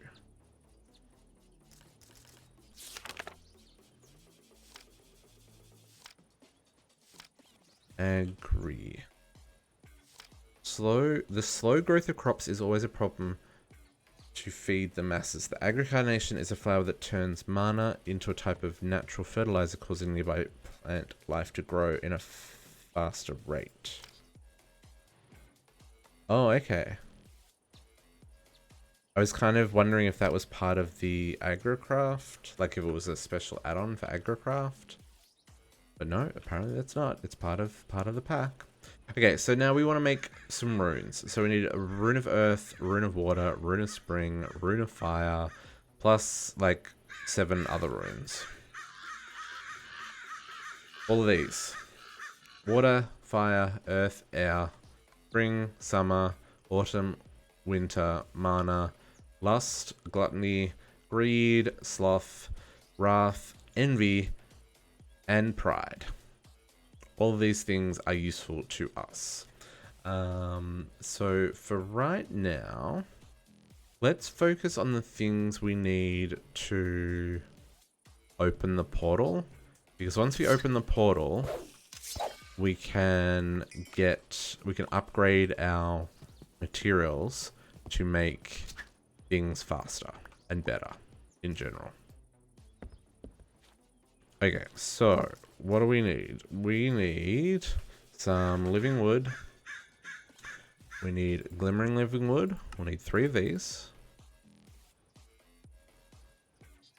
3 of those. We need a core. We need this guy, the Elven Gateway Core, which we cannot craft because we need Terrasteel Nuggets. To get Terrasteel Nuggets, we need Terrasteel. To get Terrasteel, the game doesn't tell you how to make it, but you need an agglomeration plate. That's a mouthful. So no. Wait, what's it called? Getting my... if I just search for Terrasteel.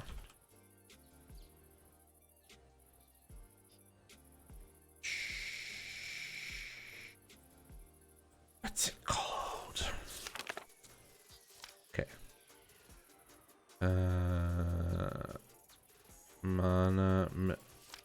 Terrasteel. Agglomeration plate. This is what we need. Oh, this is why you need all those runes. Right. Rune of water, earth, mana, air, and fire. Cool. And a block of mana seal. That's fine. We can do that. So let's build these. Runes.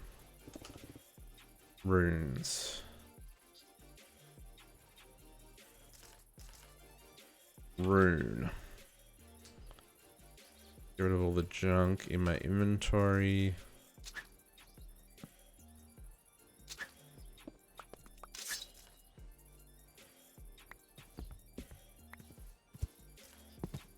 Okay, let's put these in place so they're not in my inventory. Do I want this one block up? I feel like I do want this one block up.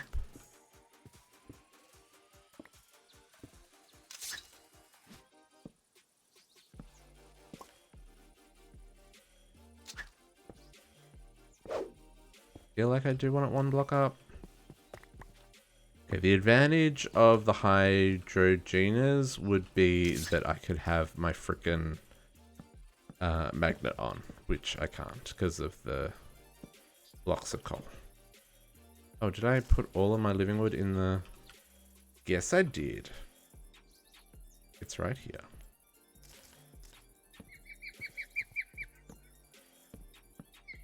Okay, we need to make the core. And I'm thinking we make like these pillars with this somehow. Like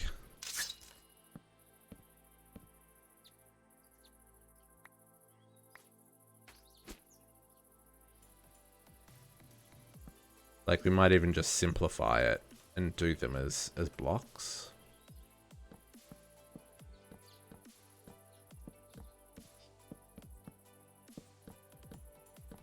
Maybe go up like...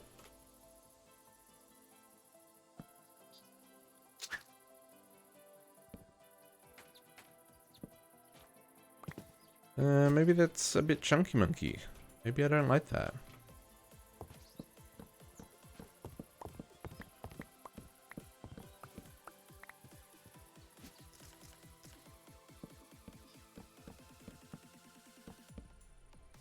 Maybe one block higher is all we need. That's gonna be a lot of brown on brown. I don't think that's gonna work. I wonder if there are other options within the living wood family.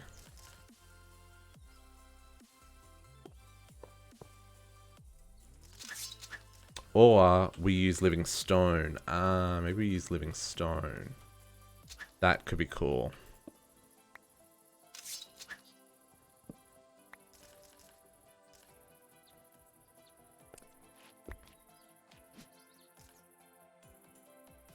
Living stone could work.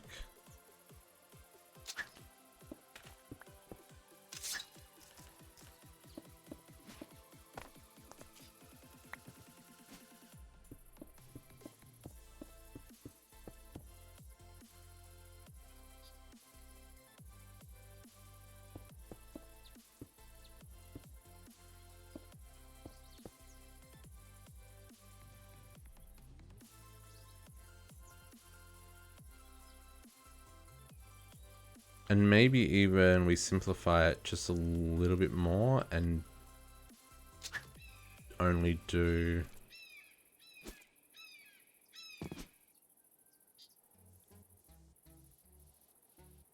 only do the ones on the angles. I get rid of this one.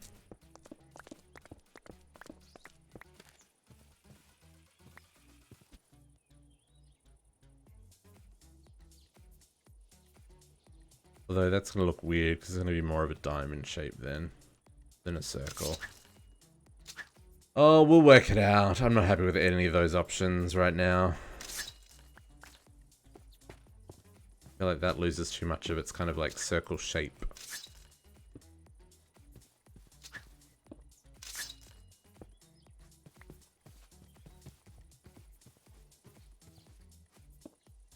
Oops, that goes there.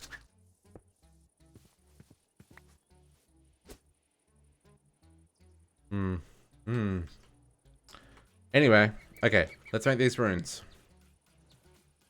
I'm gonna bookmark all these because you need to make a lot of them, and I'm not automating them today. We will craft them as we need them. And right now we need water. Okay, so mana powder.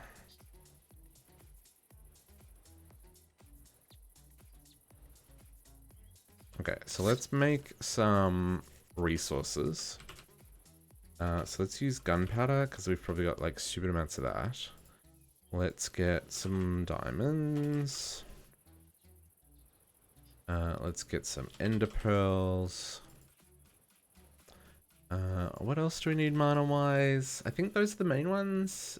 And then mana steel itself, which we can make probably this way would be my guess. Sure can.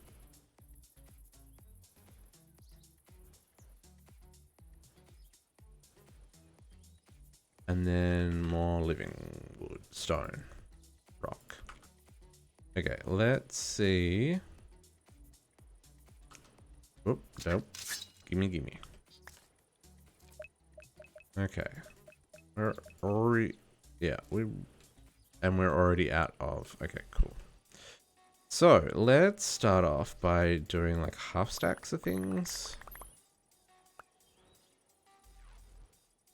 Sure, 20 is how many? Oh, yeah, see that pool's already empty. That is why we need, I guess the mana diamonds take the most. Oof, no, that took a lot as well.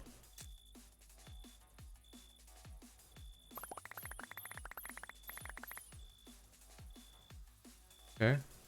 Okay, that is the cheapest by far. That's not using up much at all. Okay, cool, cool, cool. Wow, sun has gone down again.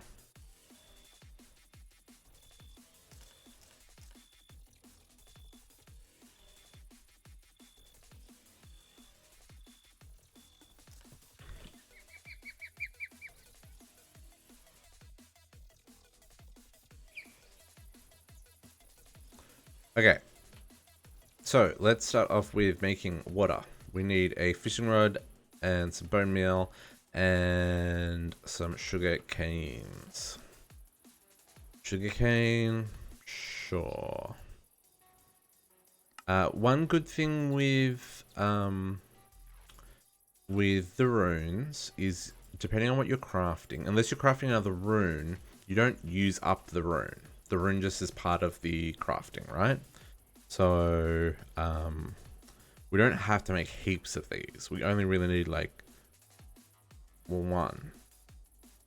Except if we're making the higher tier runes, then we'll need them for those. But for right now, we only need one. So fishing rod. Looks like I've got 6 of them. Okay, so the way this works is very similar to the petal apothecary. You just drop them on. So boom, boom, boom, boom, boom. And then it says water. But see that little cross on the arrow? It means it needs mana. So let's make another mana spreader.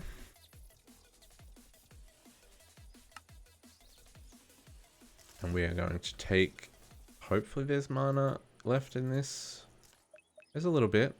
We're going to link this to there. And now you can see it is taking the mana from the mana pool next to it. And it's filling in the rune. once there's enough mana in the altar to generate the rune, it will tell us it needs a living stone and a magic wand. So we drop our living rock on there and click, and there we go. We get our... Oh, we get 2 water runes. Perfect. Cool. So, that is that quest. Some green eggs and bacon. Now we just need to kind of repeat that process to get the others. So we need fire. So this needs nether brick, gunpowder, and nether wart. Nether wart, nether brick, and more gunpowder, which we used up all the gunpowder we had. The same process. Gunpowder, oops. Same process. Gunpowder, nether wart, nether brick, mana powder, and mana steel. It's going to get the mana. We probably should get some more coal because that ran out.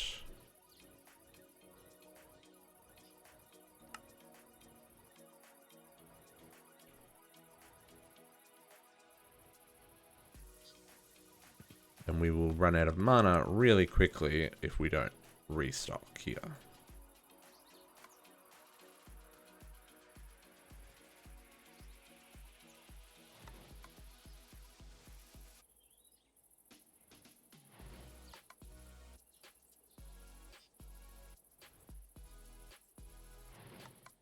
Okay. And now that's a whole butt ton. Cool. Okay, so he's got enough power. Again, drop a living rock and give it a click. Okay, then we need earth, which is a mushroom, a block of coal, and normal stone. Grab another block of coal while we've got that here. Let's put away those ender pearls and the normal diamonds. And that mana tablet. Stone. Do I have just normal stone in here? I probably don't. Let's just craft some.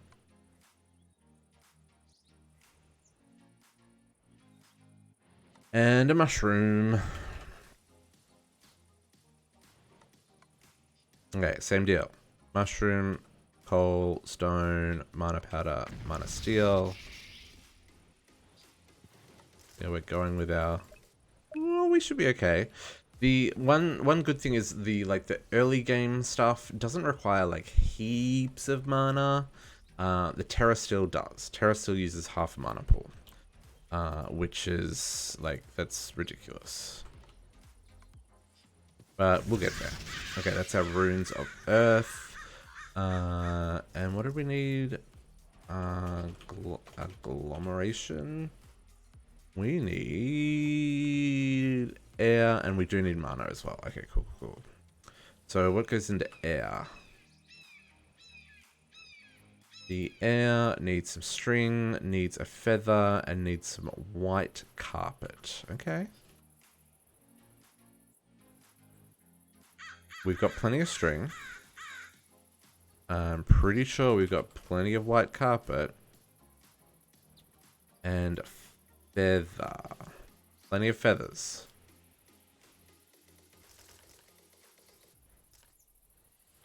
Drop, drop, drop, drop, drop. And you can automate all of this. You can set it up so that you have droppers that will drop things and mechanical users to interact with the runic altar. I even think, I'm pretty sure Britannia can be completely automated with what's in Britannia and vanilla Minecraft. That's my understanding. Although I've never done that, I've also never like fully automated Britannia. I normally only automate the living wood and living rock. Okay, so we got our runes of air. So then the last bit we need is our rune of mana, which is a whole lot of mana steel and a mana pearl. So one, if I can, not having magnets on is painful. 1, 2, 3, 4, 5.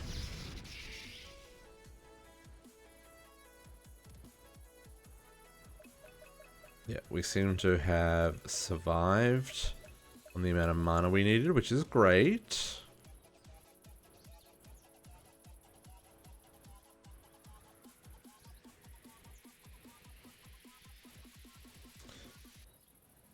And then we can make our agglomeration plate.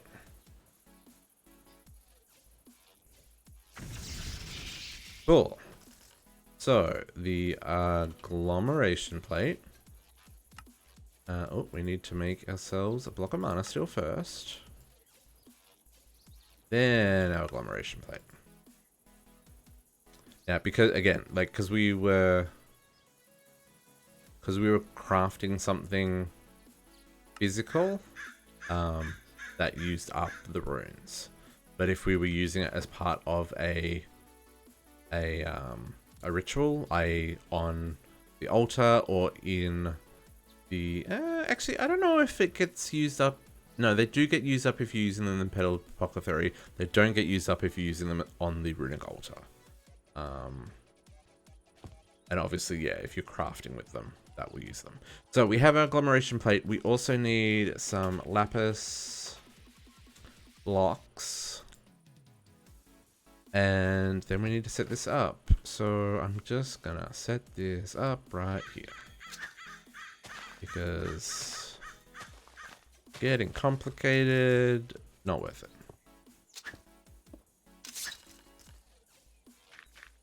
Okay, so the way the...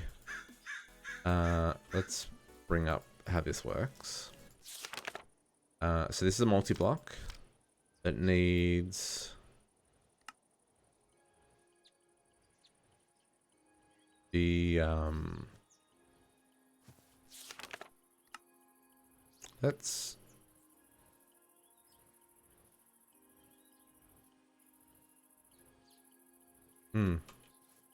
That's not helpful. Couldn't see what was underneath, but I just...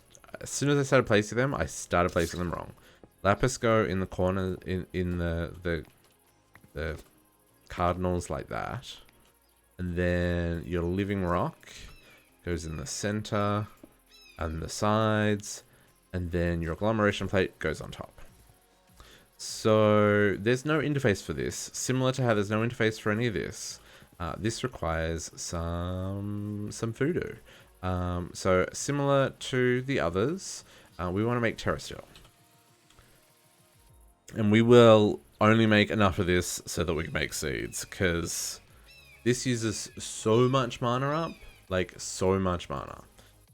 So to make Terra Steel, can't look it up there because the recipe's not there. To make Terra Steel, we want a mana pearl, a mana steel, and a mana diamond. And we need half a pool of mana. Which currently... yeah, we're a little short. We're a little short. So we don't want to do this until we can get half a pool of mana. So we really need to increase our mana production. Because... computer says no. Can I make a Kekamuris? I don't think I can until we unlock it with the portal. Gluttony. This flower is a lie, just like the cake. And that needs winter and fire. And winter needs earth, water, cake, wool, and snow. Let's see if we can do that.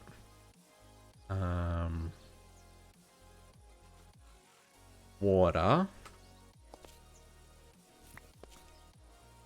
Water. What was required for winter? Earth. And then snow.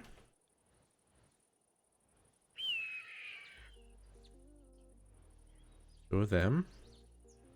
And wool.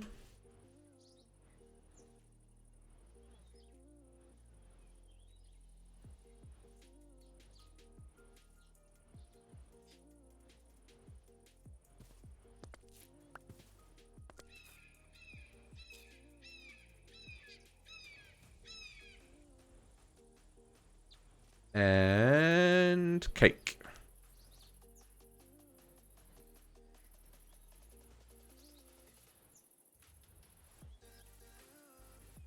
I just want one. Can I? There we go. Okay. Knows how to make winter.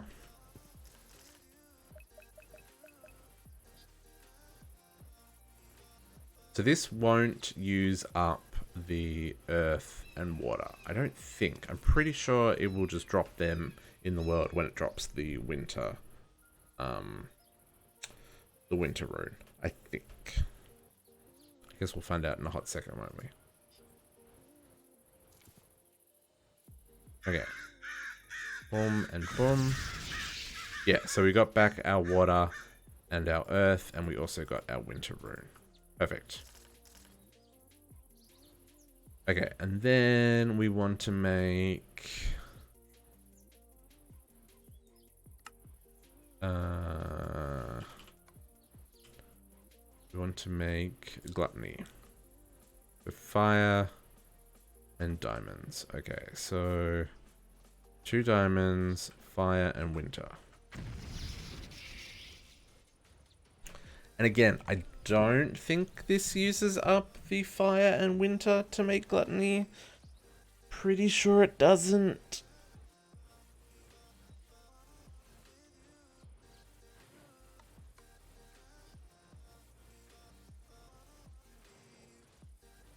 I don't know what I can do with that living.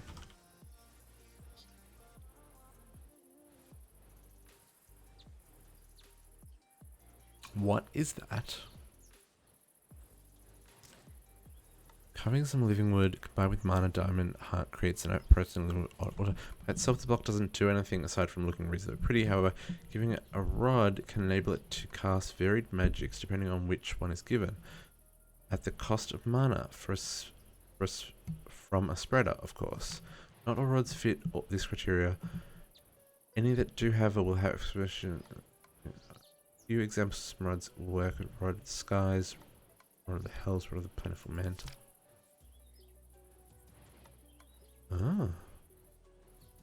That's new and interesting and I've never played with before. Okay,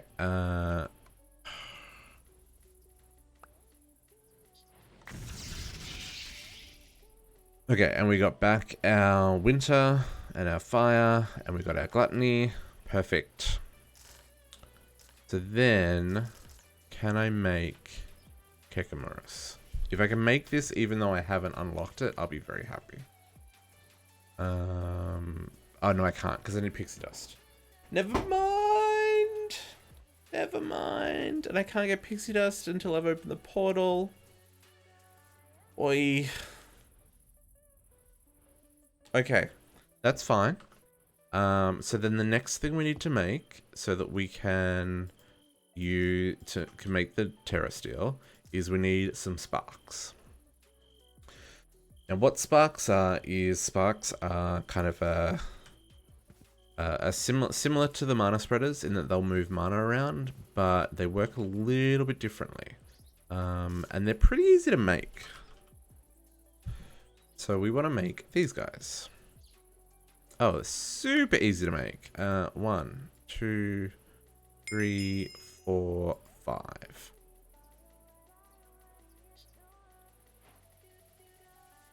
Okay, so to place the spark, you just right click on the item. So this spark is connected to this agglomeration plate. And we can place a spark on each of the mana pools. They will, if I hold this, no, that's not what I want. I guess they're not doing anything right now, so that's why. So if you, how much mana have we got?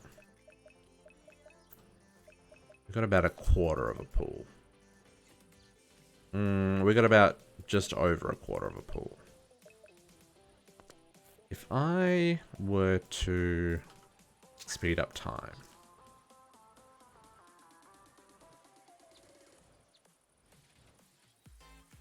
If I were to speed up time.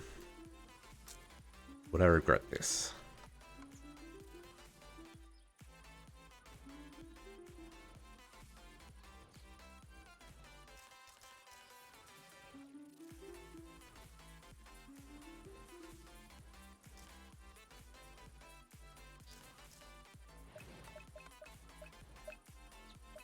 They don't seem to be able to keep up.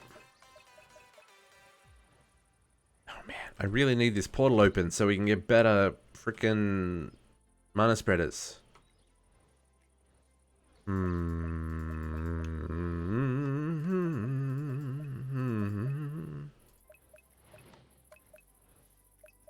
Yeah, they can't keep up. So I guess I could just make more mana spreaders. If I make another 2.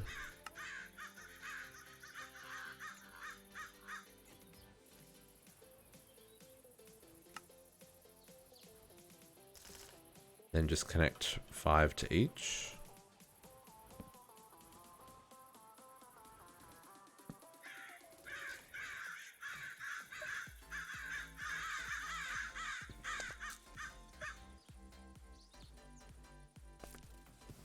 Then if we say...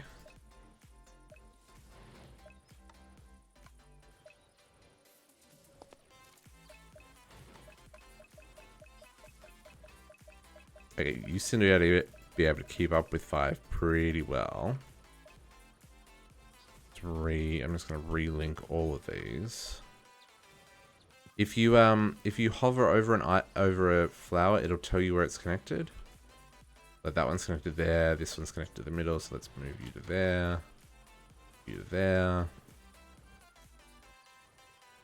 Move you to there, and you to there. And then all of these N ones.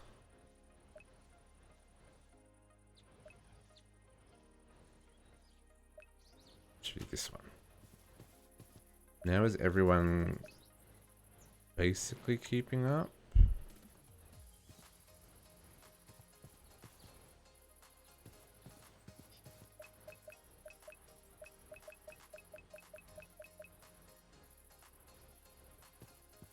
Might catch up eventually.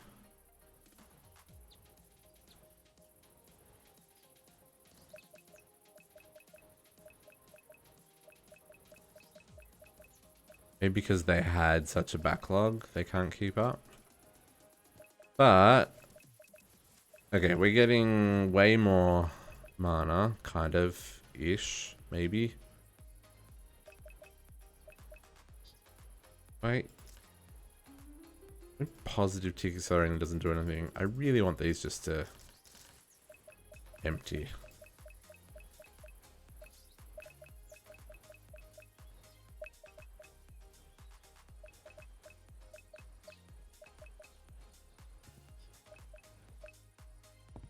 Basically, I want to get all of these to at least a quarter before I create my terrestrial.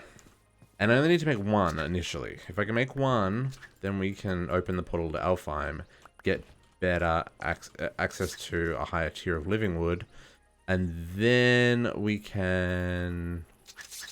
and then we can kind of go from there. Kind of the plan. I hope. Oak, where are you, Oak? There.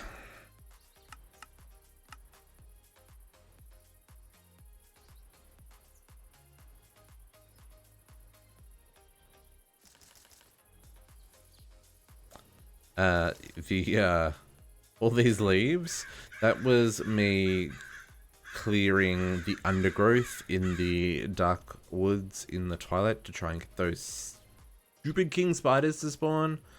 Oh, so much pain.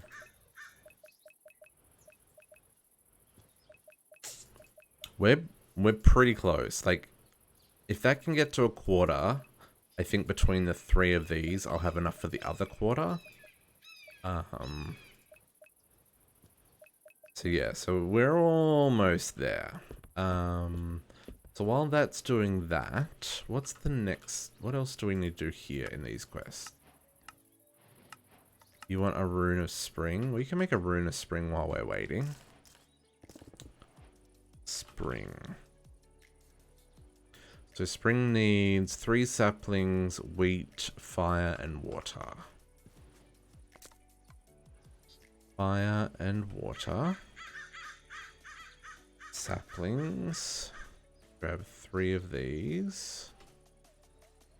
And wheat. Wheat and 3 saplings.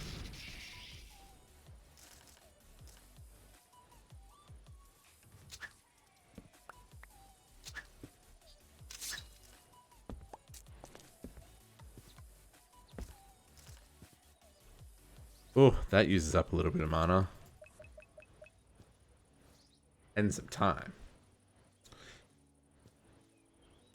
Okay, come on, come on, come on, come on, come on, come on. There we go.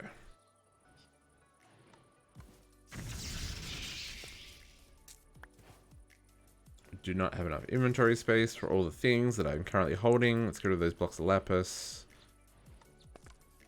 Okay, so that was that quest. Agri-carnation. What do you need? So you need spring, a redstone root, 2 lime, a green, and a yellow. Okay, we can do that too. Redstone root. Craft another one of those.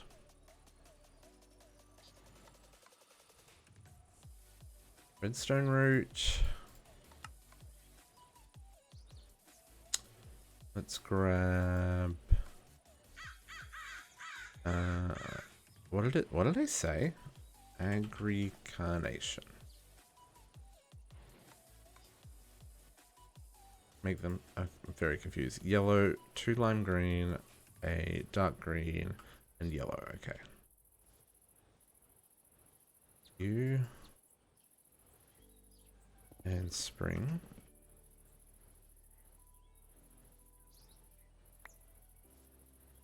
Spring. Petal.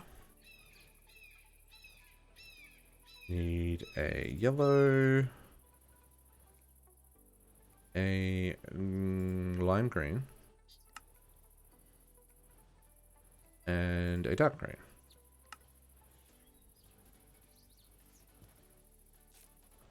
Yellow, 2 lime green, and a dark green. No? What did I miss? What did I miss?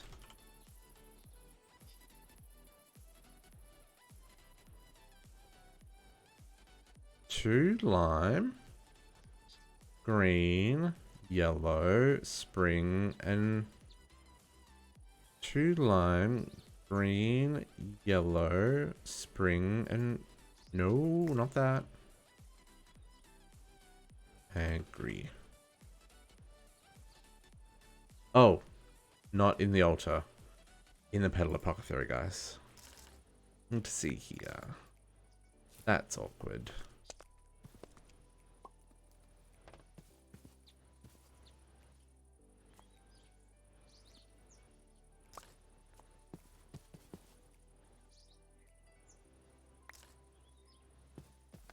Try this again. Why do you...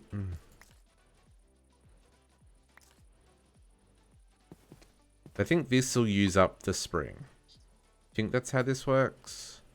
If my memory serves. Because it's making a... It's crafting something. It's not being used as part of a ritual. Okay, cool. Seeds. Seeds.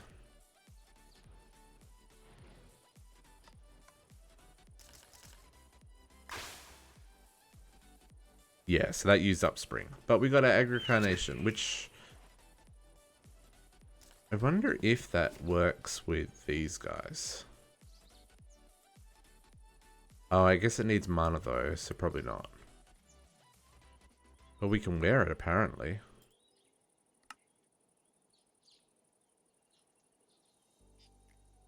Maybe not. Wear on the 25th of April. Maybe we have to make it a petite one first? I don't know. We did it for the quest. That's another quest knocked out. And that is all the Agricraft quests, surprisingly. Not Agricraft, Britannia. Which, there's so much more Britannia can do. But I guess they haven't, like, integrated that stuff. There is one more thing we need to do, and that is fight the Gaia Guardian. But for us to do that, we have to have the portal open. Which I don't think we've got enough mana for yet. Oh, we probably do, actually. Yeah, we do. Let's try it. Let's try it out. Okay, so similar to what we've been doing, this is a little bit different in that we can right-click the items on there. You and you. And this is now taking mana from... You can see it's pulling mana from all of these over here, and wow. Yeah, that used up all the mana and gave us a beautiful, beautiful Terrasteel ingot. Unfortunately, we still need to make 4 more of these because I need the nugs. Need the nugs so that we can make our core.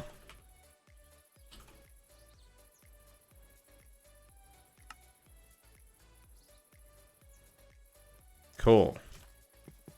Okay, so these go here. Like that. And we need to make 2 pylons. Pylon. Make 2 of these guys. Ooh.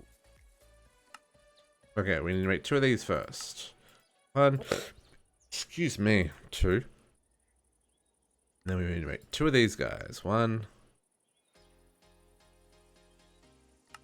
We need to make another Ender Eye. I have Ender. You. We also need 2 more sparks, which we're probably too far away from the thing now, which is a little disappointing. And then you place these on top. And now we just need to fill these with mana. Now, the reason I put the sparks in there is I think we're too far away, though. It's a little unfortunate. I'm going to say... We're going to make... Okay, so there are some runes here. We're going to make some dominant runes. No, we're not. No, we're not, because they require pixie dust. We're going to make... Nope. Nope. Wow. Okay. Cannot, Nope, can't make any of these things. Okay. So, the sparks are not going to get us mana there. We're going to have to transfer mana manually. Can I reach that far? I don't think we can. Like, if I put this here, can I reach from here to here? I can. Are you actually doing it, though?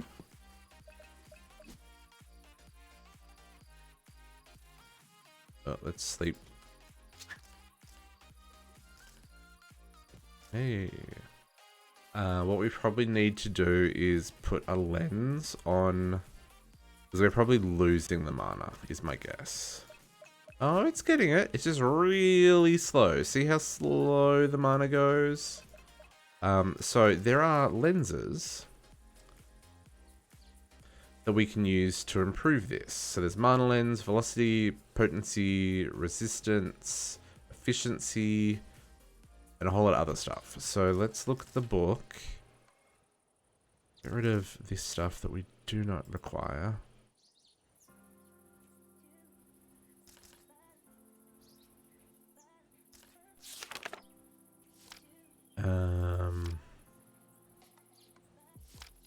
Mana lenses.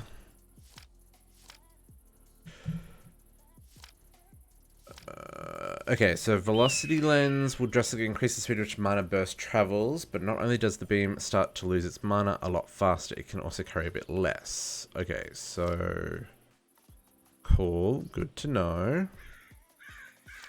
Would double the amount of mana burst can carry, however the becomes slower, and it starts to lose mana. It does a lot faster rate. Okay, so that's not great either. Resilience. It increases the amount of time the mana burst can go without starting to lose mana, but it makes it a bit slower. Okay, so we want resistance. That's Earth with a mana lens. Efficiency will decrease the amount of time it takes for mana burst to start losing its mana, but when it happens, it does sort of at a slow rate. So efficiency as well. Messenger Land decreases the amount of mana a burst can carry and also drastically increases the burst speed and max. This can be very useful for interacting with blocks such as mana detector drum of the others. That's not used to us. That's not used to us.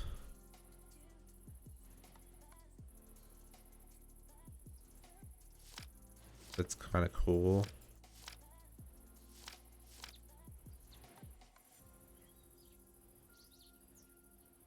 Pass through blocks. Oh!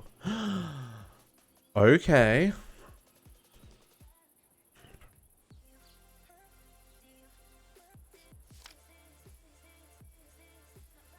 Oh, okay. This is what we want. So with the Phantom Lens, we can stick mana spreaders underneath and shoot the mana up directly into it. Okay. Okay. So what we probably want to do, because we're losing mana, right? Like, see how it's kind of thick until here, and then it starts to lose, and then it gets thinner. So we're losing mana in this process. That's its maximum range right there. So like, let's see if we can make the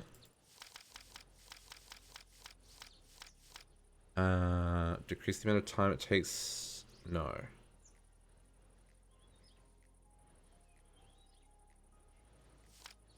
This one, the resistance lens. Increases the amount of time the mana burst can go without starting to lose mana, but it makes it a bit slower. So we want a mana lens and a rune of earth. Let's just make a straight up mana lens. And let's make the resistance. Okay, so that does use it. And then you just place that on the front. So my understanding is... Okay, see, that's going the full length now without it losing any mana. That's all I wanted.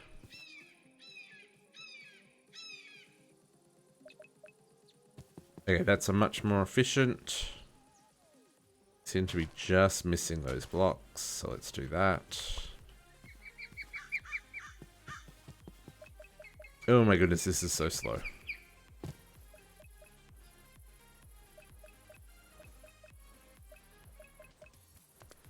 Okay, what I'm also going to do is I'm going to use our mana tablet.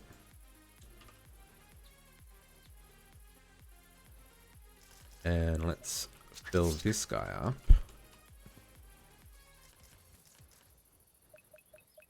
Because opening the portal requires a certain amount of mana. It's not like heaps. It's maybe like a quarter of a mana pool total between the two things. So if we can kind of get enough mana here,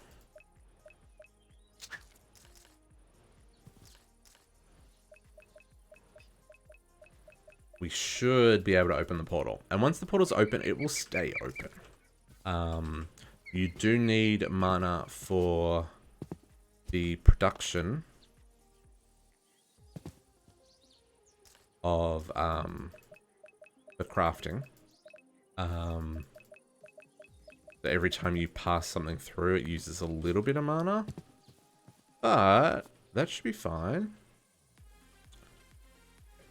Let me on the edge, please, so I can drop this. Nope, not that. Drop that.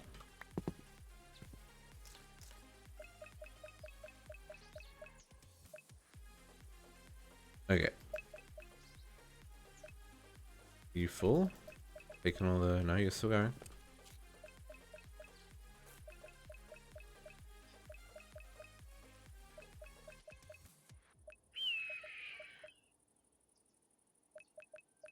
Okay, that looks like that's empty. Okay, let's see if this is enough. So we've got between the two, we've got over a quarter of a mana pool. And it may pull from over here, but I think these sparks are too far away. So let's try it out. Click. Okay, it looks like we did it. Oh yeah, we totally did it. Cool, cool, cool. It used up a good chunk of mana, but we had enough. It uses about like an eighth of a pool to open it, and now it's open. So it will use mana when we pass things through it, i.e. if I throw in some mana pearls to get some pixie dust. Oops. Mana pearls gives me pixie dust. Yay! So now we can make some dominant sparks. Make 2 of these. Cool. But beware. Actually, let's do this. So you throw in the Lexical Britannia. Oh, I don't know if you noticed that. So hang on. Lexical Britannia. The edition we had was no. Oh. Oh, it's in the Akashic Tomb, so we should have it here.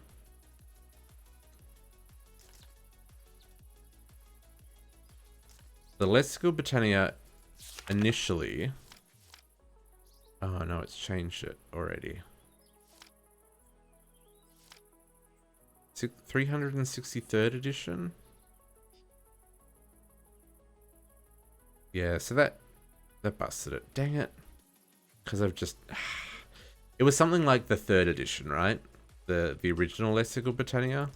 It's not like a huge one, but then when you throw it through, it becomes the 363rd edition because it also has the information from Elvengard. So this is a note from the elves. It says, "Greetings, we noticed that our portal was opened via a link from another world. It's rather shocking news indeed. We thank you very much for providing us with a repository of the knowledge from your world as to keep us up to date with what happened since we left it. It's been a while since then. It's good to see it's doing well. After some discussion with the High Council of Elvengard, we have decided to cooperate with you. You see, reading through your Lexica Britannia has shown us a good amount of resources from your world that we would be extremely keen to get our hands on, as these are non-existent in our lands. The link you have managed to establish is rather weak. No living beings will be able to go through, as you already know, however. There is a positive side to this. The link strikes the fabric of time of both our worlds in a way where it doesn't keep them in sync. That's the reason why you received your book back so quickly. When it comes to mana and other magical energies, we are plenty stocked on them, so don't worry about the portal closing on our end. Let's put this in prospect. In order for the advance of both our civilizations, we vow to accept a given set of resources from your world we lack in ours in exchange for resources you lack in yours. We've taken the liberty of assigning our best scribes to put together a great set of knowledge from our world we are willing to share. You can't find it in your lexica, you can find it in your lexicon just as you find knowledge from yours. We hope you find it enlightening and it will encourage you to invest in our materials. Last but not least, do keep in mind that if you decide to send something we have not vouched to trade for, we will assume it is a gift and keep it for ourselves, just as a forewarning. We look forward to exchanging resources with you. Best regards, the High Council of Elvengard. So this has opened up a whole lot of new things. So the resources of Alfheim contains a very varied amount of exquisite resources. Sadly, though, most of them are extremely scarce and hard to come by due to the complication between the various clans. The elves are interested in trading some materials, such as Dreamwood, which is what we're after, Elementium, Pixie Dust, and Dragonstone, resources native to their lands. So basically, you throw it in, you get out the upgraded version. Dreamwood, similar to Living, could be turned into various decorative blocks. Have a look through the decorative blocks entry under the miscellaneous for the recipes. And it just goes on. There's a whole lot of stuff that we need to get.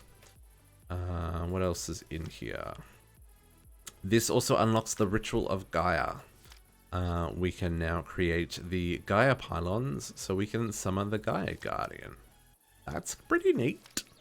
There's also an upgraded version of the Ritual of Gaia, which requires Terra Steel and Gaia Spirits from the previous Gaia kills.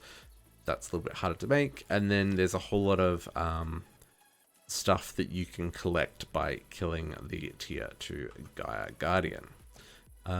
So for right now, what we probably want to do is make some dominant sparks. Oh, that requires fire? Yeah, okay, cool. Can we...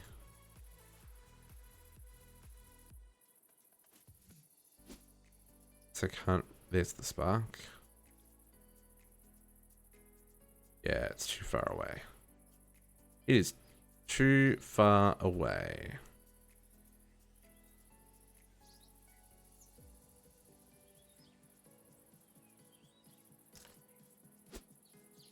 Okay, too far away. Let's pull that out.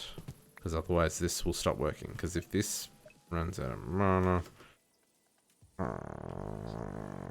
let's put the dominant on here for a second.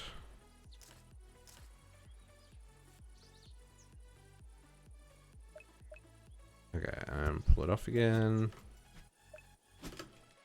Let me...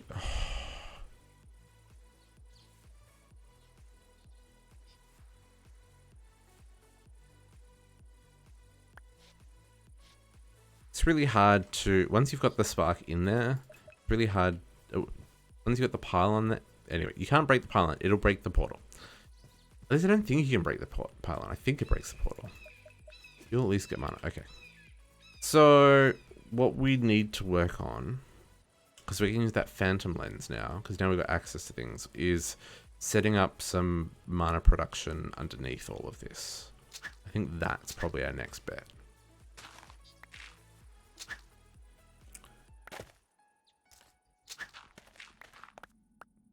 Wow, really? With this? Okay, cool. So we need 1, 2 over. And then this one. This should have... There we go, living rock above it, and...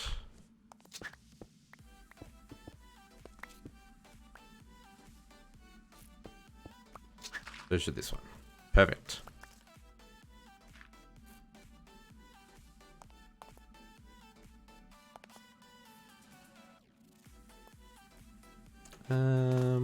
Sure, that seems far enough underneath the ground. Let's empty our inventory of all the things for a hot minute. Because, my goodness, I've made a mess. Okay, and let's grab out our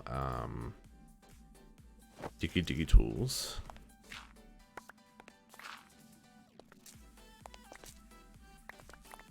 Makes digging a lot easier.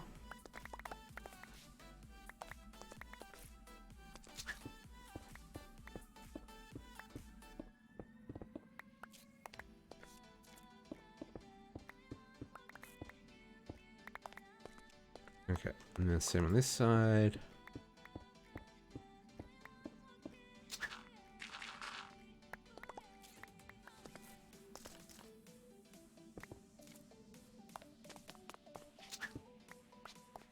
So what I want to do is set up a way of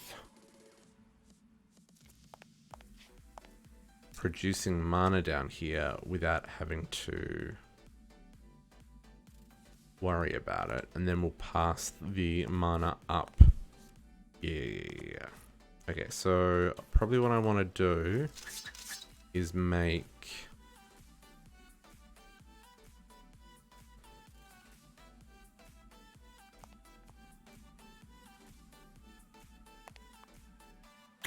so what I want to do is make more of these guys,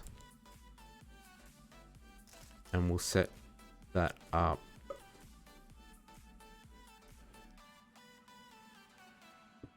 there and there.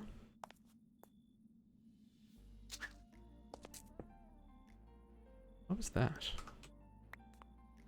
Oh, salt.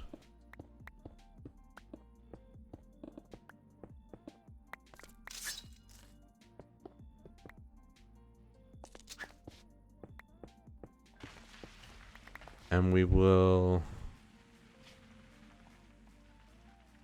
Yeah. Then we'll do... let's get some living wood and make...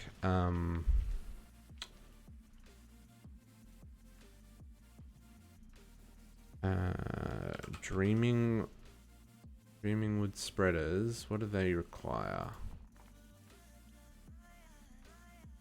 Okay, so let's make... well, I want to make heaps of these.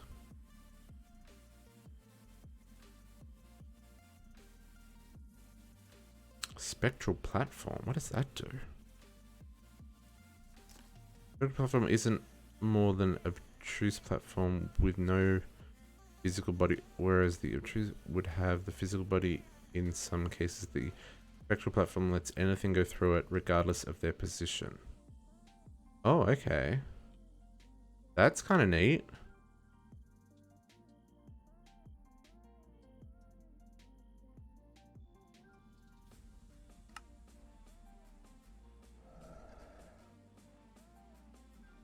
Oh, it's nighttime. There's badness on the surface. I need to sleep. I've let the bad things spawn. I let the bad things spawn.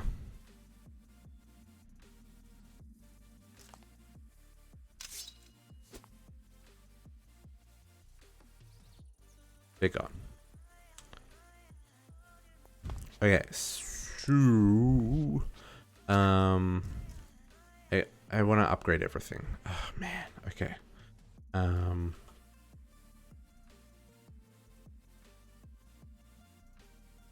So what we want to make is some fabulous mana pools, which means Shimmering Rock, which means Bifrost, which means Elf Glass. Okay, Elf Glass and Dragonstone and Elementium and Pixie Dust. Okay, so all the things. Let's see just how much mana we've got here and whether or not we can do a couple of crafts, maybe. Let's steal this mana.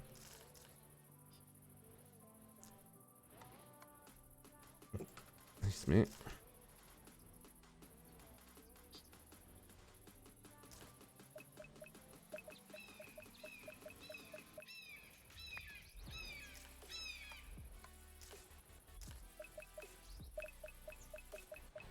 Doesn't require a lot of mana to do these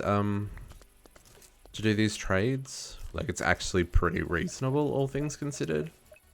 So this should be ample for what we need to do here. Just jump this in here. Oh, too close. This one's, yeah, this one's almost a quarter. We'll only put through what we need for now.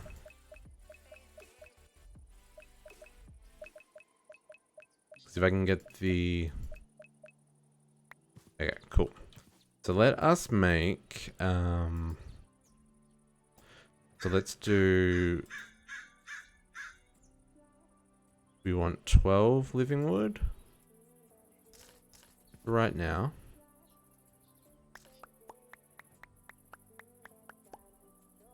And then I want some mana steel. We need some of we need one of those. We need one of those for now because we've already got one pixie dust. Let's grab you and you. And then 2 mana steel equals 1 elementium ingot. I want 4 of those, and I need some elf glass. I needed 2, I think. Okay, so then what we want to make is we want to make a Bifrost, Rod of the Bifrost. Now this doesn't get used up, which is nice, but this allows us to make a Bifrost blocks. Which I needed 2 of those. And then with those Bifrost blocks, I can make... Oh, I need way more than 2. Because that's going to use that up, isn't it? Right. I need a whole lot of that. Cool. Mana glass it is. At least that stuff's relatively cheap to make. And, like, again, for example, like... We've used a little bit of mana in those trades, but not heaps. That's good. Let's just do that. And do this. We've got 2, 3, 4, 5, 6, 7, 8, 9, 10. Okay, I made a little bit more than I needed for right now, but that's okay. And then I want to get some... shimmering pools. Beautiful. So these hold way more mana than the other ones do as a starting point. That's great. And then I want to get some mana spreaders, but I want to get this version. 1, 2. And then we wanted the phantom lens, right? That was what we read about, the phantom lens. Index. Phantom. Oops, wrong button, wrong button. Phantom lenses. The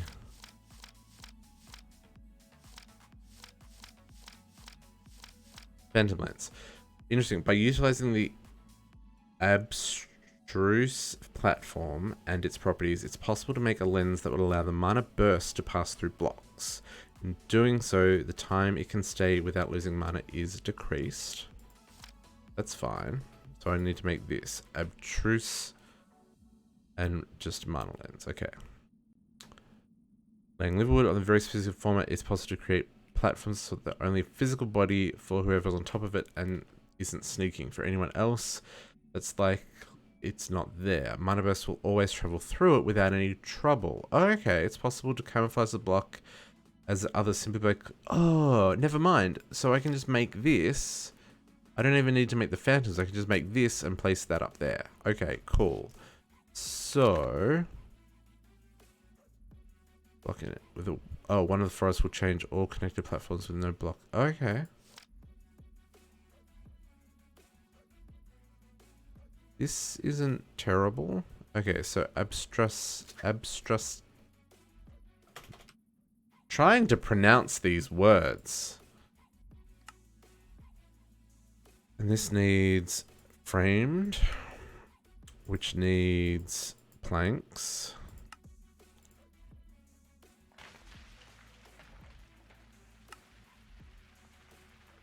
And patterned. And I can make 2 of those. Perfect. So, based on my understanding, I should be able to break this. Break this. Pick these up. And I should be able to, because I can't see it from here, I should be able to put that there. And that there. And then should be able to click on it with that. So it's currently invisible. And then I should be able to put you under here. There. And there. And link you to this mana pool. Think. Yes. And then this one to that mana pool. Cool. Okay, they're both linked to the mana pools above them. Now we can make mana down here. And it won't have any problems. Okay, so I'm going to break this because I don't want this doing its thing anymore.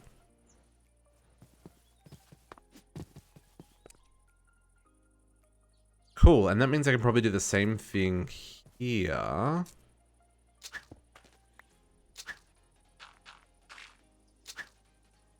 Underneath the altar. Okay, so let's make another altar because why not?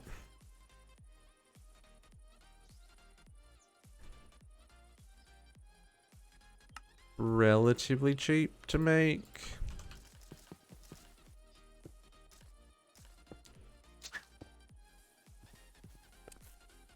Okay. Yeah, see that one needs... Okay, let's get this living wood that's here.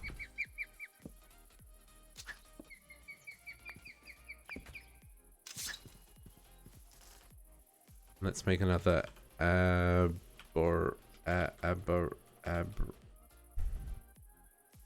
what was it? What was it called? Abstruse. Abstruse. Create another one of these. We'll place this one underneath this guy. And again, make him living rock. Nope, not.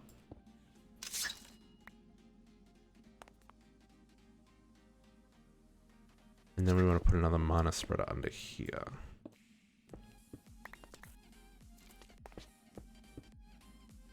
But do I actually want to put...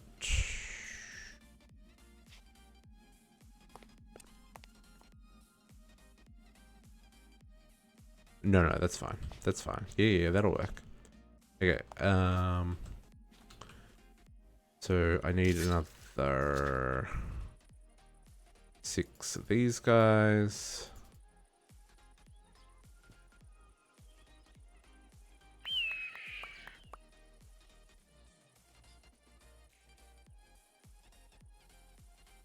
Oh, I need another one of them.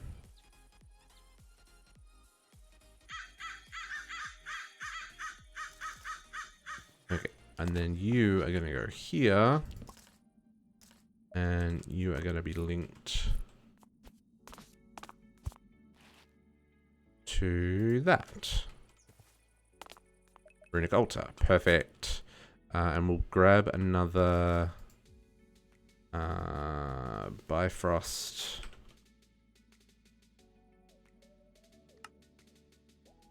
Need 2 more.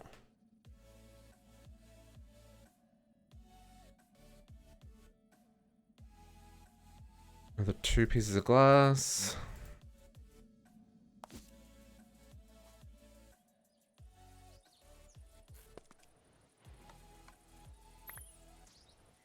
Chuck these through the portal. And you can automate this by using droppers that will like drop things into the portal and using item collectors and stuff to then collect the pickups. That would be my recommendation, rather than doing it the rather slow way that I'm doing this. But that requires a whole lot more energy than I have right now, so I'm doing it the manual way. And then I want to make one more of these.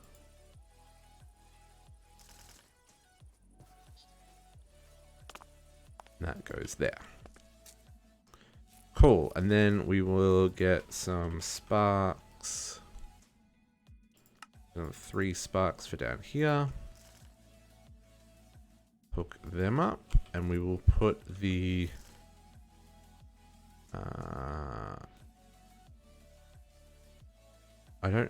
we'll put a dominant spark on that so it keeps it full. But for right now, because we're not making mana here, I don't want to do that just yet. Then let's just use some normal for the others. Get 1, 2, 3, 4, 3. Sure. 1, 2. So each one of those will have 2 access. Yeah.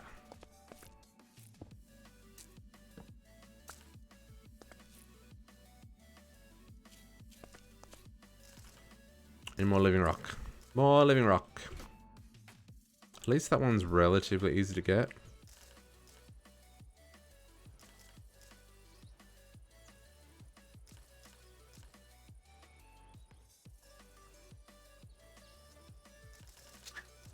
A little bit of time in a bottle.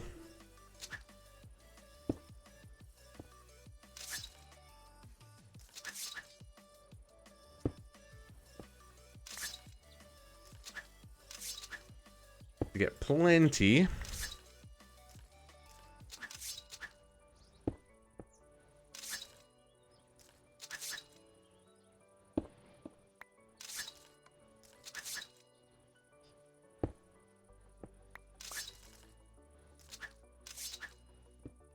Ah, wrong button. I was too quick. I was too quick.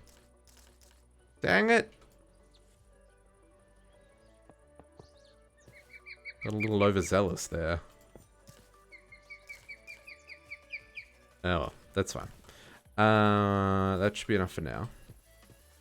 Then let's build a couple more of these guys. I needed 3 more. What I wanted to do. And we can always upgrade these to higher tiers in the future. But for right now, I think that will be ample. Yeah, and then we'll put sparks on all of these. 2, 3, 4, 5, 6.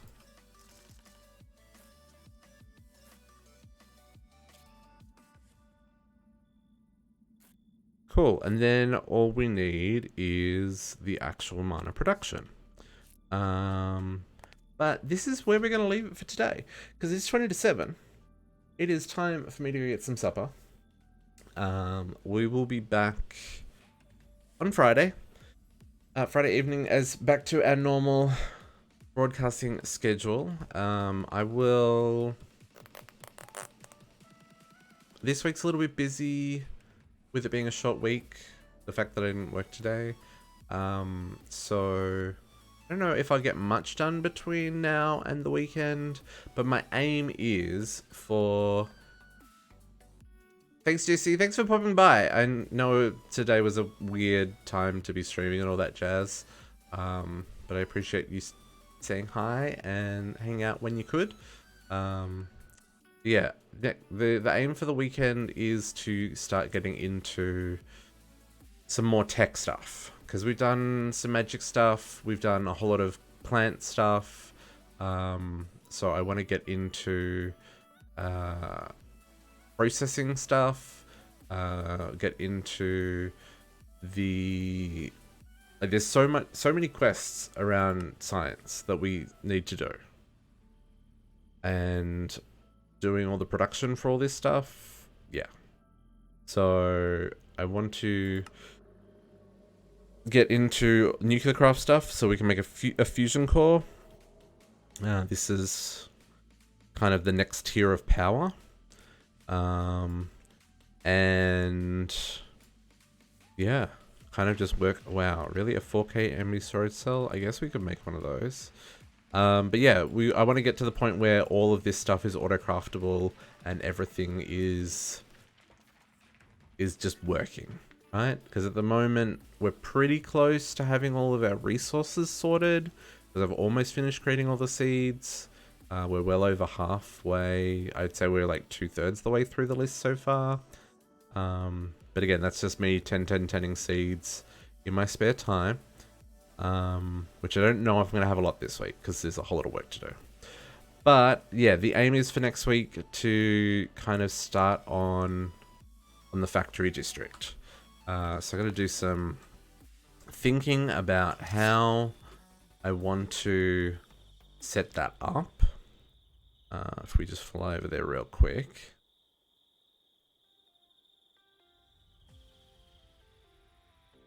Apparently all wizards that spawn now are named wizards. All the wizards that spawn naturally. They're now all named, which I thought was kind of cool. But yeah, so this area, I want to set up the dock. Now that we can dig and breathe underwater and stuff, I should really clean up this mess that I left. But yeah, so we want to set up the dock, just so I know where that's going to go, which is probably going to be kind of here-ish, kind of maybe. And then I can work out where this road goes, and then this side of the road is going to be the factories. So yeah, that's kind of what I want to do next. I need to kind of look up, I don't know what factories should look like in this world. Because I don't think this kind of look works for factories. This is more, I don't know. And I don't know that this necessarily works. I mean, this isn't terrible. The dark oak and the factory block kind of works okay together. But it's not easy to texture. I might play around with some things. But yeah, so we need to build some factory buildings and start getting into some more automation. And like very specific automation, like one machine to make one thing, not one machine to make 6 different things. So we're going to start scaling up our production capabilities. So yeah, that's going to be exciting. Anyway, that's the aim for the weekend coming. Again, thank you very much for hanging out and saying hi. And I will see if I can work out integrated dynamics. Oh, I should go get... Oh, man. I'm really glad these things don't despawn, because otherwise I'd be wrecked. I'm going to go pick up my crystal, see what purity we got up to, because I completely forgot about it again. This is why I want to automate it, so that I can just automate them. I will go and look up the ways of the direwolf, because he will put me on the right path. This is something he's done many times before. Thank goodness they don't despawn. What did we get up to? We got up to 55% purity. That's terrible. But hey, it's better than 52. We'll get there eventually. Okay, and with that, I'm gonna go eat some supper. I will catch you on Friday. Bye for now.